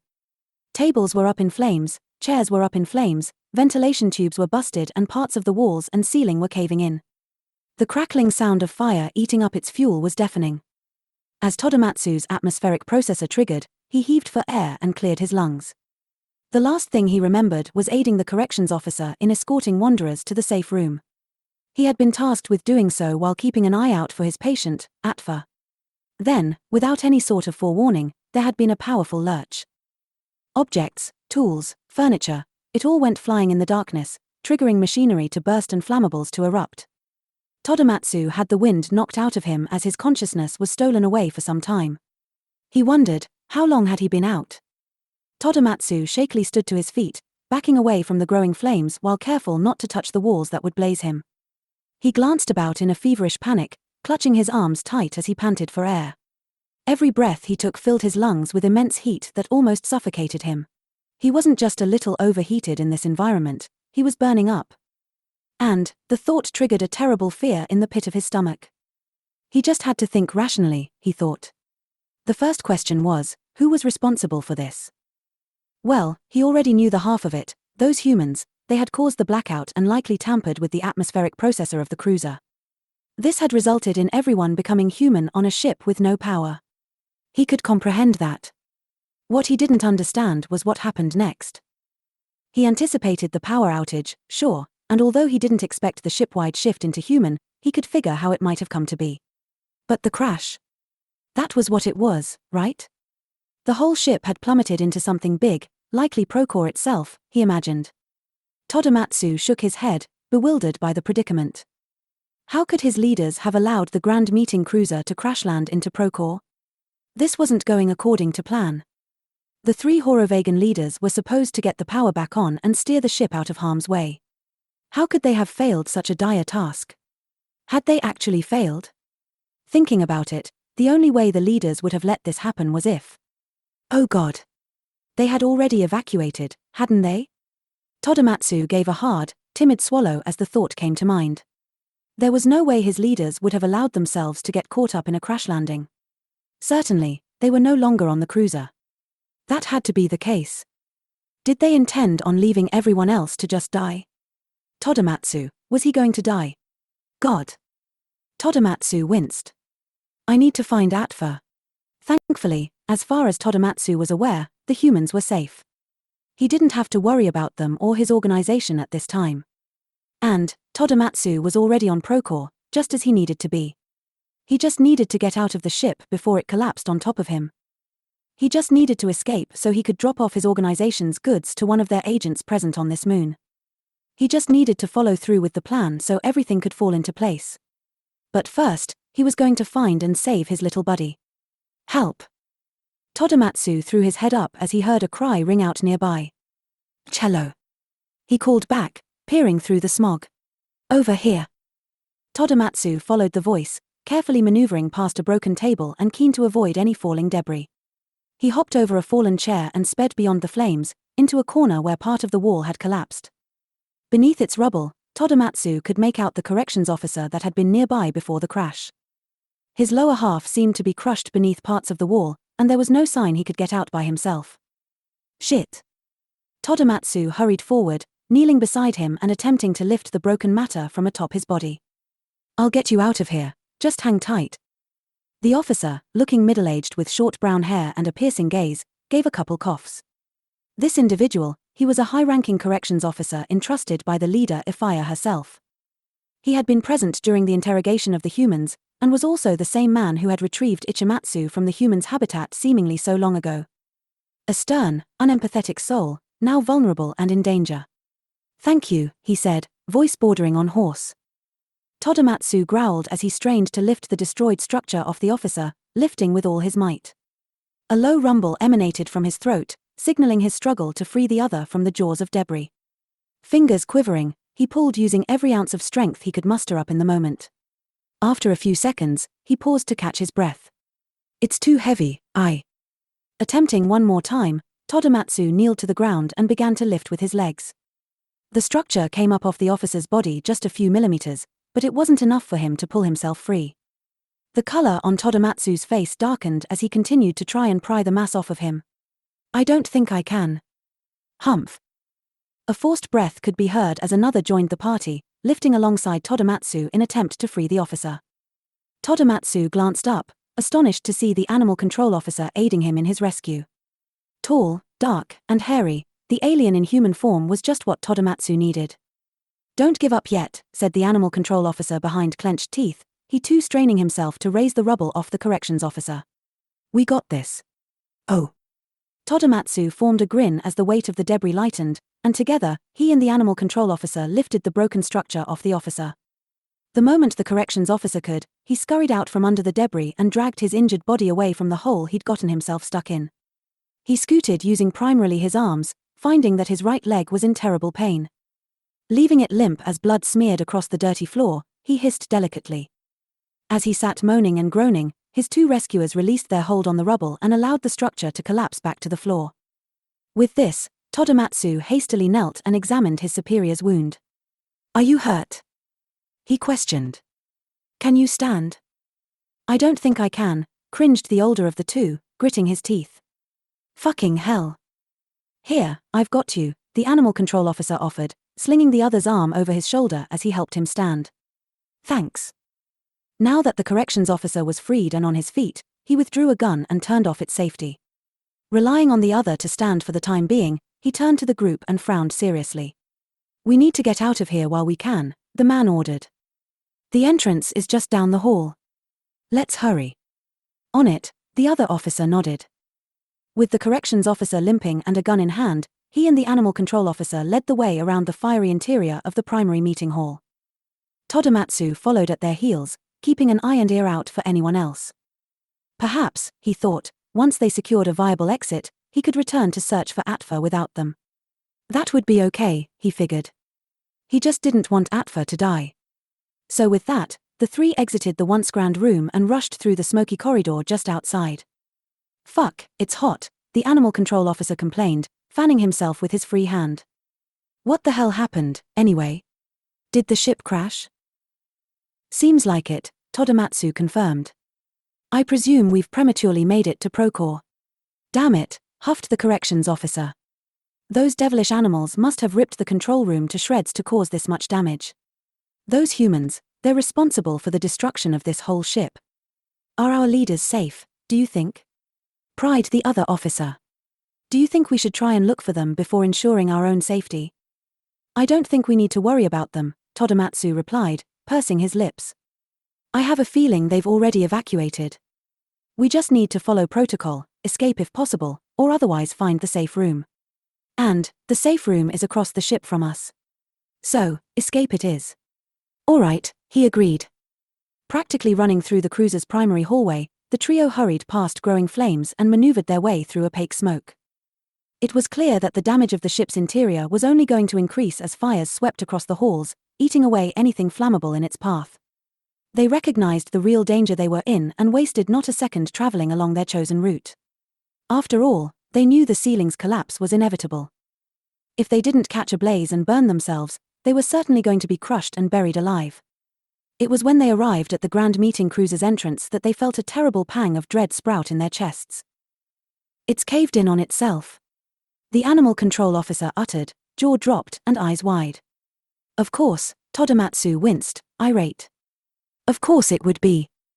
The corrections officer aimed his gun with a dire expression and began firing wildly at wall of rubble that sat snugly between them and their freedom. The shots did nothing, it was no use. "Damn it!" he shouted in frustration. "We're going to have to make our way to the safe room. And hope the ceiling doesn't collapse on top of us," the animal control officer added, grimacing. "We can't waste any time," Choromatsu remarked. "Come on, let's." "Ooh-wah." All three heads perked up as a piercing scream about shattered glass throughout the ship. They gave each other only brief glances before racing the way of the cry, determined to find more survivors they could bring to the safe room with them. It was only a couple turns and corners away where the three Horovagans stumbled upon a horrific scene. There, standing in the center of one of the branching hallways from the primary corridor, were three individuals. The first, a dark-haired man about as young as Choromatsu himself, this was the new behaviorist, the individual who had briefly replaced Choromatsu on the case of the humans. The second individual was the head animal doctor, Ichimatsu's higher-up. He stood tall, his features aged hollow, much like the head of animal behavioral studies. And finally, there was a third, a body, the body of a corrections officer. They lied inert on the ground in their Horovagan form, once breathing but now no more. Completely motionless like a big lug of useless meat, the dead Horovagan continued to bleed out on the floor. The holster around their waist was empty, no gun in sight, and there was a bullet hole at the alien's third eye. "Oh my God!" Choromatsu uttered these words as something got caught in his throat. He threw his head forward and slapped a hand over his mouth, feeling the twisted pain associated with one's diaphragm lurching as he began to heave. He retched and coughed, vomit spewing from his esophagus in an uncontrollable, visceral reaction upon seeing a corpse. Collapsing to the ground, he spat and expelled all contents of his stomach onto the floor below. He took a good minute struggling to control his body as those around him fell to their knees in terror. "Am I superior?" the animal control officer cried out, dragging his fingertips down his face shakily. "What the hell happened here?" barked the corrections officer in a commanding tone. "Who's responsible for this?" "We don't know," the behaviorist exclaimed, terror apparent in his voice. "We just found the body, ourselves." "This officer was shot," observed the head animal doctor, trying to remain calm. He knelt beside the corpse and added, "Likely by their own gun." Meaning, someone's running around on this ship with a weapon, killing people. Who would? The behaviorist looked innocently to his superiors and colleagues. The animal control officer squinted. "I think," he began, voice trembling with fury. "I think the humans are to blame for this." "What?" Choromatsu did a double-take, astonished at the notion. "Those humans are vile, violent animals," the animal control officer went on. "I have no doubt they would do something like this. In their frantic attempt to escape, they've gone on a killing spree." The corrections officer clicked his gun and said, "Assuming they're still around, I'll be sure to euthanize on sight." "Wait, we don't know if the humans are responsible," the neurosurgeon tried to argue. "We can't assume something so serious. If those creatures aren't responsible then, what, are you suggesting another Horovagan did this?" questioned the other skeptically. "I highly doubt it. I mean..." Choromatsu winced. He didn't even want to consider that the creatures he had been fighting for this whole time would so easily kill one of his own. They wouldn't have, right? No, those humans were relatively docile. They had morals, at least, as far as he was aware. And, an animal with morals wouldn't so easily commit murder, even if it led to their freedom. Choromatsu just couldn't envision specimens A and B shooting a Horovagan point blank in the third eye, it was far too brutal. They wouldn't have, right? "Those humans are savage and aggressive," the behaviorist remarked, sickened as he held tight to himself. "I can't believe I ever worked with them and survived." "They're dangerous," that's for sure, scorned the animal control officer. Then, looking down at the body bleeding out, he added, what a disgrace. Our poor officer. Fuck, the corrections officer cringed as he tried to put pressure on his injured foot, finding it too painful and shifting back to a limp. We need to hurry to the safe room. We can't waste any more time here, lest we all burn. And the body? The head animal doctor inquired, lifting himself back to a standing position. We can't just leave it here, can we? The rescue team will take care of it, the officer replied dismissively. Right now, we just need to focus on saving ourselves and following protocol. Understood. Yes, but what about the humans? Questioned the behaviorist timidly. They're loose on the ship with a weapon. I mean, maybe they'll have mercy since I've worked with them, but I don't want to risk it. As I said, the officer held up his gun with a cold glare. They will be exterminated the moment I see them. But, Choromatsu interjected. Don't our leaders want the humans alive? Wouldn't we be committing a crime by euthanizing them? Not if they killed one of our own, huffed the other. Any animal that takes the life of a Horovegan is put to sleep, no matter the context. It's law. The pink-hearted alien wanted to argue, but he already knew the facts. They were irrefutable. Those humans had already sealed their fate if they were the ones responsible for this. Though, Choromatsu wasn't fully convinced, of course. And besides, he assured himself, the humans couldn't be on the ship anymore, anyway. They were long gone, long taken by his group. Things would be fine, he told himself. He just needed to play along. Of course, he finally said. I understand. Everyone follow me to the safe room, the corrections officer commanded in his brute voice. That's an order. All of us are to stay together. I won't have any more Horovegan bloodshed, is that clear? Yes sir, chimed Ichimatsu's higher-up, along with the animal control officer. Good. Now, let's go. Following these words, the corrections officer signaled the animal control officer, who was still helping him stand. Together, they started off down the hall in the direction of the safe room. The rest followed behind, leaving the dead officer to continue to bleed upon the floor. And with that, they were off. Intermission. It was deep in the confines of the grand meeting cruiser where 3 young children sat in a panic. Each held the hands of another, holding to one another in a tight, group embrace. Inside the protective barrier of a cabinet did they hide, vulnerable and fearful to the present moment's circumstances. Here was where they stayed, unsure of where else to go. The children were lost, they could acknowledge as much. They weren't so familiar with the layout of the grand meeting cruiser as it was, let alone when half the cruiser's ceilings were caved in. The halls were dark too, only illuminated by the light of the fires muffled beneath the heavy smoke. They didn't know where to go or what to do, and could only cower in hopes of survival. Their caretaker's call still seemed to echo in their minds, the voice dulled under the crackling of the flames. They had tried to follow their soothing tone, but just couldn't maneuver well enough through the wreckage. Eventually, the voice had died off, far too distant to be heard. No longer were they accompanied by an adult, they were on their own. And with this, they hid. Atfa held tight to his 2 friends as they all shook and trembled under the dire circumstances. They were afraid, opting to hide behind the doors of the cabinet as if hiding from a sentient killer. They knew staying there too long could eventually prove fatal, but it was their last hope. They had no one to guide them, nowhere else to go without getting burned. Without an adult to lead them to safety, they were helpless. Here was where they stayed put for a considerable amount of time, engaging in their fearful embrace as they sobbed away. They gave off Horovegan whimpers and chitters, signaling anyone near of their distress. Oh, the terror, they wallowed. Oh, the horror. By now, it had been a few minutes since they had last heard the voice of a responsible adult. As they cowered, they listened carefully for any sign of another outside their hiding spot. Eventually, a noise did ring out. All 3 perked up excitedly, their whimpers and cries desisting in an instant. Ah! Atfa gave this utterance as they raised their face. That must be our caretaker. They came back for us. The second child beamed, hopeful with sparkling eyes. We're saved. Cried out the third in overwhelming relief. Atfa broke from their group hug and swung the door to the cabinet open, peeking out in anticipation. We're here. The group shouted. We're here. The 3 squinted as they peered through the thick smog filling up the unknown room they were trapped in. They tried to make out any figures or silhouettes in the darkness, or perhaps shadows of movement on the walls. At the start, they could see nothing. "Hello." Atfa called. "Caretaker, is that you? Someone, please come save us," yelled the second. "We need help."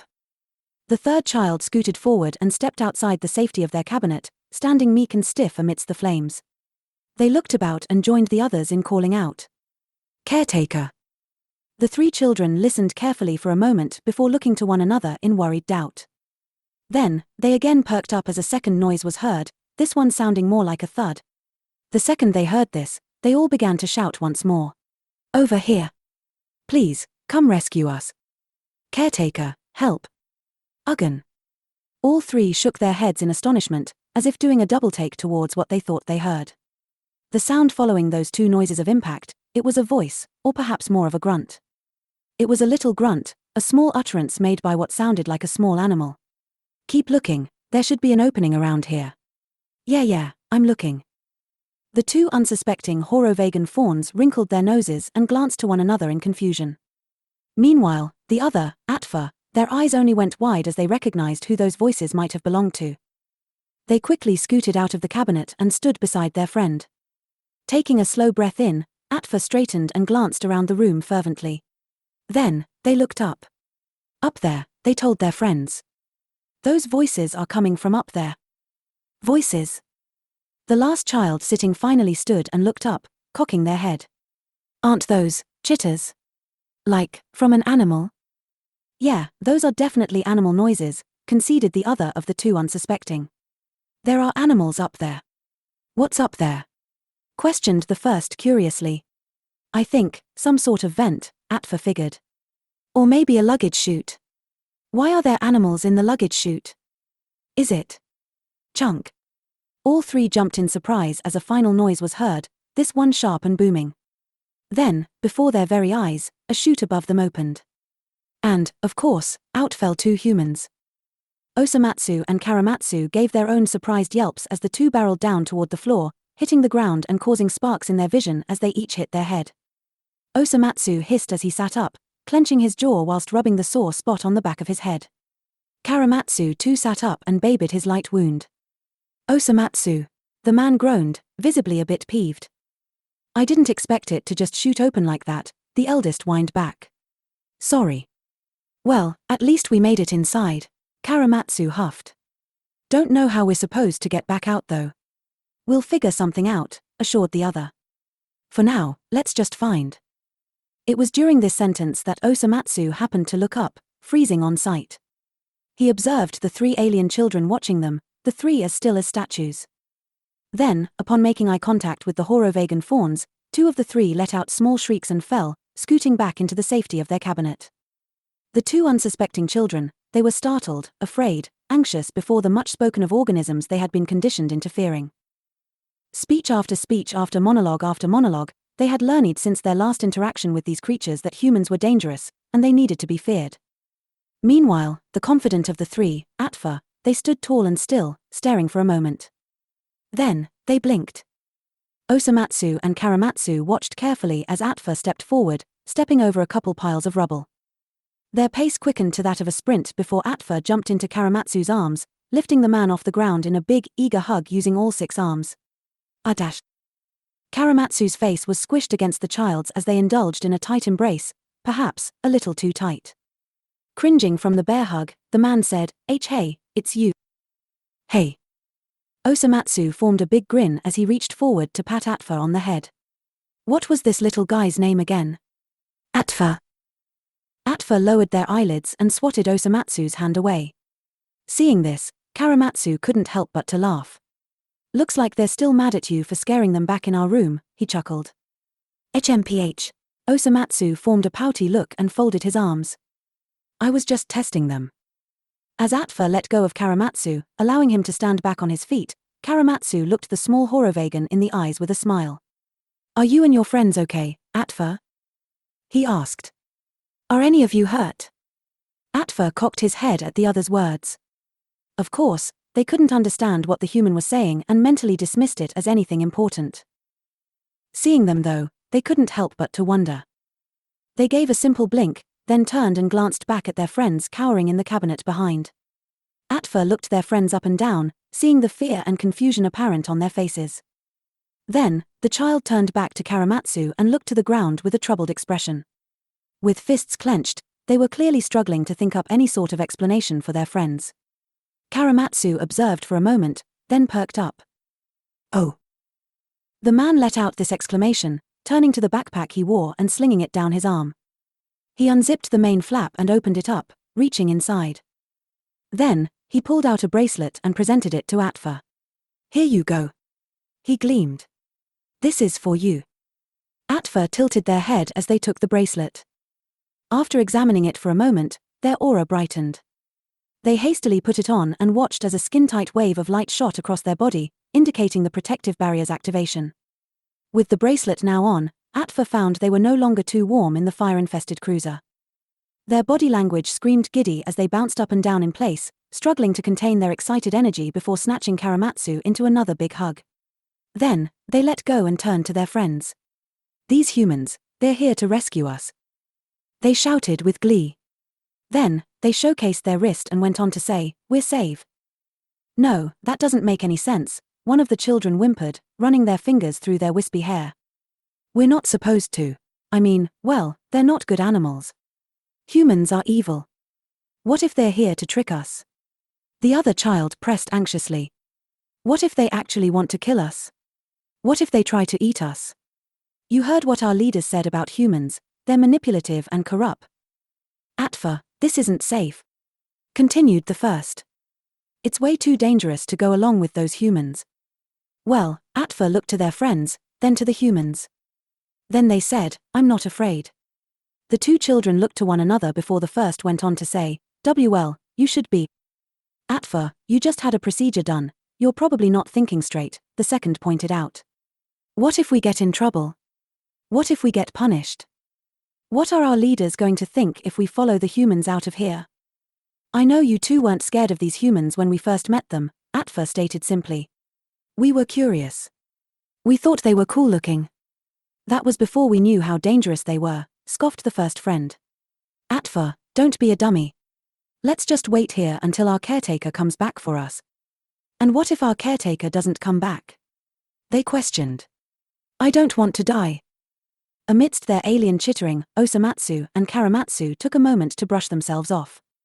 Then, Choromatsu approached the two young children hiding away in the cabinet. Upon stepping forward, they stopped conversing and cowered.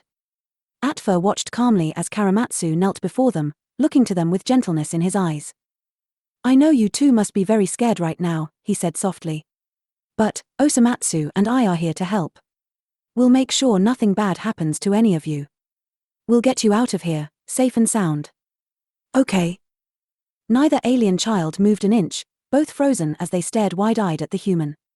Choromatsu hesitated, then reached back into his bag and pulled out 2 more wristbands. He opened his palm and presented them to the children carefully. "I'm sure you two must be pretty overheated right now," he commented, glancing around at the ever-growing fires. "Take these. We wouldn't want either of you to pass out." The two fawns sent each other side glances. Then, they looked down at the wristbands. Finally, they looked to Atfa. Atfa sent them the alien equivalent of a smile. "They're very gentle," Atfa remarked. "These humans want to help us. I promise, we'll be okay as long as we follow them. So, put on the wristbands, and let's get out of here already." "I just don't know," grimaced the first friend. I'm scared." "Don't you remember when we were in the forest during our outside time?" reminded the other. "That whole time, this human made sure we were safe. Remember? It acted like a mommy, and it kept leading us away from danger. It led us away from the cliff, it confiscated any sharp tools we had. I think it wants to do the same here." "That makes sense, I think," mumbled the second friend, still visibly hesitant. "It's like it thinks we're its babies." "Do you think it remembers us? Do you think it recognizes us?" "Oh, definitely," encouraged Atfa, using big gestures. "These humans are so smart. This one definitely remembers us." "And, are you sure it won't bite?" quivered the first. "Yeah, I'm pretty sure," they nodded. Mommy humans don't bite their babies, I don't think. Choromatsu looked back and forth between the conversing Horovagans before turning back to the cowering fawns and pushing his hand forward, more sternly presenting the bracelets. Don't be afraid, he pushed. Go ahead and take these so we can go save everyone else, too. Come on, let's go. The uncertain aliens hesitated a few moments longer. They exchanged a few more words with their confident friend, leaving the humans once more in the dark to what they might have been saying. As they continued chatting, Osomatsu frowned and knelt beside Choromatsu. We really don't have time for this, the man frowned. If it's going to take this long to convince the average Horovagan, then we're not going to have time to save everyone on this ship before the ceiling collapses on top of us. I know, Choromatsu replied, glancing his friend's way. But I don't want to force it either. It's important we go about this delicately. Why are they even scared of us? Osomatsu couldn't help but to scoff. The ship is on fire, for God's sake. Just take the bracelet and let's go. After a few more remarks were exchanged between the alien children, Choromatsu observed as the first finally began to reach for one of the bracelets. Their fingers were shaky and they were clearly hesitant, but with the encouraging words from Atfa, they found the strength to comply. Once the first friend put on the temperature balancing equipment, so too did the second. With all three children now protected from the fires, the humans stood and were ready to continue on their mission. Choromatsu took Atfa by the hand and said, "Let's go save everyone else." Atfa, detecting the determination and confidence in his voice, appeared to beam happily. They let out an alienistic purr of joy and motioned their friends to stand. Once the two others were standing and holding to Atfa by the hand, Osomatsu turned to his wristwatch and opened up a holographic map of the cruiser. All right, he declared, looking over the routes and potential paths to take. I'm not sure where the other agent would be. Todomatsu, I think was his name. Yeah, it was Todomatsu, Choromatsu nodded. Right. Where the hell are we supposed to look? Choromatsu stepped beside Osomatsu and looked over his shoulder at the map. Pursing his lips, he went on to say, I really wish I could read alien. Yeah, same, huffed the other. Let's just make a circle around the ship and try to save as many people as possible. As Osomatsu traced his finger around the map in a circle, Choromatsu pointed out their possible location. Are we right here? He asked. Osomatsu hummed thoughtfully, then snapped his fingers to grab Atfa's attention. Hey kid, where are we at? We're here, right? Choromatsu gently pulled Atfa over to Osomatsu so they could look over the map. Atfa glanced between the humans, then to the interface being projected from the man's watch. Are we right here? Osomatsu asked this slowly, as if decreasing his verbal pace could help the alien understand him any better. He pointed at the suspected room in question, then pointed down to indicate here. Atfa seemed to understand this and made a foreign gesture to convey a positive response. Then, they mimicked Osomatsu's gesture of pointing at the room before pointing here. They were confirming his assumption, marking it as correct. Right, so we're right here, then, Osomatsu nodded. If we wanted to make a big sweep throughout the ship, then our next destination should be this room down the hall. All right then, Choromatsu smiled. Let's start heading that way. He then turned to the alien fawns and went on to ask, You three ready? Of course, as none understood, none replied. I'll take that as a yes, Choromatsu huffed lightheartedly. Osomatsu, lead the way. Will do. And with that, the two humans and three Horovagans started on their way, marching on through the flames that couldn't burn their skin. They maneuvered past the wreckage and broken furniture, unafraid to walk directly over the fires. They had their flashlights, but even those beams of powerful UV couldn't shine through the thick smoke.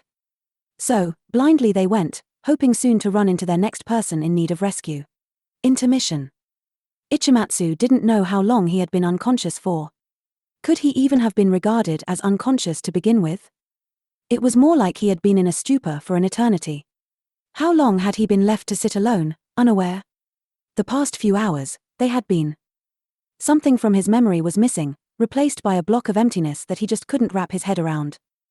It was as if time had skipped, his perception jumping ahead on the timeline he lived upon without any forewarning. The last thing he remembered was boarding the Grand Meeting Cruiser, but everything after was gone. It wasn't that it was just a blur, his memories simply were not there. And this created a trippy perception for the fixed individual. Space between his broken memories did not exist. It felt as though time had thrusted him forward, skipping over a period of existence entirely. One moment, he had been boarding the cruiser, and the next, he was here. No space, no blur, no fog, simply non-existence. In the time it took him to blink, he was no longer in the process of boarding, and was instead in the future. In the time it took him to blink, he had experienced nothing. Time was altered in his mind, working to confuse him alongside jumbled and forgotten memories. And, quite confused, he was. The animal doctor blinked once, then twice. He hadn't realized he was sitting up against the wall, staring off into space. He wondered, when had he gotten up to begin with? How long had his eyes been open?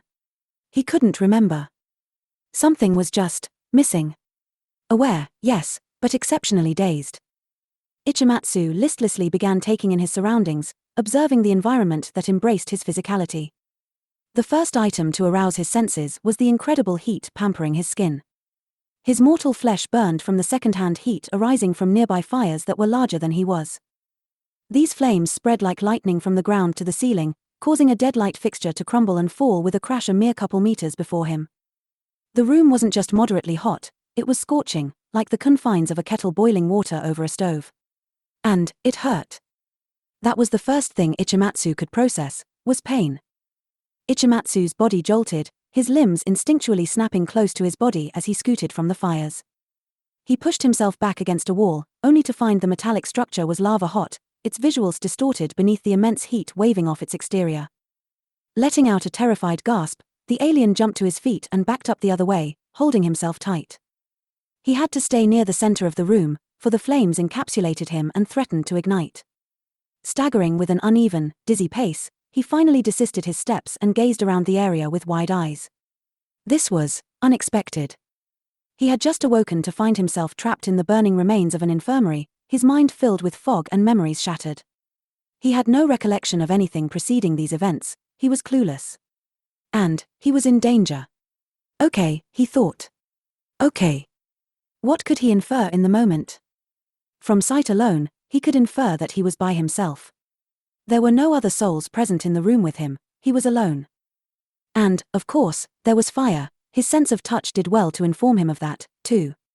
He couldn't smell smoke, which told him that his atmospheric processor had already activated. Meaning, he had been sitting in this room in a daze for quite some time. He could taste the soot polluting the air on his tongue, and his ears were filled with the sound of motion. The fires, they moved. The smoke, it moved. Burning rubble and collapsing walls, they moved. The noises around were so amplified that he could have mistaken himself as being underwater had he no sight. Truly, there had been ample time for this fire to grow. In the midst of his growing panic, Ichimatsu couldn't help but to notice how large the scene's settings were compared to his own physique. Had he shifted from his horovagan form? He didn't remember that. His tiny pupils were drawn down to his chest, where he showcased his human hands with shaky palms facing up. Smeared across his fingers were a dark, black substance that he could only assume was his own blood. He had been injured, it seemed. Now that he was aware, he could indeed feel a sharp, pulsating pain in his side. When he looked over to examine, he observed a deep gash surrounded by burnt skin. He figured he'd gotten cut by loose rubble during his dazed state. The wound was superficial, but it certainly did sting. Ichimatsu wondered, what in the good name of Atra had he shapeshifted into? He didn't do it on purpose, but he could detect something was preventing him from changing back. He had peach-colored mitts with dark hair upon his head, and he could see a cute, button nose in between his eyes. Could he really have shifted into? Ichimatsu gave a dry swallow as he heard voices from his scattered memories arise. This force has caused an onslaught of murmurings and confusion amongst a couple of our younger, more impressionable minds, and it is of significant concern. This force, these entities, they are scientifically referred to as Homo sapiens, more specifically, our human test specimens A and B. There is a kind of evil to these animals, a kind of opposition from what we are accustomed to. But this is to be expected, opposites truly exist in nature. Rest assured, they will be investigated and thoroughly probed before we release a public statement on where they belong in the scientific field of study, and our society as a whole. That's right, he realized silently. I'm on this ship because I have, presumably, interacted with a newly discovered entity before. What were they called again? Humans? Yeah. Ichimatsu winced as another light fixture ablaze broke from the ceiling and crashed into the floor, a new batch of smoke erupting from its debris. He swallowed nervously and backed up, backing directly into a sort of machine that had yet to collapse. He turned and analyzed it, observing as another voice emerged from his memories. "You will refer to me as a doctor. I specialize in neurology, physiology, nursing fundamentals, anemology, and specialized hypnotism for patients under my care. Have you ever had a procedure done before? It's a simple ritual, really. Completely painless, and not too uncommon, either. You will sit in this chair as I hook up the machinery. Then, you will rest and allow the procedure to take place." Right. Ichimatsu, he realized, he had gotten a procedure done, hadn't he? That explained a lot. It explained how he had woken up in such a perplexing state, and why his memories seemed affected. Especially if the procedure hadn't yet completed before, well, this. Speaking of his circumstances, what had caused these fires? He couldn't help but to feel completely lost, utterly in the dark about present conditions. But wait, going back in his line of thinking, he had to wonder, why had he gotten a procedure done? Had he done something wrong? He didn't remember doing anything wrong, though he supposed that might have been the point of the procedure. He couldn't imagine doing anything wrong, though. He couldn't imagine displaying deviation from his higher-ups' orders, nor was he aware of any defects he might have had prior. From what he could remember, he had lived a long and largely successful life up to this point. Although there were a few hiccups in his childhood, he had always done his best to be the great animal doctor he knew he could be. What could have possibly happened to cause him to need a procedure? He supposed he could figure that out later. There were more dire things he needed to worry about, such as getting out of this room before it collapsed on top of him. Ichimatsu took a deep breath, exhaling as he tried to calm his nerves. He didn't know why he had gotten the procedure, and he didn't know how he had become a Homo sapien. But that didn't matter right now. All that mattered was that he get to the safe room. He could do that much, couldn't he? It was protocol, after all. He would get to the safe room, be rescued from this abyss of fire, and get answers to all of his questions. Right. That was his primary objective, and he wasn't going to fail it. The alienistic entity nodded to himself before starting off towards the door. He carefully maneuvered beyond rubble and wreckage, slipping past flames growing high. He approached the entrance and placed his hand on the door's sensor, attempting to trigger its opening. It only took a few moments for him to realize it wasn't going to open on its own. Shit, Ichimatsu muttered to himself. The power is out, isn't it? This door won't open. He let slip a frustrated sigh and glared up at the emergency switch atop the doorframe. Of course, in this form, he couldn't reach. What did that leave him with? There had to be another way out. Ichimatsu scanned the room, looking past the fires and searching the walls for other means of escape. His eyes quickly fell upon an observation window, at least, he was sure that's what it was. A one-sided mirror, one where his doctor could observe him from the safety of the other side, it was just what he needed. Without hesitation, the alien grabbed the chair he had once been sitting in for the procedure and lifted it from the ground. Then, with a big humph, he swung it around by the legs, aiming directly at the glass. He hesitated mid-swing, the first hit didn't go through. Ichimatsu muttered to himself, "Get it together." And swung once more. This time, it left a wide crack in the mirror, shifting the reflection slightly down the erratic line. Ichimatsu paused to catch his breath, eyeing his crooked reflection. He observed his rich, brown irises reflecting the glow of fire nigh, along with his velvety smooth locks reaching his thin brow. His largely hairless body, his clothes, his hands, without realizing it, everything in that instant became a subtle familiarity. Had he been in this alienistic form once before? Shaking away the intrusive thought, Ichimatsu spat a glob of soot to the ground before making one last swing at the glass. This time, the hit was enough and there was an ear-splitting crash that followed the impact. Bits of glass burst in every direction as the back of the chair shattered its thin surface, resulting in a sizable opening which smoke poured into. The animal doctor braced himself from the shards, catching one or two along his arm that sliced through his skin. He bled, but not significantly and hardly enough to notice. And with this, there was a new exit. Ichimatsu curled his fingers carefully around the base of the opening before hopping through, planting his feet onto the grounds of a new room. This room, it seemed, had yet to be affected by the fires. It was dark, almost pitch black within save the remnants of orange illumination twisting and curling up the walls. From what the individual could make out, there seemed to be notes scattered about wildly, along with a chair knocked to the ground beside a whole row of books that had fallen from a shelf. This, Ichimatsu recognized, was likely an observation room. And that meant the door to this room led to the infirmary, one room closer to the safe room. Ichimatsu hurried on through the dark, eager to see the door had been left open. He hurried inside the infirmary, shielding himself from the flames the best he could. He hissed as the heat invisible to the eye nipped at his skin, threatening to soon burn. The pain he was experiencing, he simply had to ignore. He stumbled over himself as he hopped past a searing dose of fire at ground level, quickly making it to the other end of the room and the final door in his path. Of course, this one was sealed shut. Releasing a distressed growl, Ichimatsu threw a hand forward and slammed his fist against the door's exterior. "Hey!" he shouted, fear fueling that feral desperation. "Is anyone out there? I need help getting this door open." He waited a moment to listen, but heard no reply. "Hello? Anyone?" No one. He was alone. Damn it. Ichimatsu slung another fist at the hard door. He did so twice, then thrice before accepting that the door wasn't going to open without some kind of outside intervention. Feeling quite feverish now, Ichimatsu hugged himself and backed up, looking up and around. He snapped his gaze to and fro in search of something that could help him in this dire situation. He was getting antsy, feelings his body succumbed to heat much too powerful. The warmth radiating off each metallic surface in the room made him dizzy, and he knew he, as a Horovegan, wouldn't last long. After all, his people didn't possess any sort of special bodily function that aided in cooling itself down.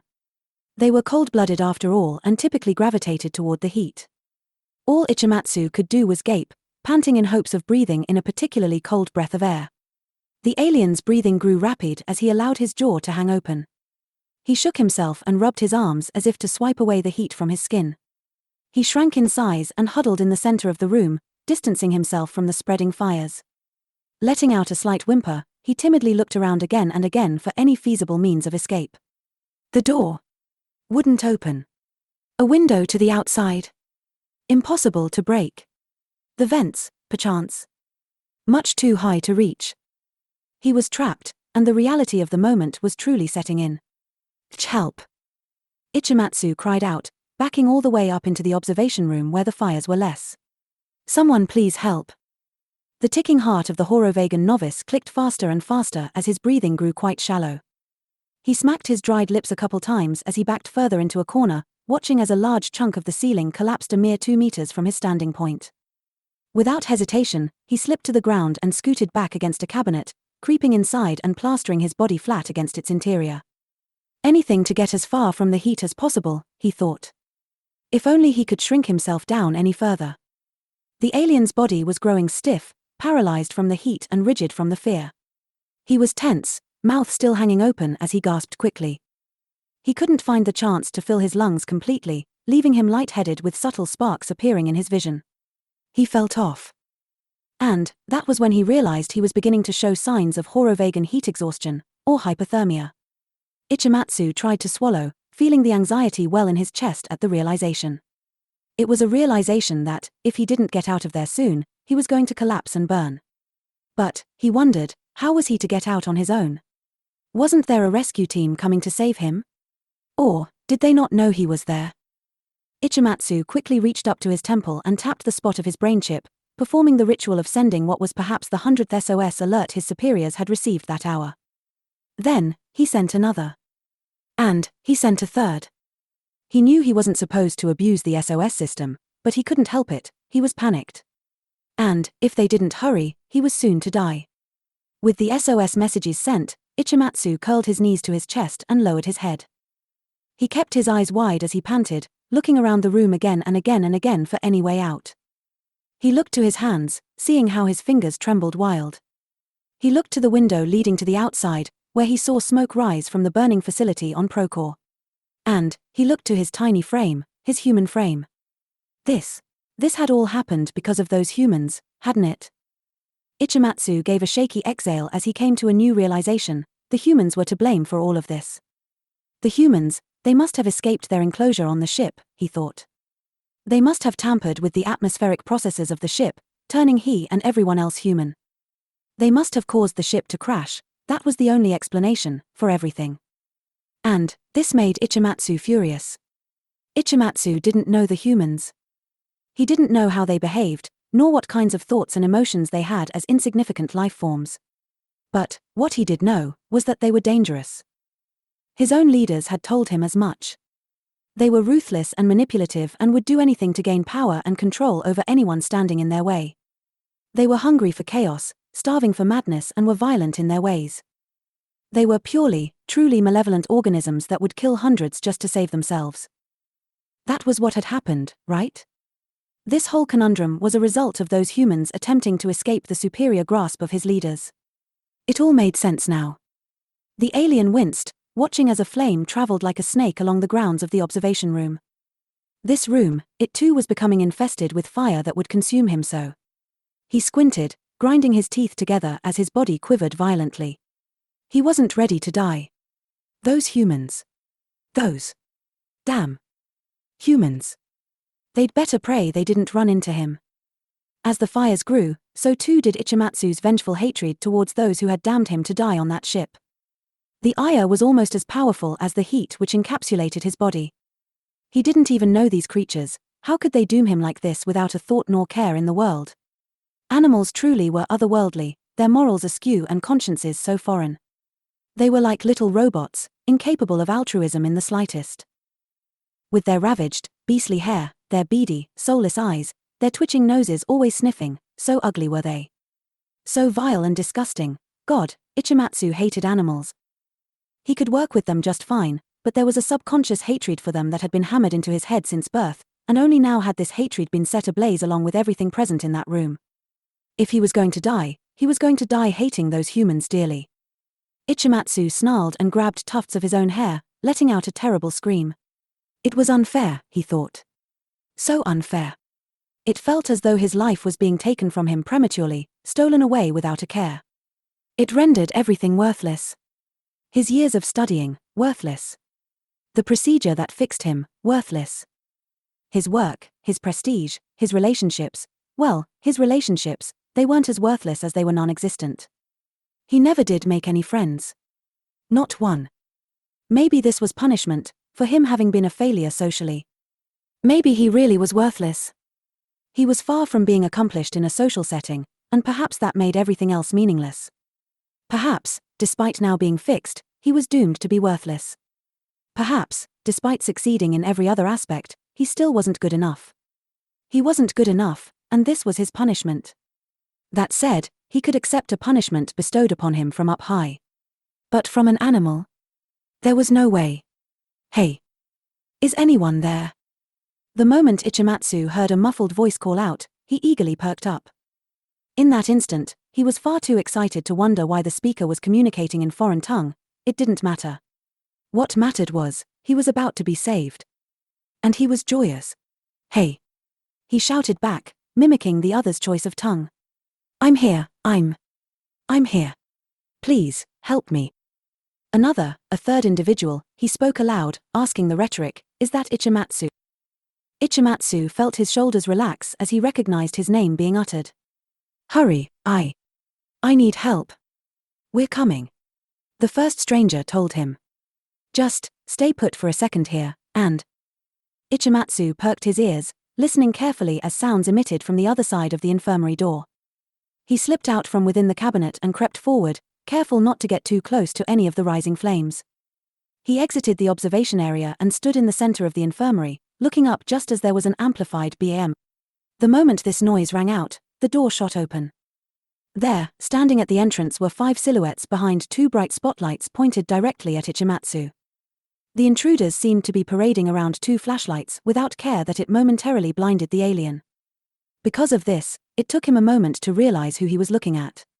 Ichimatsu. Ichimatsu straightened, his body going stiff the moment he laid eyes on his rescuers.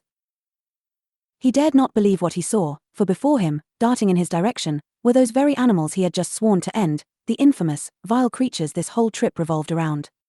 One sported a gun, and the other, a wristwatch map that was clearly Horovagan technology. He was in shock, so much so that he found he couldn't respond appropriately as the humans burst ahead. They jumped into his arms, making eager utterances and joyful chitterings as they went. Seemingly without a care, they squeezed him tight and practically sang, ruffling his hair and squeezing his cheeks. "Ikemakan, it's so good to see you," Osomatsu cheerfully sang. "God, we missed you," Choromatsu chimed. "It's such a relief to see that you're okay. Thank God." He was in shock, to say the least. Momentarily jaded by the unexpected circumstances that rendered him paralyzed, Ichimatsu could practically hear the clock in his chest ticking faster and faster. His breathing didn't slow either, he was panting heavily, his actions fueled by apprehension. For a moment, he was as a statue and found it impossible to move. Then, as reality set in and he got the chance to process the overstimulation, he acted. With a twitch of the eye, Ichimatsu harshly shoved the humans back away from him. He was rough, apathetic to their vices and dismissive to their physical well-being. "Get the hell away from me," he bellowed. "Get." Osomatsu and Choromatsu stumbled back, blinking in surprise as they sent each other perplexed glances. The alien children behind looked to one another as well, hesitant to interfere as the humans were now left to deal with a broken friend. Osomatsu shook his head and eyed Ichimatsu in bewilderment. "Ichimatsu, what the hell?" he questioned, innocently confused. "You humans," the alien shouted, fury causing his voice to tremble. "You humans are to blame for this. You disgusting creatures. Why couldn't you just accept our superiority? Why couldn't you just stay put and allow our people to work on you? Why couldn't you accept your place as inferior life forms? You're about to cause the death of dozens." Osomatsu's eyebrows flicked up in annoyance as these words were spat. Being the more dim-witted of the two humans, he hadn't realized what Choromatsu had realized just yet. "Excuse me?" His eyelids lowered as he straightened. He folded his arms and went, "We came to rescue you, didn't we? And we're here to rescue everyone else, too. Besides, this fire wasn't our doing. We had nothing to do with the crash." "Well, not nothing, but..." Choromatsu couldn't help but to mumble. "Ichimatsu, I don't know what's gotten into you, but chill out for a second and let's get out of here before the ship collapses on top of us." "I'd..." Ichimatsu swallowed hard. He wanted to say that he'd rather die, but that couldn't have been further from the truth. He was experiencing an influx of emotions that he didn't understand, between wanting to survive and wanting to kill these creatures with his bare hands. He looked back at the children, all watching him make a scene while apparently being followers of these humans. Shaking his head, he tried to calm himself but just couldn't.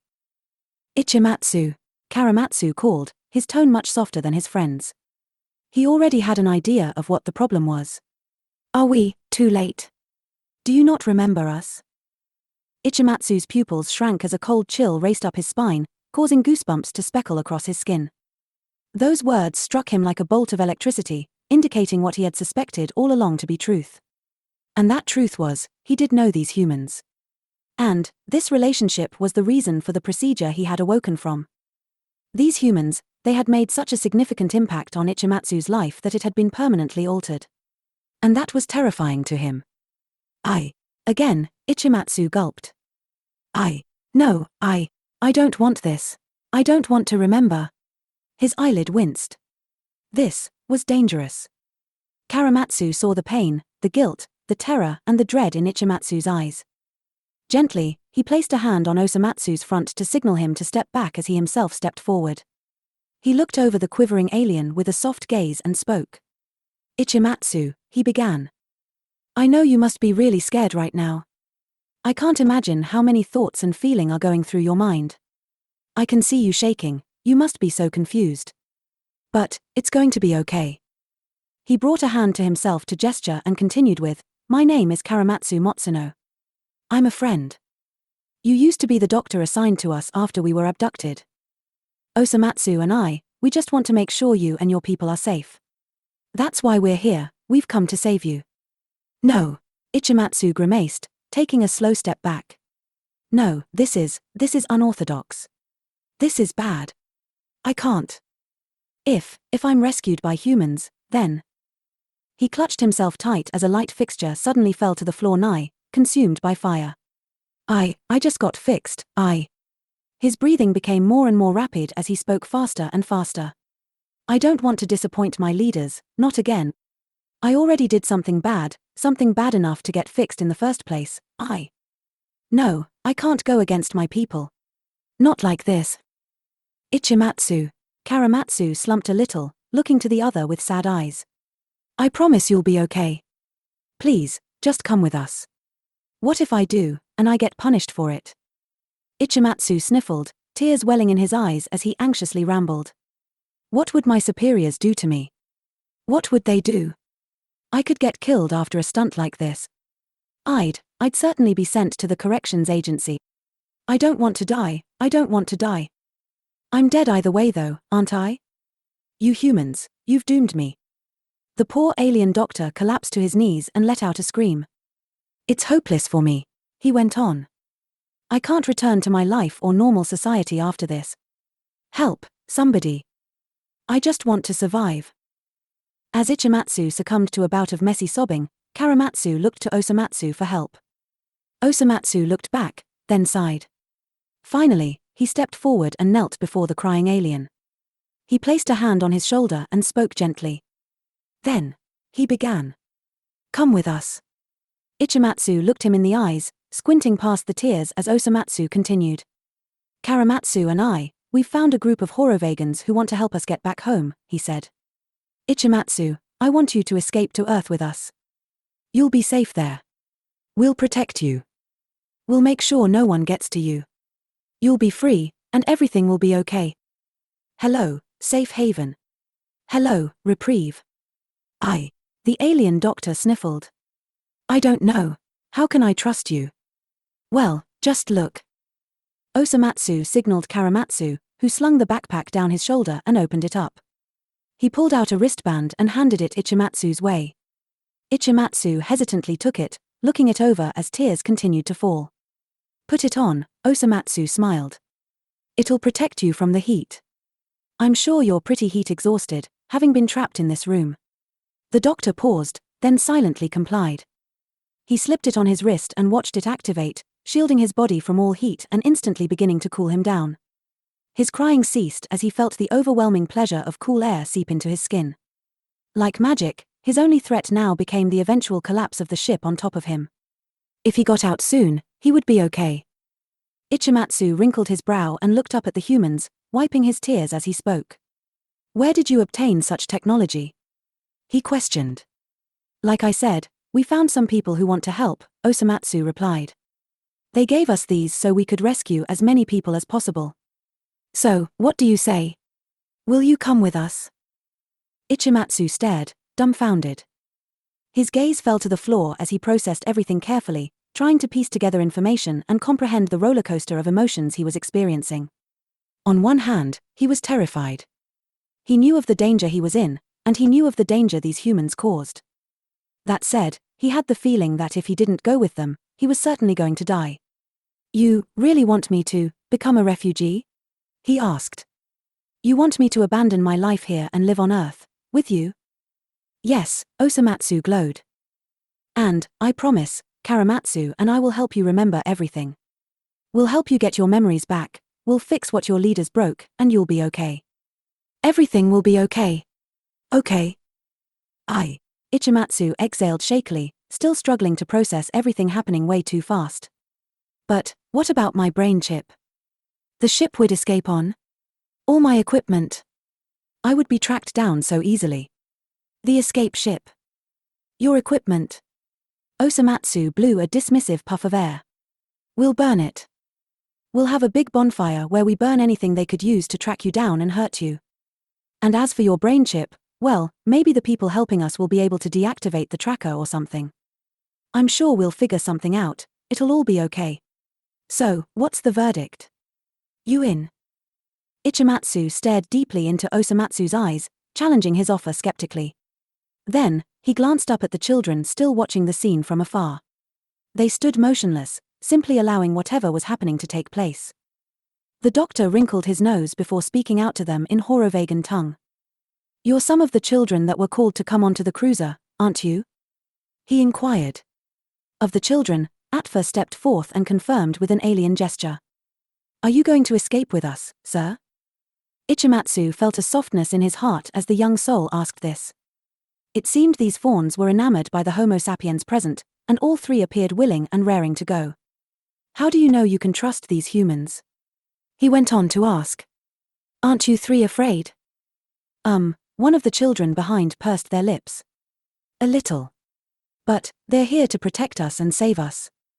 They're very good animals. They're very gentle and nice. They think we're their babies.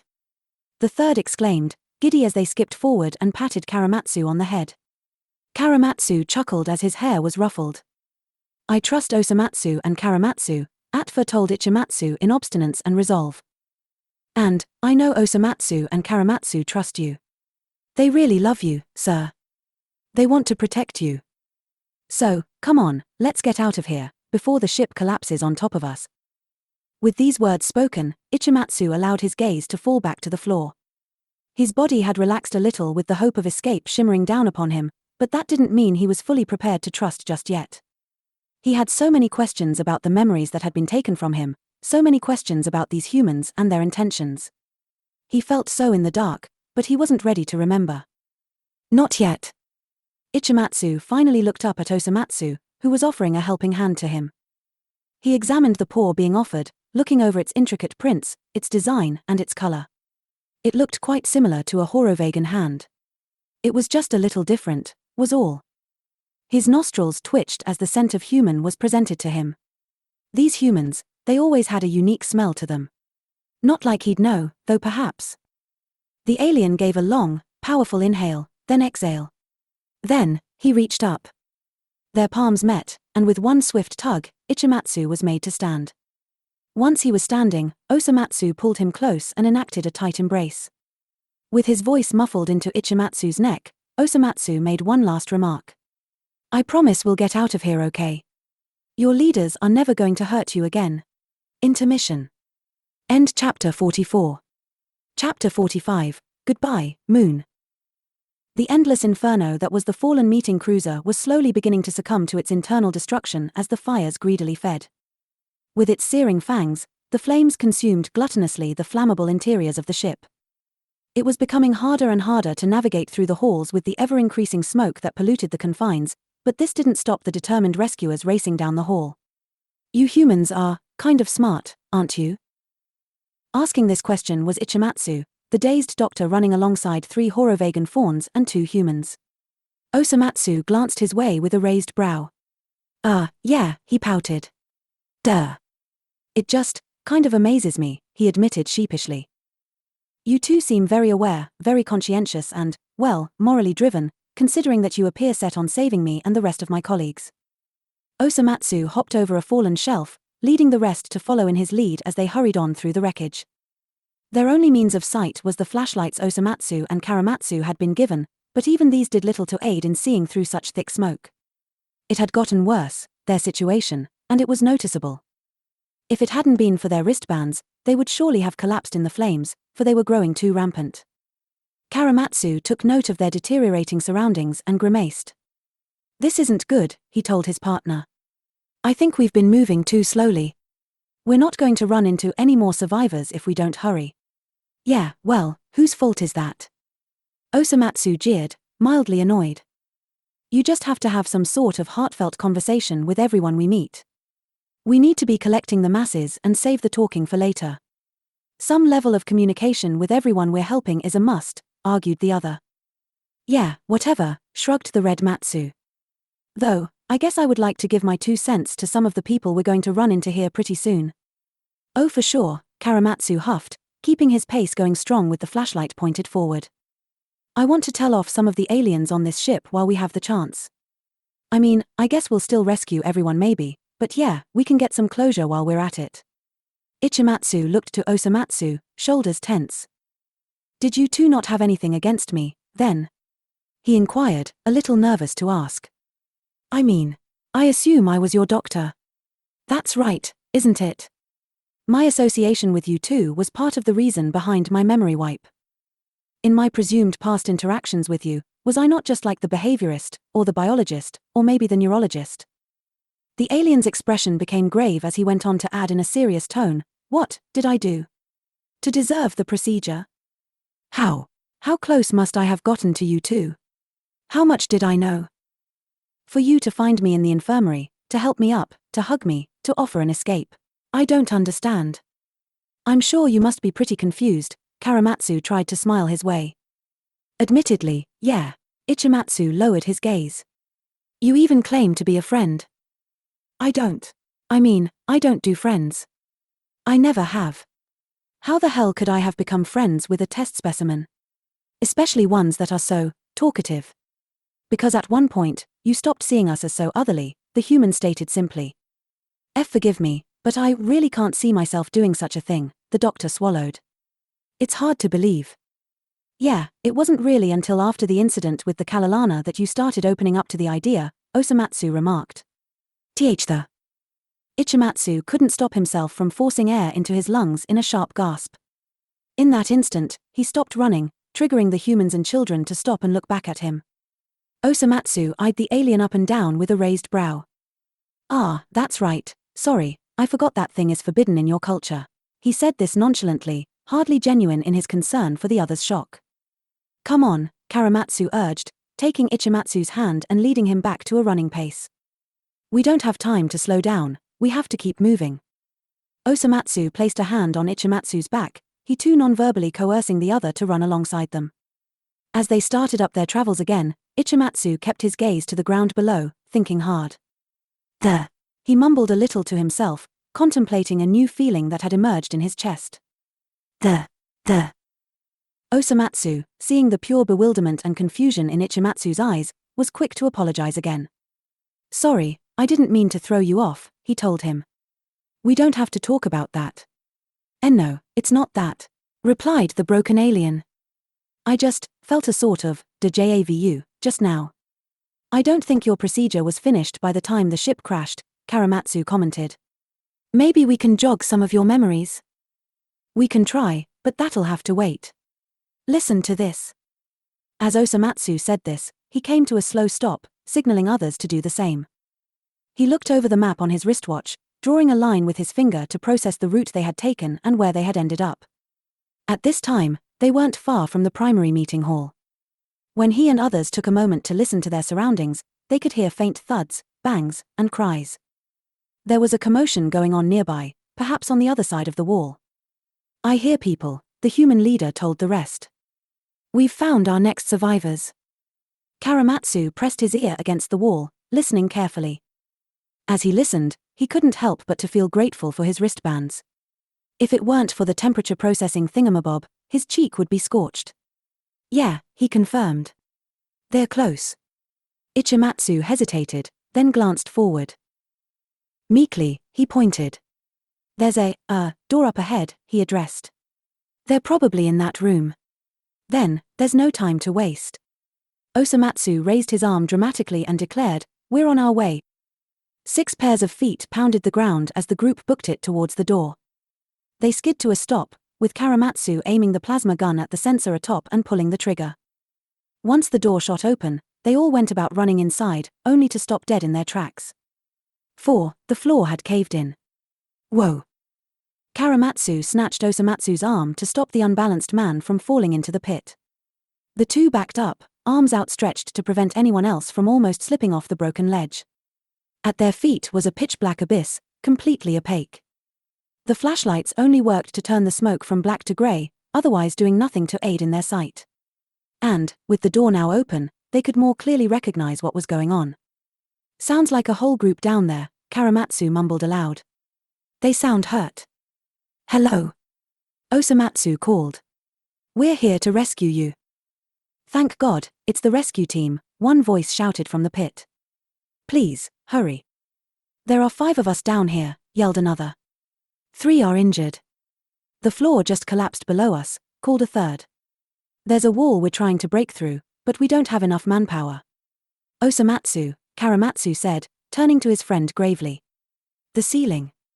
Osomatsu turned his focus upward, taking note of the dilapidated ceiling and analyzing the cracks.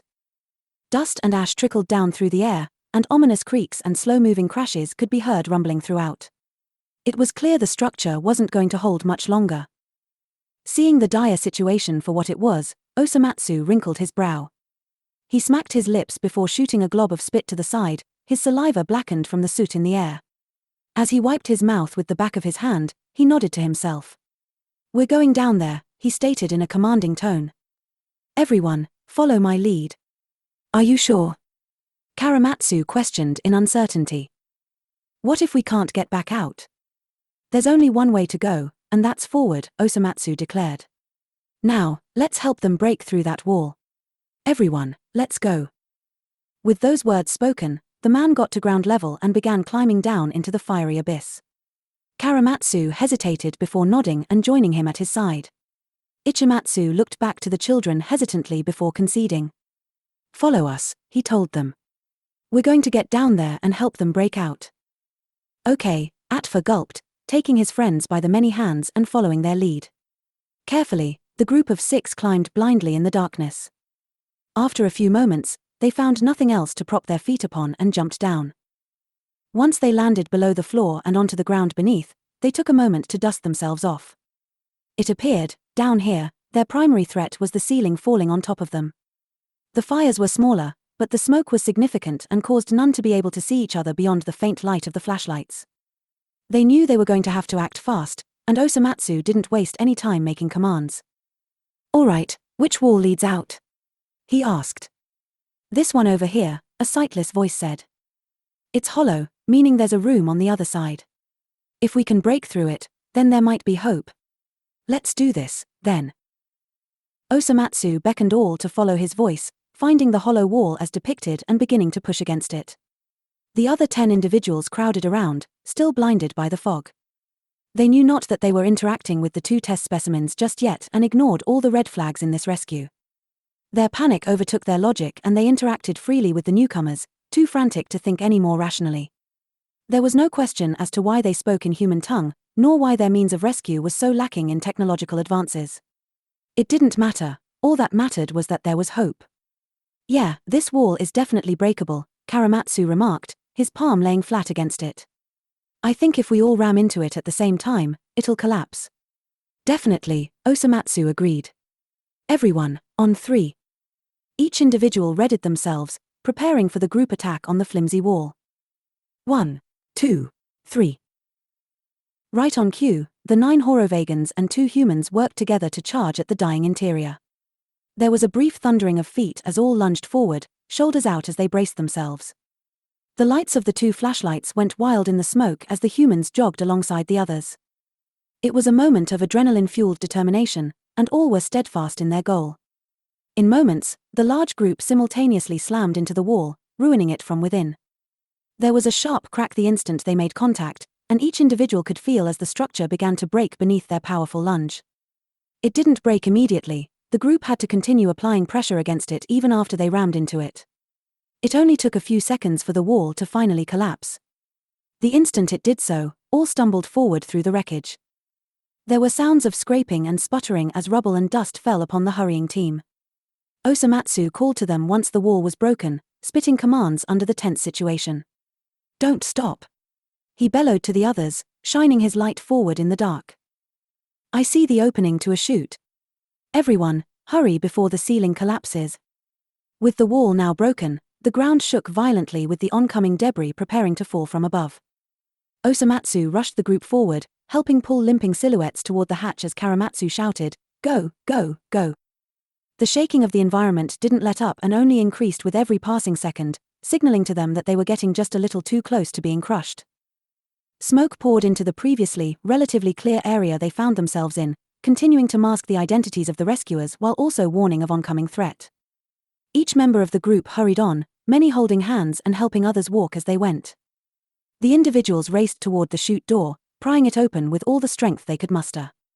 The second it was open, a bright light blinded all who was present, telling them they had found their way to freedom. "This way!" Osomatsu yelled out, pushing the crowd forward with all his might. One by one, each Horovagan-turned human staggered from the chute, planting their feet onto the sandy surface of Procor under the rays of the setting sun. Smoke was shot from the opening as the ceiling fully collapsed behind them, pushing out ash and soot along with. The only noises to be heard was the deep rumbling of collapse, and heavy breathing from the 11 individuals that had just narrowly escaped being crushed to death. Osomatsu gave a shallow cough and spat a dirted glob of saliva to the ground.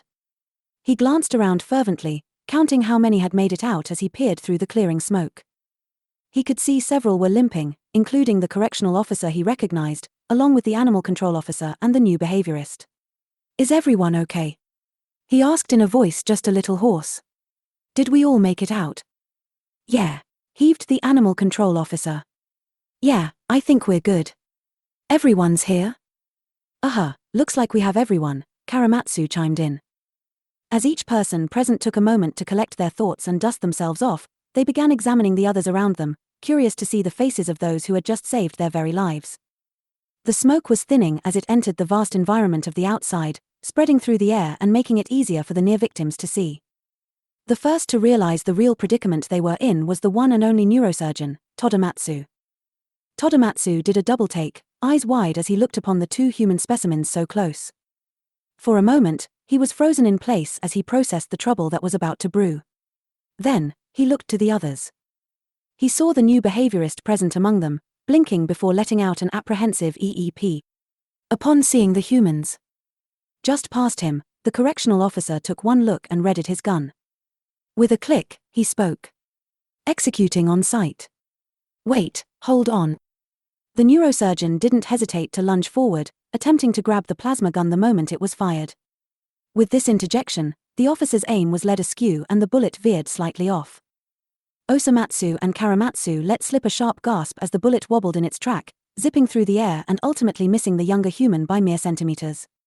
The radiating heat from the bullet did catch the tip of Choromatsu's hair, setting it ablaze as it passed.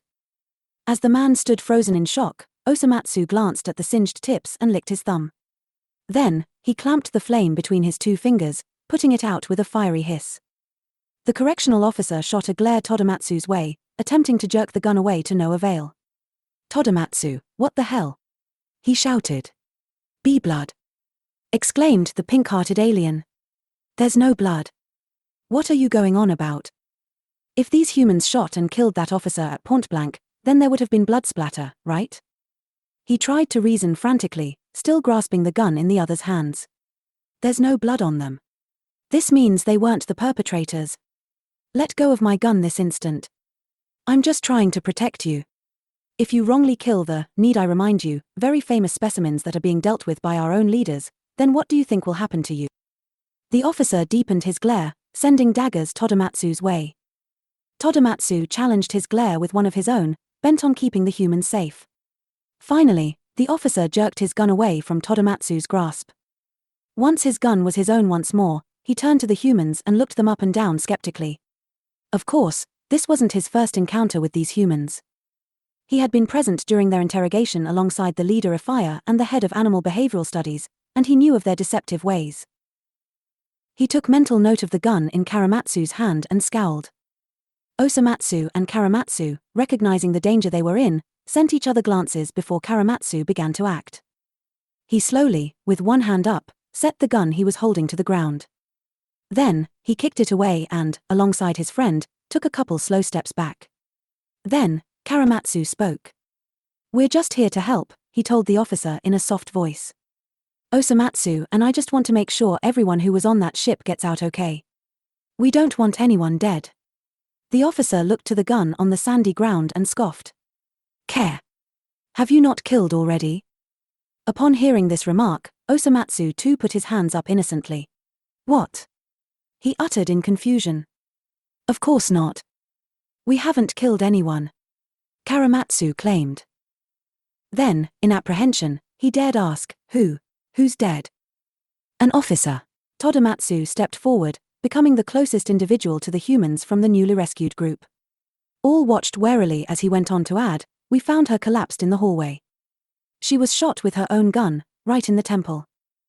"They already know this," scorned the correctional officer, bumping Choromatsu out of the way with his shoulder. "I'm not buying into their manipulation tactics." "Manipulation tactics?" Osomatsu gave a huff of disbelief. "We just saved all your asses. We're not killers. Hell, you should be on your knees, thanking us." Choromatsu looked to Osomatsu, then to the gun still at ready in the officer's hand. "Easy now," he cooed. "We don't need to escalate the situation any further." Clearing his throat, he went on to say, let's all just take a second to process what happened before we do anything rash. The new behaviorist looked the humans up and down skeptically, meek in stature. You humans, he uttered. How can you expect us to believe that you weren't responsible for our officer's death? I've seen you act on aggression. I've seen you behave dishonestly. No, I don't want to hear it from you, Osomatsu sneered. You're the worst of them all, you know? You sheep. You've never cared about our well-being like the last one did. I've always cared about your well-being, the behaviorist claimed, placing an offended hand on his chest. And, I'm not a sheep, whatever that means. You're afraid of us, just like the rest of them. I'm not. He argued. Osomatsu suddenly feigned a lunge, jerking his body as if he were about to charge.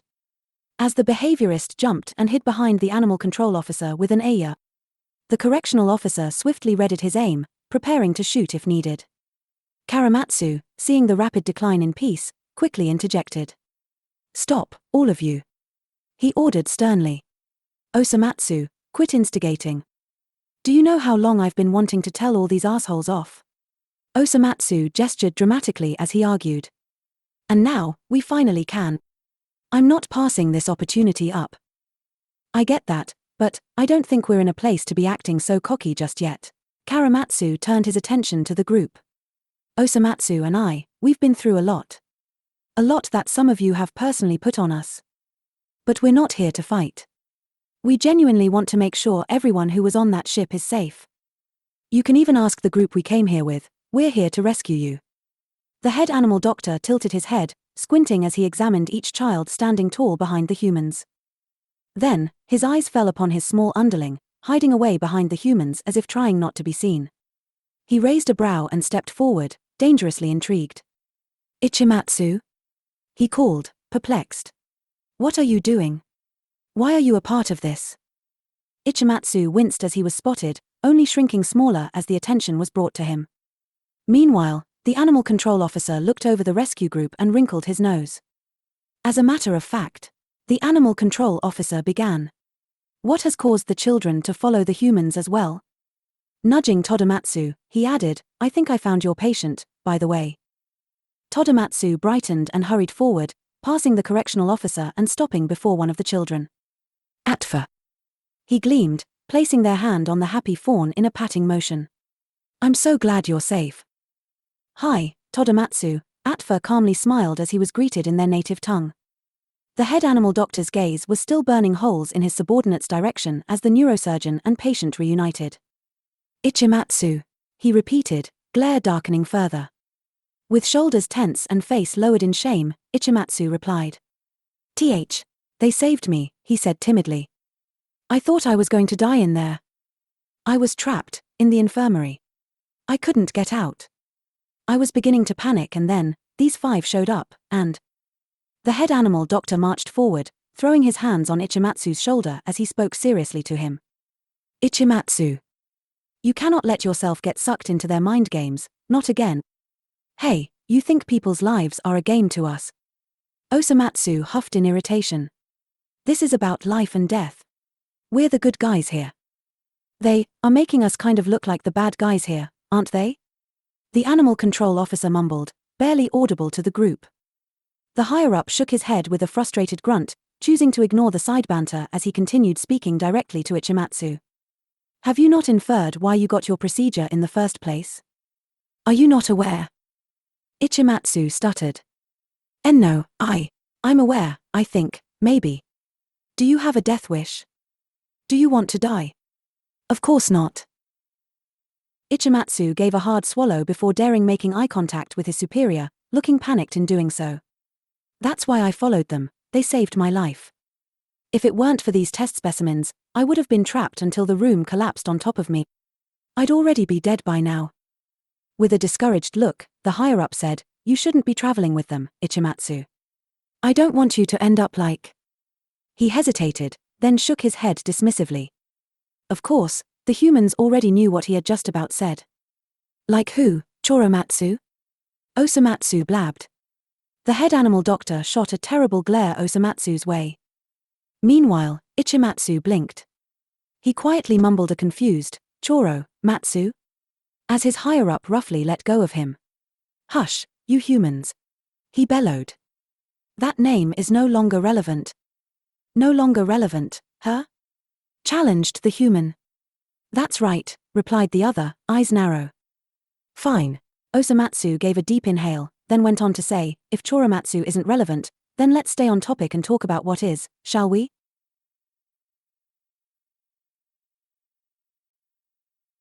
Osomatsu, Choromatsu quietly encouraged. Be cautious. Ignoring his companion, Osomatsu went on. Let's talk about how Choromatsu and I escorted you six from that ship just now. Remember? The ceiling just about collapsed on top of us like 2 minutes ago. That's a fact, murmured the animal control officer with a perplexed, questioning look about him. I guess, conceded the new behaviorist with a grimace. Yeah, though, it's also relevant to point out, I think, that this is not the first time we've rescued you horovagans from certain death. Osomatsu continued. Ichimatsu, holding himself tight anxiously, glanced Osomatsu's way with a subtly surprised look. Not the first time. To the correctional officer, the higher-up hissed, make them shut up. No, let them talk. The head animal doctor looked to Todomatsu as he exclaimed this, surprised. Then, he wrinkled his brow and replied, Todomatsu, bite your tongue. This has nothing to do with you. The humans have nothing to do with you. You're just here to watch over Atfa. Listen to what it is that they're saying. Argued the neurosurgeon. These humans, they saved our lives. We almost died in there. Do they not deserve to speak a few words? They're just animals. Retorted the higher-up. Their words are meaningless. As these two argued, the new behaviorist stared at the ground in discontent. He closed his eyes and thought long and hard for a moment, still processing what had happened. There was too much going on for him, too much information needing to be acknowledged for him to really keep up. He sat on everything he was being told, everything that happened until finally, he looked up and made eye contact with Osomatsu. When else have you saved a horovagan life? He asked seriously. Che! Shouted the head doctor, becoming overwhelmed by his lack of control over the situation. I'm curious, claimed the other. These humans, they really did save our lives just a minute ago, didn't they? So what? So what? The behaviorist scoffed. Look, I'm just as sickened to admit it as you are, but the truth is, Todomatsu is right, we'd be dead if it weren't for the humans. The truth is, I'm relieved. I'm relieved we weren't crushed to death in there just now. My adrenaline is going nuts, my hands are shaking and I'm just as confused as the next guy. But, after everything, I have to be honest and say, it's rather impressive. What is? The higher-up asked, squinting hard at he who dared speak up to him. That these creatures so alien to us are actually exhibiting altruism, the other replied. If what they're claiming is true, that they didn't kill the other officer, then, I mean, they've done nothing but, well, good. Right. I'm still not full convinced, snarled the head doctor. I don't even know what to believe at this point, sighed the behaviorist. That said, I have to wonder. Why? These humans, they put their lives at risk for us. Why would they do that? Why did they bother saving us at all? Especially when they clearly despise us so? The animal control officer wrinkled his brow as he stared to the ground, perplexed. He hesitated, then spoke. Yeah, why? He mumbled, glancing up at the humans. What are your motives? Why the hell are you animals attempting a rescue mission? Enough! Bellowed the correctional officer. We're not going to interrogate the specimens. They're manipulative and dishonest. I've seen them lie. If you've heard us speak words of dishonesty, then you must be able to recognize when our words are genuine, too, Choromatsu stated simply. Listen, it's true, we tried to lie back when you were interrogating us about Choromatsu's behavior. We thought we could protect him. And now, we're trying to protect all of you. Humans have a strong moral code, you know? We'd never harm one of your kind, let alone kill anyone. Osomatsu threw out his hands and exclaimed, can't you see we're being honest here? I mean, your leaders are hiding a lot from you. Pausing briefly to gesture the head animal doctor and correctional officer, he went on to add, and I think these two have an inkling of some of the things they've covered up. The two being gestured glanced to one another with secret unease as this accusation was verbalized. Covering things up. Pressed the higher-up. Like what? Dummy. Osomatsu blew an exasperated puff of air. like Choromatsu's execution, or the incident with your predator, the Kalalana. Everyone present, save the Horovagan fawns observing from afar, let out collecting gasps and expressions of unease as the man went on. Oh yeah, Choromatsu, and I know all about that. He embellished. I know some of you were there, too. On the first research facility we were enslaved on, your leaders told you all it was a gas leak. But, deep down, you have to know the truth. The head animal doctor shot a piercing glare Osomatsu's way as the younger individuals began to panic. Ichimatsu clenched his teeth anxiously and uttered, "No, what are you?" Meanwhile, the new behaviorist grabbed himself tensely and shouted a few words, himself. "You're not supposed to talk about that," he said. "How do you even know such words?" questioned the animal control officer, completely baffled. "Who told these humans about it?" Choromatsu folded his arms. "It's true," he told them. "We found a book on your predator. It attacked the ship some weeks ago, and your leaders covered it all up. They convinced you all it was a gas leak and pretended like nothing happened. Osomatsu and I ended up going against a giant space whale without any help. We risked our lives to save you. You two little bastards," hissed the correctional officer. "You're going to get all of us in trouble with your words." "We're done talking," the head animal doctor declared. "This is the end of this discussion." "Wait, The behaviorist, looking wholly uncertain of himself, shuddered at what he was about to say. "I kind of want to hear what these humans have to say." "Behaviorist," the stern officer snapped. Fiddling with his thumbs, the new behaviorist went on to say, "I'm sorry, I'm just still trying to process everything they're revealing. These creatures rescued us, they claim they had nothing to do with the other officer's death, they know about Choromatsu and they know about our predator. I want to ask them." "Don't. This is a territory you need not explore." Ichimatsu's superior looked to the humans, infuriated. "There will be consequences for your escape. Rest assured, punishments are to come your way for the stunts you've pulled today." "Yeah, okay, whatever," Osomatsu huffed, disinterested. Then, he turned to his companion and said, "We don't have time for this. These guys are safe, so let's get back in there and rescue the rest of them." "What are you saying?" asked the other with a deep glare. "You can't go back in there." Osomatsu held up his wrist, showcasing the high-tech bracelet he was wearing. "Yes, we can," he retorted. "We're going to save everyone else before it's too late." "You humans aren't going anywhere," barked the higher-up. "You two will submit to the correctional officer and stay under our careful supervision until the official rescue team arrives." "What are you, daft?" Osomatsu scoffed, hardly smiling. "No one's coming, you creep. You were all meant to die here." With a grumble, he replied, "Now what are you going on about?" "Your leaders, they already evacuated," Choromatsu chimed in. "They intended for all of us to burn. You were never meant to escape the cruiser." As Osomatsu said, "No one's coming." "Forget it," Osomatsu huffed. "They won't listen. Let's just go." "Stop." Before the humans could take a step, the head animal doctor nodded his head, intending on incapacitating them. Then, he hesitated. He blinked. He shook his head in surprise and did a double take. Finally, he said, "Wait, where? Where are your band?" "We got rid of them," said the eldest nonchalantly. "How? That doesn't matter. You humans know too much." The higher-up uttered breathlessly. "How? How have you gotten a hold of all this information? How have you freed yourselves? How do you know about our leader's apparent evacuation? How do you know no one's coming for us?" "A little birdie told us," Choromatsu cooed mysteriously. "We're a lot more intellectually powerful than you give us credit for." The new behaviorist was visibly sweating by now, gritting his teeth as he quietly jumped back into the conversation. "You know about our predator," he said again. "About Choromatsu's execution. About the rescue team. How? How can you? I don't understand." Looking down in defeat, the animal control officer also spoke. "You even know that our leaders claimed it was all just a gas leak."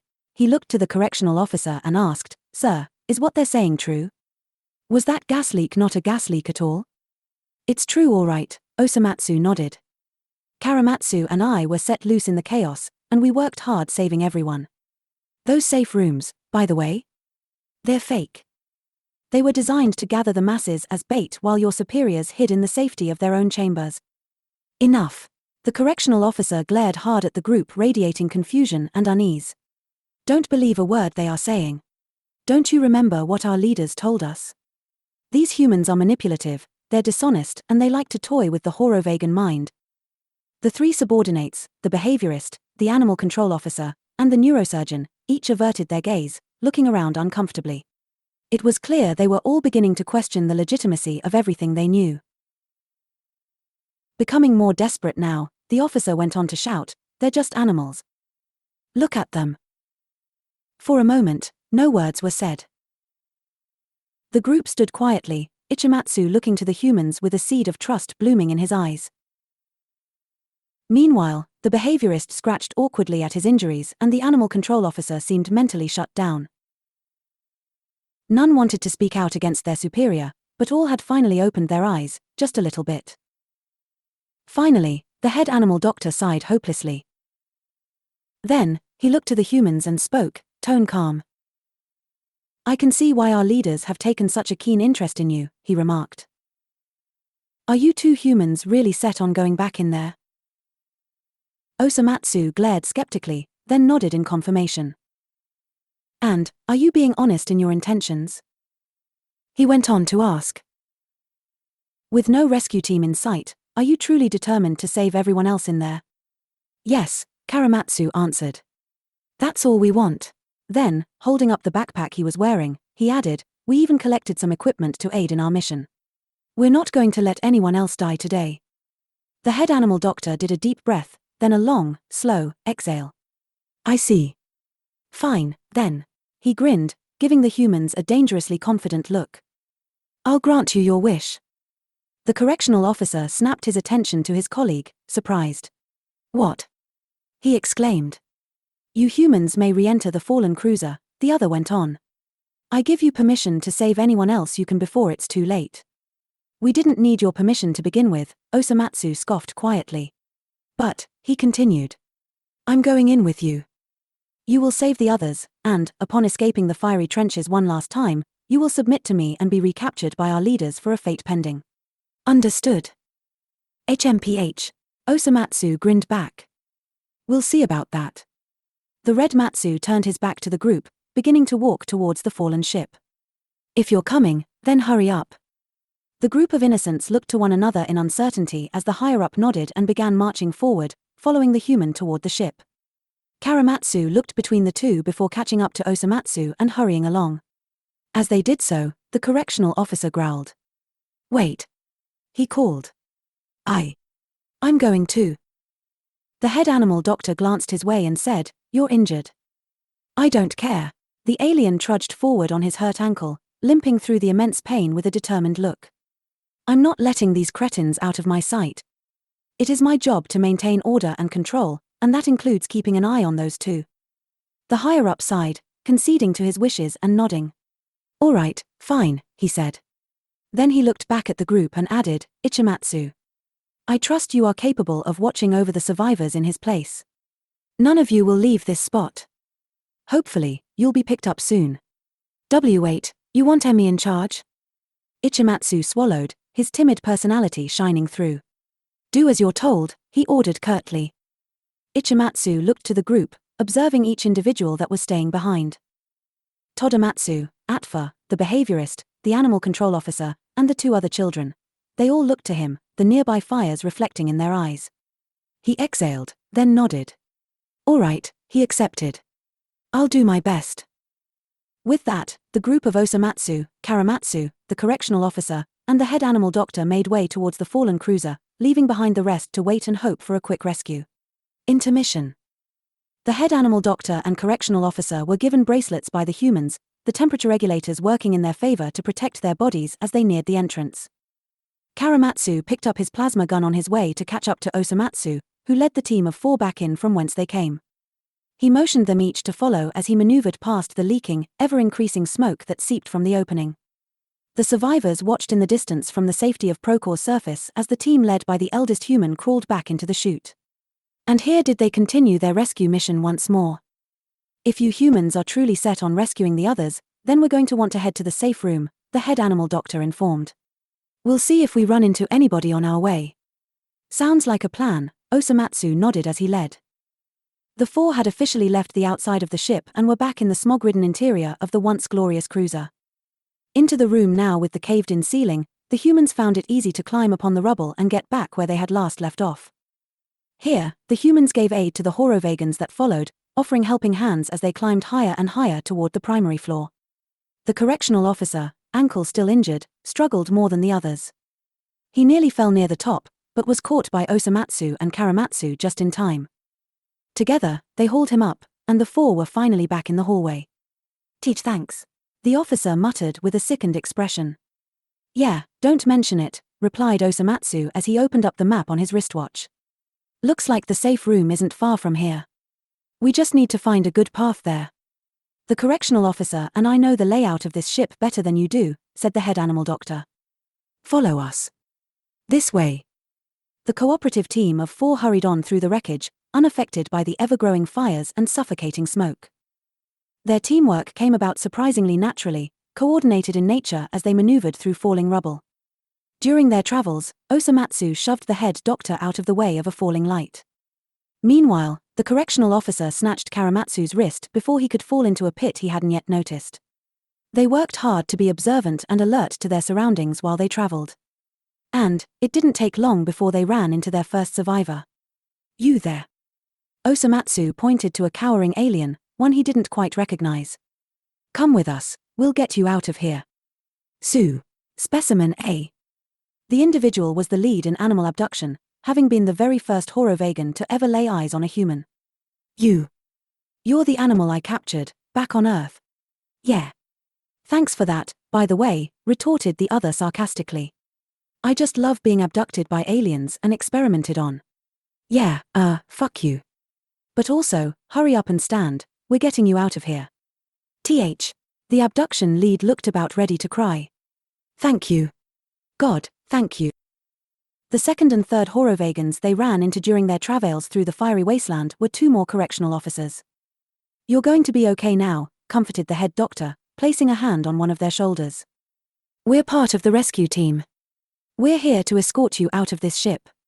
But. Looking as bewildered as her companion Nai, the first officer couldn't help but argue.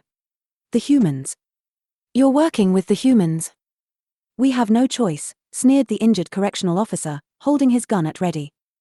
We have no means of incapacitating them, and they insisted on rescuing everyone. They will be dealt with afterwards, added the head animal doctor. For now though, my biggest concern is making sure everyone gets out safely. Stand, and let us make haste towards the safe room where the remaining survivors lay in wait. The two correctional officers looked to each other before nodding and standing, joining the team in their mission. The group of now 7 hurried on through the trenches, rescuing every survivor they could find. Osomatsu was sure to greet each one as they went, saving 2 biologists, the caretaker of the children, and even 2 assistants who had previously helped Choromatsu in running tests on the humans. Fuck you. Let's go.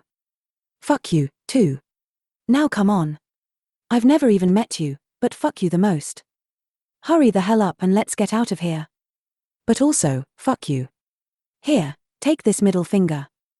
On Earth, it means fuck you. Now, let's get you to safety, okay? Together, the team ran on, saving one after another. Each survivor was just as confused as they were grateful, having moments prior thought they were certainly goners.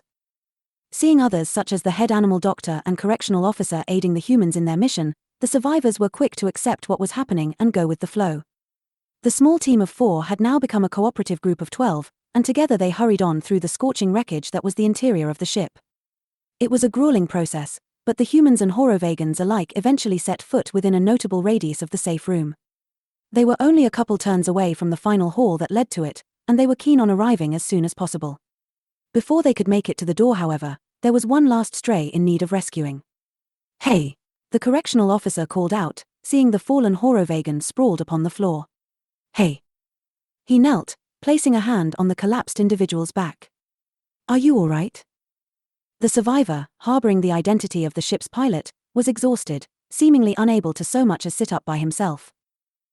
His limp body was covered in scorches and burns, and his knees, elbows, and fingertips were black with soot. It appeared that, wherever he had come from, he had been crawling through the rubble in desperation. The poor survivor coughed and cringed, faint but not yet unconscious. "Please help me," he whispered hoarsely. "I can't move on my own." What happened?" questioned the officer. "Why are you so weak?" Looming over the officer's shoulder, Choromatsu blinked upon seeing the alien dirted with ash. "Ah," he uttered in realization. "That's the pilot." "Of course it's the pilot," scoffed the other. "What do you know of him?" "We had a bit of a scuffle earlier," the man admitted. "Osomatsu and I slipped him a sedative during our escape." "What?" The officer snapped his attention to the two humans with eyes narrow. "What happened to we would never harm a Horovegan?" "Well, he's still alive, isn't he?" Osomatsu jumped in defensively. With a growl, the officer muttered, "We'll get back to that later. For now." He reached into Choromatsu's backpack and pulled out a bracelet, placing it on the fallen pilot's wrist and activating it for him. The pilot sighed, feeling instant relief from the scorching air irritating the burns all over his body. Then, the officer helped the poor individual sit up. The pilot held tight to his colleague, dizzily swaying as he was made to sit. "Breathe. You're going to be okay, we're here to save you," the officer reassured. The pilot looked up at the other with droopy eyes, then glanced the way of the humans. He winced upon seeing them but was too weak to do anything more.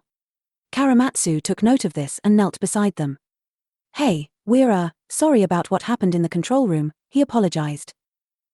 "Why, are you traveling with the humans?" The pilot questioned his fellow aliens in his husky voice. "What is going on?" "Everything is under control," the head animal doctor assured. "The humans will be taken care of in due time.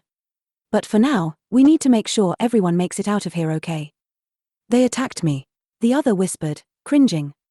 "They are the cause of this whole mess."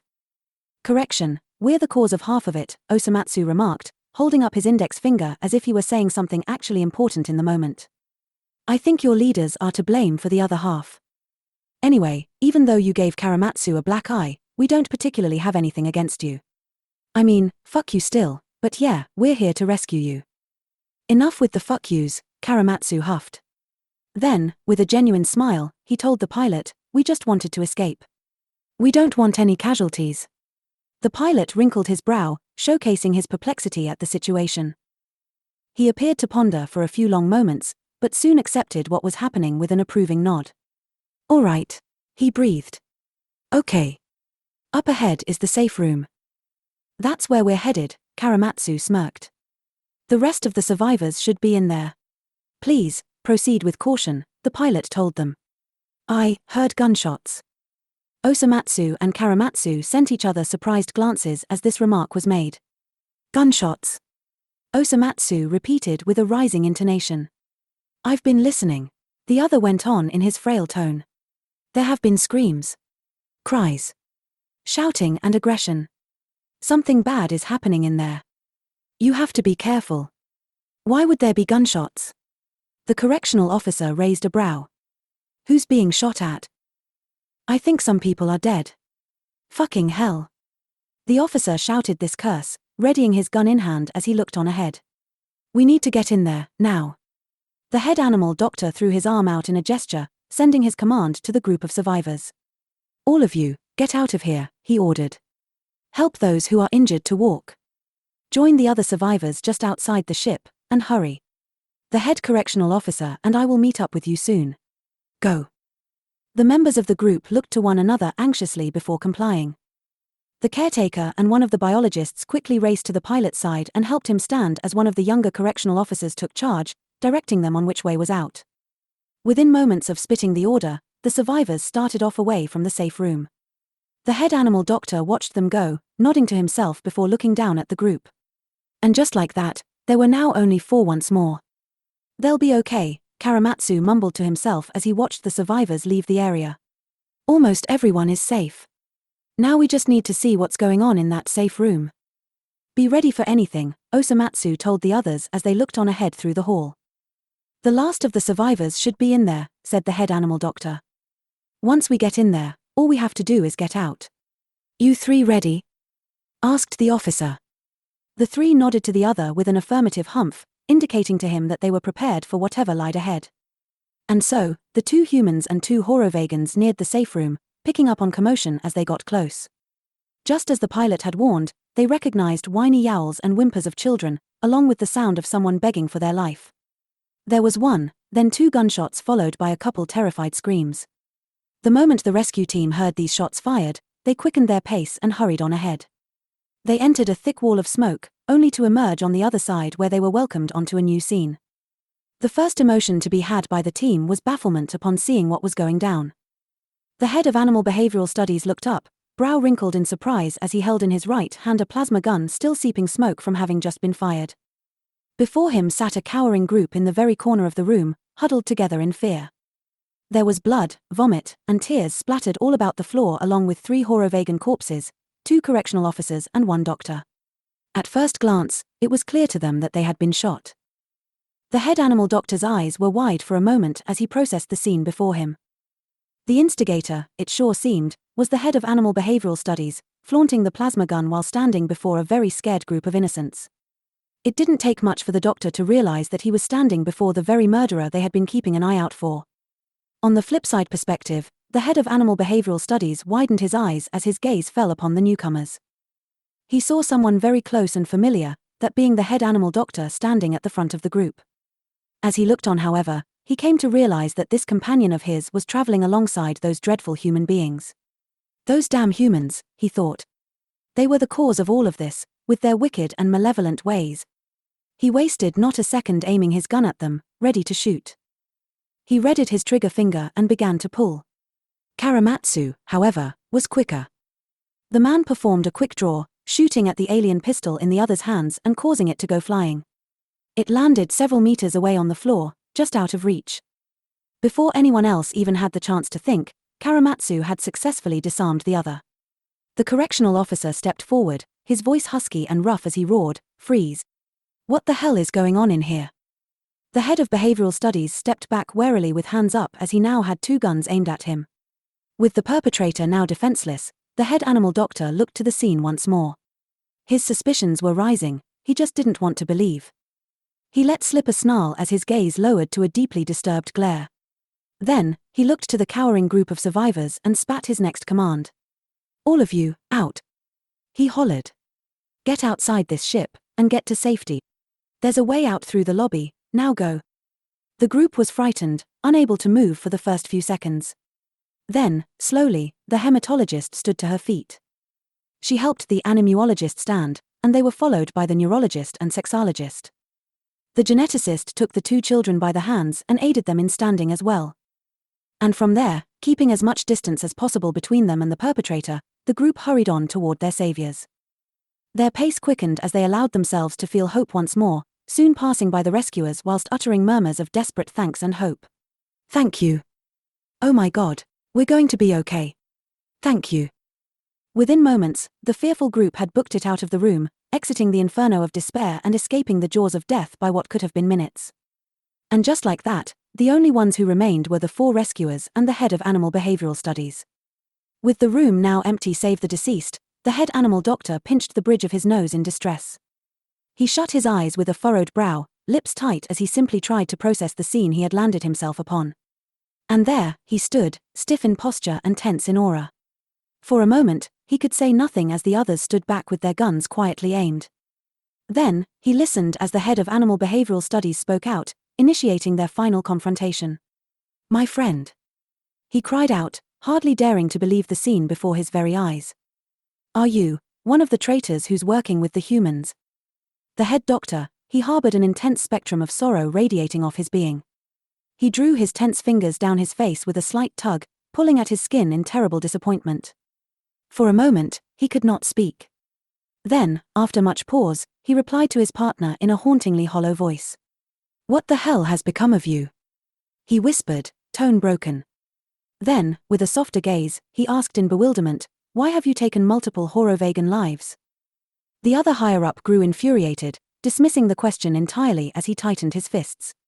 "Answer my question," he demanded in rage. "Are you a traitor? How could you have devolved so quickly under pressure?" Gently, the head animal doctor showed his palms as he spoke genuinely. "How could you have done this? It was a necessary evil. The perpetrator's glare deepened. My only regret is that it had to come to this. Come to what? Now starting to become quite agitated, the head animal doctor gestured to the humans and replied, we thought the humans killed that officer in the hall. We just about executed them on sight. Are you not in cahoots with them to begin with? Challenged the crazed other. What is this that you're talking about? The doctor lowered his shoulders. Traitors. Cahoots. How could you think I've stooped to such a level? The head behaviorist huffed. Our leaders, he began. They left us to die here on this ship. They want all of us taken care of because someone here has an alliance with the humans. One of the attendees today has betrayed his people and is working with them in secrecy. What? An alliance? The head animal doctor stared at his companion for a long time. Then, he looked back at the humans and squinted. Is this the truth? He asked seriously. Has one of our own been helping you through all this? Is that how you've managed to accomplish so much here today? Osomatsu instantly averted his gaze upon being asked this, shifting posture awkwardly as he nonchalantly refused to answer. Meanwhile, Choromatsu only stared back with an unreadable expression, no immediate response. The head doctor waited a few long moments before the silence gave him his answer. He hesitated, then sighed. Everything you two have said then, is true, he said aloud to himself. Then, he turned back to his friend and went on to say, so, our leaders abandoned you, then. They abandoned all of us. They really did evacuate the ship, long before it crashed, didn't they? Abandoned? The higher-up, still wholly drunk off insanity, began to laugh. Ha! No, we have not been abandoned. We've been chosen. We are giving our lives so our people can stay safe and our society remain peaceful. The other wrinkled his brow in sincere concern, analyzing the other's off-putting behavior. Is this madness you've descended into? My friend, our lives are in danger. If we don't escape now, then... The head behaviorist staggered forward, grabbing the other by the shoulders as he went on. Our leaders have entrusted us with the dire task of weeding out he who is responsible for betraying our own kind. He who is responsible for treachery against our own. Bewildered, the other replied, you're not thinking straight, you've been blinded by loyalty tainted in Horovagan blood spilled. Now roughly letting go, the higher-up spat, how has my closest companion become so swayed by these despicable beasts of nature? He glared to the humans and went on to say, they've manipulated you, just as they manipulated Ichimatsu and Choromatsu. Growing weary of the other's accusations, the head doctor folded his arms. The humans shall be dealt with when the time comes, he said. As for me, I have not betrayed my own people, I am simply keeping an eye on them while they enact this rescue mission of theirs. Now, enough of this. We need to get out of here. No, I refuse. The other shouted. I refuse to have anything to do with these disgusting creatures. The ceiling is going to collapse on top of us if we don't leave this place soon, reasoned the doctor. Let's go. I would rather die as my leaders commanded than allow myself to be rescued by those filthy primates, snarled the madman. By now, the doctor was becoming frustrated. He growled and reached forward, snatching the other by the hand. Then, let me be the one to rescue you. He fought. As these words left his lips, Osomatsu and Choromatsu's eyes went wide. This higher-up's palm, it was glowing against the perpetrator. His color, it was purple. I don't know what kind of a high you're on, but I'm not going to let you get yourself killed, shouted the head animal doctor. The head behaviorist took an uneasy step back, tugging at the other's arm.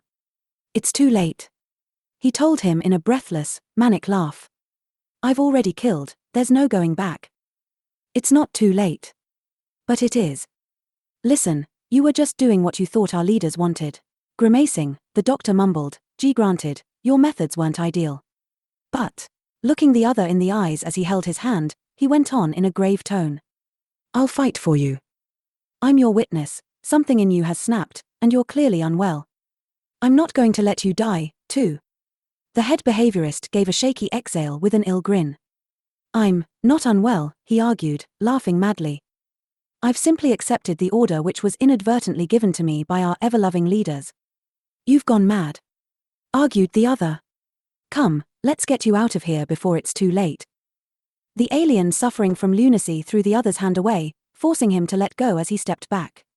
You will all be punished for the role you've played in aiding the humans, he exclaimed. I refuse to be a part of it. Please, I'm begging you.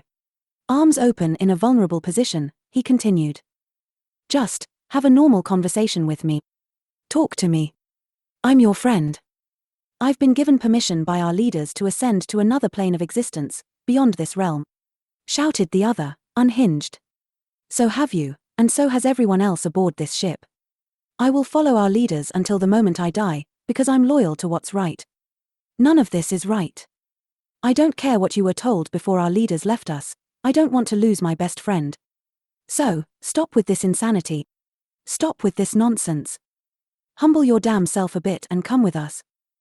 In a suddenly aggressive snarl, the other higher-up said, not a chance. I won't go against our leaders and follow those humans.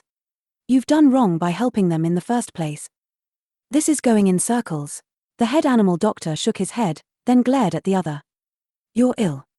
Not at all, my friend. Ahahaha. Laughed the other. As the two went on in their never-ending game of begging and dismissing, Choromatsu eyed the character gravely. He observed his psychotic behavior, his maddened posture and his words of utter disarray. He watched as this man that he and Osomatsu had only known as fierce and logical succumbed to his delusions, speaking in words frantic and unappeased. Something had truly snapped in this individual, and anyone with eyes could see as much. But this was indicative of someone in need of something far greater than a simple rescue. Quietly, the blue-hearted Matsu initiated side banter with his human companion, Osomatsu. Osomatsu. Osomatsu perked up as he was quietly called beneath the arguing. Yeah. Speaking seriously, Choromatsu told him, if we only rescue this guy, then he's definitely going to be punished for his crimes. Knowing Horovegan society, he'll probably be put to death. Then, let's just leave him, Osomatsu suggested. Clearly that's what he wants, right? No, this doesn't feel right, the second oldest claimed. Why? Osomatsu, being more apathetic than the other, shrugged. This guy has spent the last several weeks torturing us, only to snap and kill multiple innocent people. If he's put to death, he deserves it, don't you think? Watching the scene continue to play out over them, Choromatsu eyed the head behaviorist carefully. I just can't help but to feel like, deep down, he's scared. Vulnerable. Something about the way he's behaving tells me that he never wanted any of this. Well, he kind of dug his own grave with this one, heckled Osomatsu. Choromatsu, there's nothing we can do. Maybe, there is something we can do, he told his friend. Osomatsu sighed. Let me rephrase that, Choromatsu, there's nothing I want to do. For him. I know it isn't ideal, but...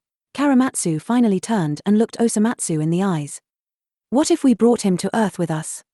What? The other sent a sharp glare his way. No fucking way. It sounds absurd but, I think it's the right thing to do, reasoned the man.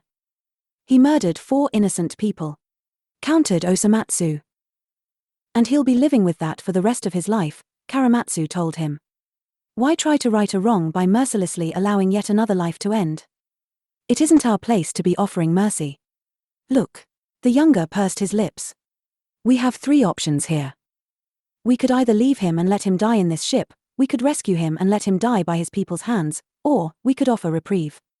Realistically, I don't like the guy either, but I really don't think he should be killed. It won't make things right. It really won't. Osomatsu folded his arms and made a face, pouting as he averted his gaze. Choromatsu leaned in with hopeful eyes and added, and, you could tell him off every day, all you'd like.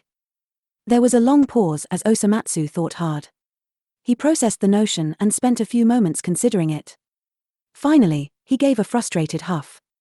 I'm not going to stop you if this is what you want to do, he said. But I'm not going to validate it either. I think karma exists for a reason, and this guy has had it coming to him for a while. Why interfere with what he clearly deserved? He looked to Choromatsu and continued. That said, you're probably right, anyway. Just go, ask him. With a sad, accepting smile, Choromatsu replied, we're doing the right thing. With newfound determination, the man stepped forward. He mentally prepared himself to speak out, getting ready to interrupt the light argument happening between the 2 childhood friends. This place is going to collapse on top of us, we'll be crushed if we don't get out of here. Cried the head animal doctor. Aren't you afraid to die? With a mad grin, the head of animal behavioral studies went, not at all. He then snatched his friend's hand and continued with, "And, you mustn't be afraid, either. We'll go together." "I can't," scoffed the other. "I don't want to die, and you shouldn't want to, either." Choromatsu cleared his throat and raised a meek hand. "If I could interject," he began, looking to the head behaviorist. "I know we've never been on the best terms, but I have a proposition for you. Care." The higher-up's eyes went wide as he formed a terrified grin, babbling in a panic. "You humans think you can win me over, too? With your mind games. You've gained mental control over everyone else, but I will never submit. Enough with the crazy talk already." Osomatsu groaned. "Can't you see we're trying to help?" "Listen, I'm not going to sugarcoat anything," Choromatsu went on. "The second you escape with us, you're going to be sent to a corrections agency and tried for murder. They might make you disappear the same way they made Choromatsu disappear." As the man spoke these words, the higher-up became more visibly anxious. "But, if you come with Osomatsu and I, then, well, you might be able to hide out with us. On Earth. We'll all escape together. You, me, Osomatsu, Ichimatsu, we'll be okay. We'll be safe. We can protect you."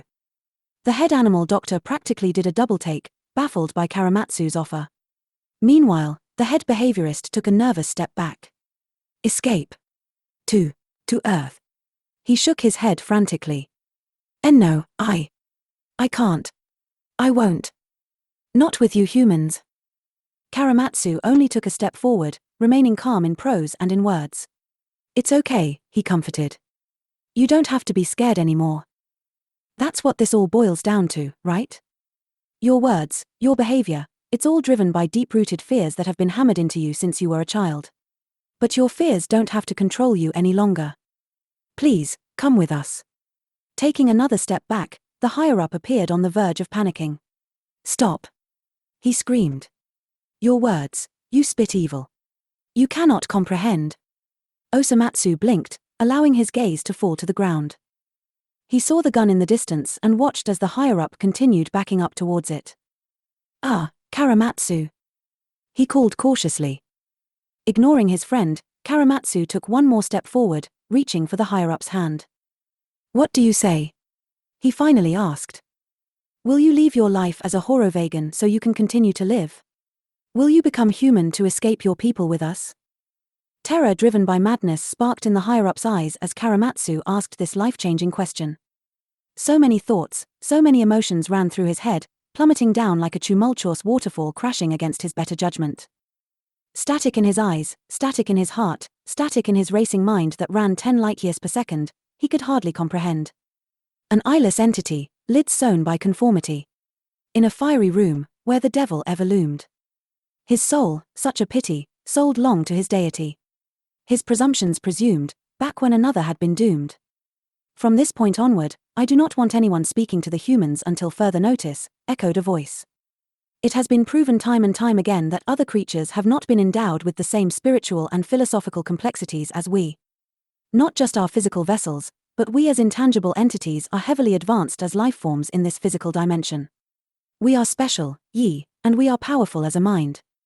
So it's intelligent enough to comprehend future events triggered by cause and effect in a more complex manner than what we're used to working with. It attaches strong emotional regard to its intangible idea of a desired future and becomes distraught when this loose concept is threatened." Chapter 47, page 334, paragraph 2. As individuals who are young and eager to work, these newly bred masses are vulnerable and easily confused by the many fallacies this universe holds within. They are bright, but also naive. It is for this reason that effort must be exerted to keep one's mindset strong and unmoving. To remain strong and all-knowing is a conscious endeavor, one that must be taught as early as infancy. With the correct mindset comes honor and success. A child, troubled, young and bright. An incision, and in their eyes died a light. Goodbye free will, and hello conformity. Hello conformity, hello, hello. With lids sewn shut, we are special, ye, and we remain strong and all-knowing as a troubled child. Wheels turning and glowing and transparent to opaque. He couldn't tell if he was seeing or not, if his eyes were working. He was existing far too fast for time to catch up. In his eyes, there was darkness. In his heart, there was emptiness. In his soul, there was existence, and nothing more. His life was flashing before his eyes. He could hear everything. Everything. Everything. Everything. Everything. Nothing. And, in that instant, the head of animal behavioral studies broke. Without so much as a coherent thought, the psychotic alien turned to the gun he had so quietly backed up to. He snatched it up and aimed.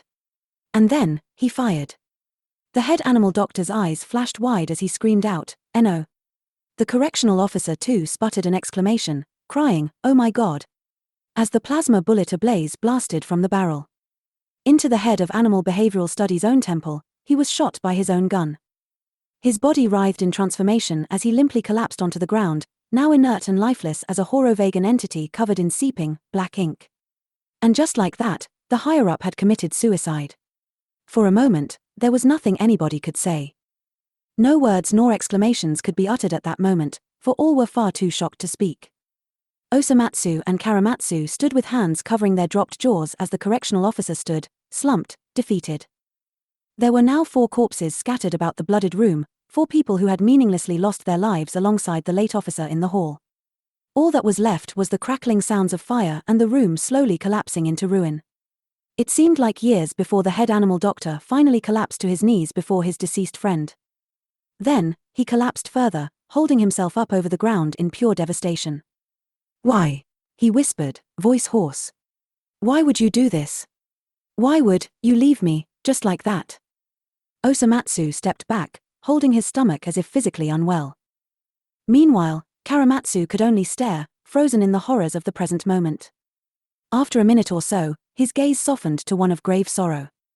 He closed his eyes and breathed for a few seconds, listening to the sudden silence that had befallen them. Then, he stepped forward. He knelt beside Ichimatsu's higher-up and placed a hand on his back. "I am so sorry," Choromatsu breathed. Without looking up, the other mumbled. "He's been my closest friend since we were on Atra," he said. "We grew up together. God damn it. Damn it. Damn it." Osomatsu, standing back behind the group, gave a frustrated, sorrowful groan as he laced his fingers through his hair. "Fucking hell. I thought we would pull through." The head doctor sniffled. "I thought." Choromatsu said nothing, allowing the silence to play as the head animal doctor trembled beneath his palm. And yet, slowly, the doctor lifted his gaze. He only looked forward, refusing to make eye contact with the humans just yet. "Despite everything, even after all the horrors you humans have been subjected to by my people's hands, you still offered him refuge." Choromatsu looked up at the other with a sad frown, eyes soft and lamenting. "What a generous offer. I commend you, officer." The correctional officer looked up at the other. "Yes, sir. Tell the humans where Choromatsu is being kept." "What?" Blinking in surprise, the correctional officer grew an uncomfortable frown. That would be a total breach of security. With a darkened and exhausted glare, the higher-up looked back at the officer and said, "Tell them." "And that's an order." But sir," he cried in disbelief. Osomatsu and Choromatsu, having perked up upon hearing their old friend's name, looked to each other before turning back to the head doctor. "Wait, Choromatsu," exhaled Choromatsu. "Is he actually still?" Slumping to a sitting position with his head hanging low, the doctor asked, "You want to escape, to go back to your home planet, correct? And you want to take the behaviorist and doctor with you?" Choromatsu gave a hard swallow before nodding. "All right." The correctional officer stared for a long time before sighing and shaking his head slowly. He leaned back against the fragile wall with arms folded. "What has become of us?" he asked breathlessly. "Of our ways and our society?" Osomatsu looked seriously to the correctional officer. "If Choromatsu is alive, we need to know," he snarled. There was clear hesitation from the other, but he soon replied. "I couldn't tell you whether he's still breathing or not. But, if he is, well," looking to the humans, he finally opened up. "Choromatsu is on Antimerides." Choromatsu glanced to Osomatsu with a raised brow. "Antimerides?" he repeated in confusion. "The name sounds familiar, but I can't place my finger on it," Osomatsu hummed thoughtfully. "Is that the planet our enclosure is on?" "Planet Antimerides is used as a burial ground for our people," explained the officer. "And, it's also an execution site. When Choromatsu was sentenced to death, he was imprisoned inside a permanent resting chamber. These chambers are akin to what you might know as a coffin, but are utilized for individuals who are still breathing. His chamber was transported to Antimerides, where it was buried beneath one of the many graves of the foliage. In other words, he's been buried alive. Osomatsu's eyes widened. What? Exclaimed the man. Under normal circumstances, he is expected to succumb to asphyxiation in the hours following his burial. That is our leader's way of giving the defectives time to think about what they did before their eventual, painful demise. The correctional officer looked down bitterly. I can only imagine how scared they must be in their final moments. Choromatsu suddenly shot to his feet, looking to the aliens in desperation. We need to get there, now. He shouted. We can't waste any more time, not if there's still hope for him. How long ago was this? Questioned the older human. He was buried when the Grand Meeting cruiser set course for Procor, the officer replied. Now grabbing him by the shoulders, Choromatsu interrogated, how do we find him? How can we track him down? The officer looked to the head animal doctor for guidance, hoping for the other to shake his head. Instead, he nodded. The officer sighed in response. All right then, he began. I don't have the exact coordinates, but I do know the area in which he was placed. It's a place called Abiexio Grove. It's a forest reserved for those who are outcast. You may go, but try not to get your hopes too high. He could already be gone. Abiexio Grove. Choromatsu, with newfound determination, let go of the officer and turned to his friend. We have to go, now. We have to save him before it's too late. Right. Osomatsu agreed. The correctional officer looked up and around and added, we also need to get out of here before the ceiling collapses on top of us. He then looked to his superior and asked, Sir. Still sitting with his gaze to the ground, the broken higher-up simply breathed, relishing in his final moments before his fallen friend. Then, finally, he nodded. Yes, he said. We do. The officer started forward, slipping his gun into its holster as he lent a helping hand. We will inform everyone of the tragedy that has taken place here today. Our people will know of the lives that have been lost. Come, let us go. With one final exhale, the higher-up stood. Okay. Intermission. Outside the Grand Meeting cruiser, beyond the group of survivors scattered upon Procor's surface, a lone Choromatsu knelt from afar. He sat just past a ledge leading off to lower ground, unnoticed and undetected by any of the crowdgoers. This small valley sat in the shade, having already tasted the sun's final kiss before it setting off in the distance. Here, he was hidden, and he was busy. At Choromatsu's hands was what appeared to be some sort of metallic box sitting on the ground before him. He swiped his palm across its exterior, looking it over before turning to a hole in the sand nearby. There, he began to bury it. He buried it as deep as he reasonably could in the short amount of time he was given. Once it was in the hole, he moved mounts of sand and dirt over it, concealing it completely. Now wiping his brow, Choromatsu mumbled to himself, There, this should be a good enough spot. Who knows if I'll get another chance, with everything going down right now. He stood to his feet and stared down at the point of burial, seeing how it blended in with the natural ridges and bumps around. Then, he added, the elder should be able to track its position from here. I've done my part, anyway. Upon nodding to himself in approval, Choromatsu perked up. He listened to a few deep rumbles and a slow, heavy crash off in the distance. It was the sound of the cruiser, continuing to collapse beneath the flames. Its moderate booming echoed for miles and alerted all who were present that it was on its last limb. Choromatsu frowned and hurried back to the group, no one having noticed his disappearance. And so, the human, it emerged from the fiery hedge that encapsulated my being, explained the caretaker, who was in deep discussion with one of the biologists. It locked eyes with me, its front-facing gaze piercing. There was no end to the power seeping from its body, its energy scorching like an inferno while simultaneously being unharmed by the real flames nigh. It offered me its soot-covered mitt. Then, it told me, I've never even met you, but fuck you the most. And the next thing I knew, I had been rescued. I don't understand it at all. The biologist, having listened keenly to the other's story, nodded in understanding. Yeah, that's basically how it was for me, too. She exclaimed. The animal said, fuck you, and helped me escape. Choromatsu pushed in between the two conversing, frantically looking the wreckage up and down. They had stepped a considerable distance from its entrance, the flames growing far too hot to remain close. It was like a massive bonfire eating away at everything flammable, a bonfire bigger than life itself. It was enormous. Have our superiors and the humans made it out yet? He asked anxiously. The two were momentarily flustered by the rude interruption, but quickly adjusted and answered Choromatsu's question. No, they haven't, said the biologist. We've been keeping an eye out, the caretaker added. They're still in there. Damn it. Wait, look, there they are. He shouted this and pointed, causing all to snap their attention to the opening on the side of the cruiser. There in the distance were 4 silhouettes exiting the ship, marching on through the smoke pouring from the opening. Behind them, the ceiling to the opening crumbled and crashed into the ground, now permanently sealing off the casualties from the rest of the world. As the figures walked on, it soon became clear that they were, in fact, the humans and superiors. Upon emerging from the smoky clouds, the 4 turned and watched as the ship further collapsed. The crackling of the fire was deafening, creating an almost white noise out of its very essence. Here, the group of over 30 individuals stood and watched the bonfire for quite some time until finally, one person stepped forward. The animuologist, standing hesitant and uneasy before the humans, spoke out, attracting their attention. Why, did you humans save us? How can you be so unafraid? The animuologist squinted at them, curious. What in the world is going through those little heads of yours right now? Choromatsu, dusting himself free of soot and ash, replied. I think it's appropriate to inform you Horovagans that we humans aren't as dumb as you think we are, he said. Yeah, you tell 'em, Osomatsu encouraged, shooting a glob of spit off to the side.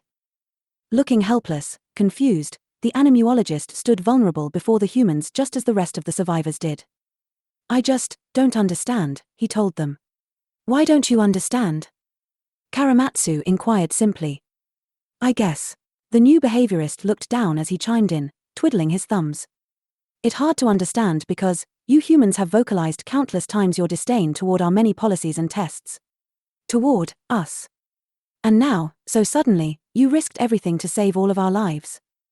You're right in that, Osomatsu, and I haven't been very happy with the way we've been treated since our abduction, the human went on. All of you have been conditioned to think that anyone that's different is bad, even going so far as to describe us as immoral or dirty. Well, we're not. Osomatsu and I, we're sentient and aware. We can feel pleasure and pain, just like you. We even have philosophies and morals that we live by. We're not as different as you think. And this has been proven time and time again through the experiments you've performed. Testing where we fall on the spectrum of intelligence. Enacting the spectrology reports. Hell, I'm sure even the geneticist and neurologist know that the human brain far surpasses that of an insect. The neurologist and geneticist, having been called out by name, awkwardly averted their gaze. Well, the first mumbled. It's impressive to say the least, murmured the second. As far as why we saved you? Choromatsu folded his arms. It's because I don't believe death is a fair punishment for blind ignorance, no matter how frustrating it can be. You aliens, you've hurt us again and again, Osomatsu jumped in. You've disregarded our well-being over and over. You've refused to listen to us. But now, you have to listen. Choromatsu and I rescued you because we know how precious life is. We're not monsters, and we're not just animals, either. All we want is for you to understand that, continued the other human. We just want to be regarded with respect. That's all. That's all, huffed the eldest. It's just baffling to comprehend, muttered the animal control officer. I never knew how intelligent you creatures were. So now you can understand why all your tests and experiments were so dehumanizing for us, Osomatsu went on. Those semen samples? Probably the worst. And those damn conditioning sessions? Also the worst. As these words were spoken, the sexologist and behaviorist glanced to each other in shame. I had no idea, the sexologist claimed meekly. You were just another specimen to us. Yeah, trust us, we know, Choromatsu scoffed. It's been a frustrating adventure for us to say the least. Osomatsu folded his arms with a sigh. Now we just need to find Choromatsu and get the hell out of here. Yeah, Choromatsu conceded. He looked up and around and added, I wonder when we're going to be rescued. With the humans having finally made their peace, the shameful group continued to watch the bonfire in silence for what felt like hours. They simply stared as the occasional explosion burst from various parts of the ship, listening to the immense crackling upon the vast, burning surface.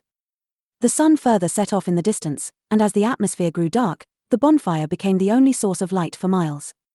It was bittersweet, gorgeous in nature but dark in undertone.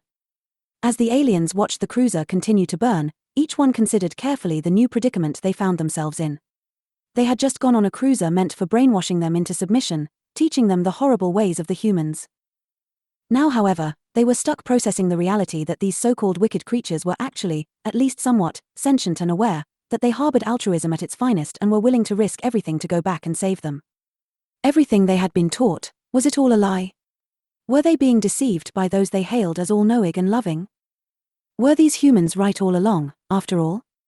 Within the entire group, a single seed of doubt had been sowed. The humans had succeeded in planting curiosity into the Horovagan entities, and even though they had only spoken a few words, their actions told all.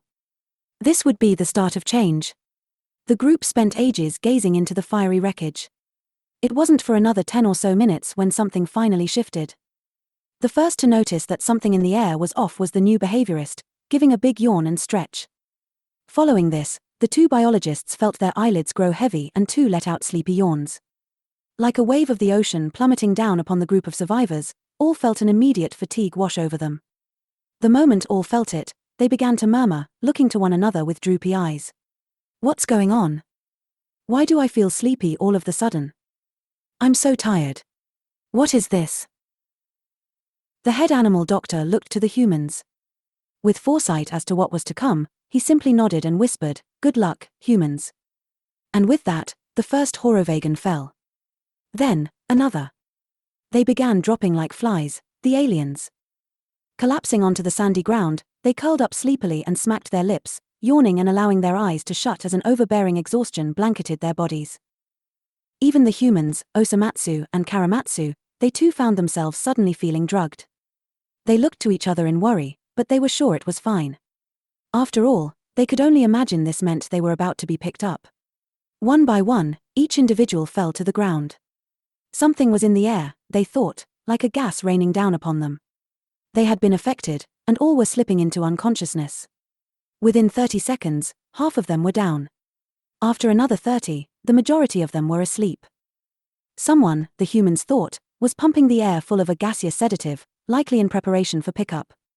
Soon, the head animal doctor too fell, and so too did the humans. And just like that, all survivors were fast asleep upon the surface of Procore. Intermission. End chapter 45.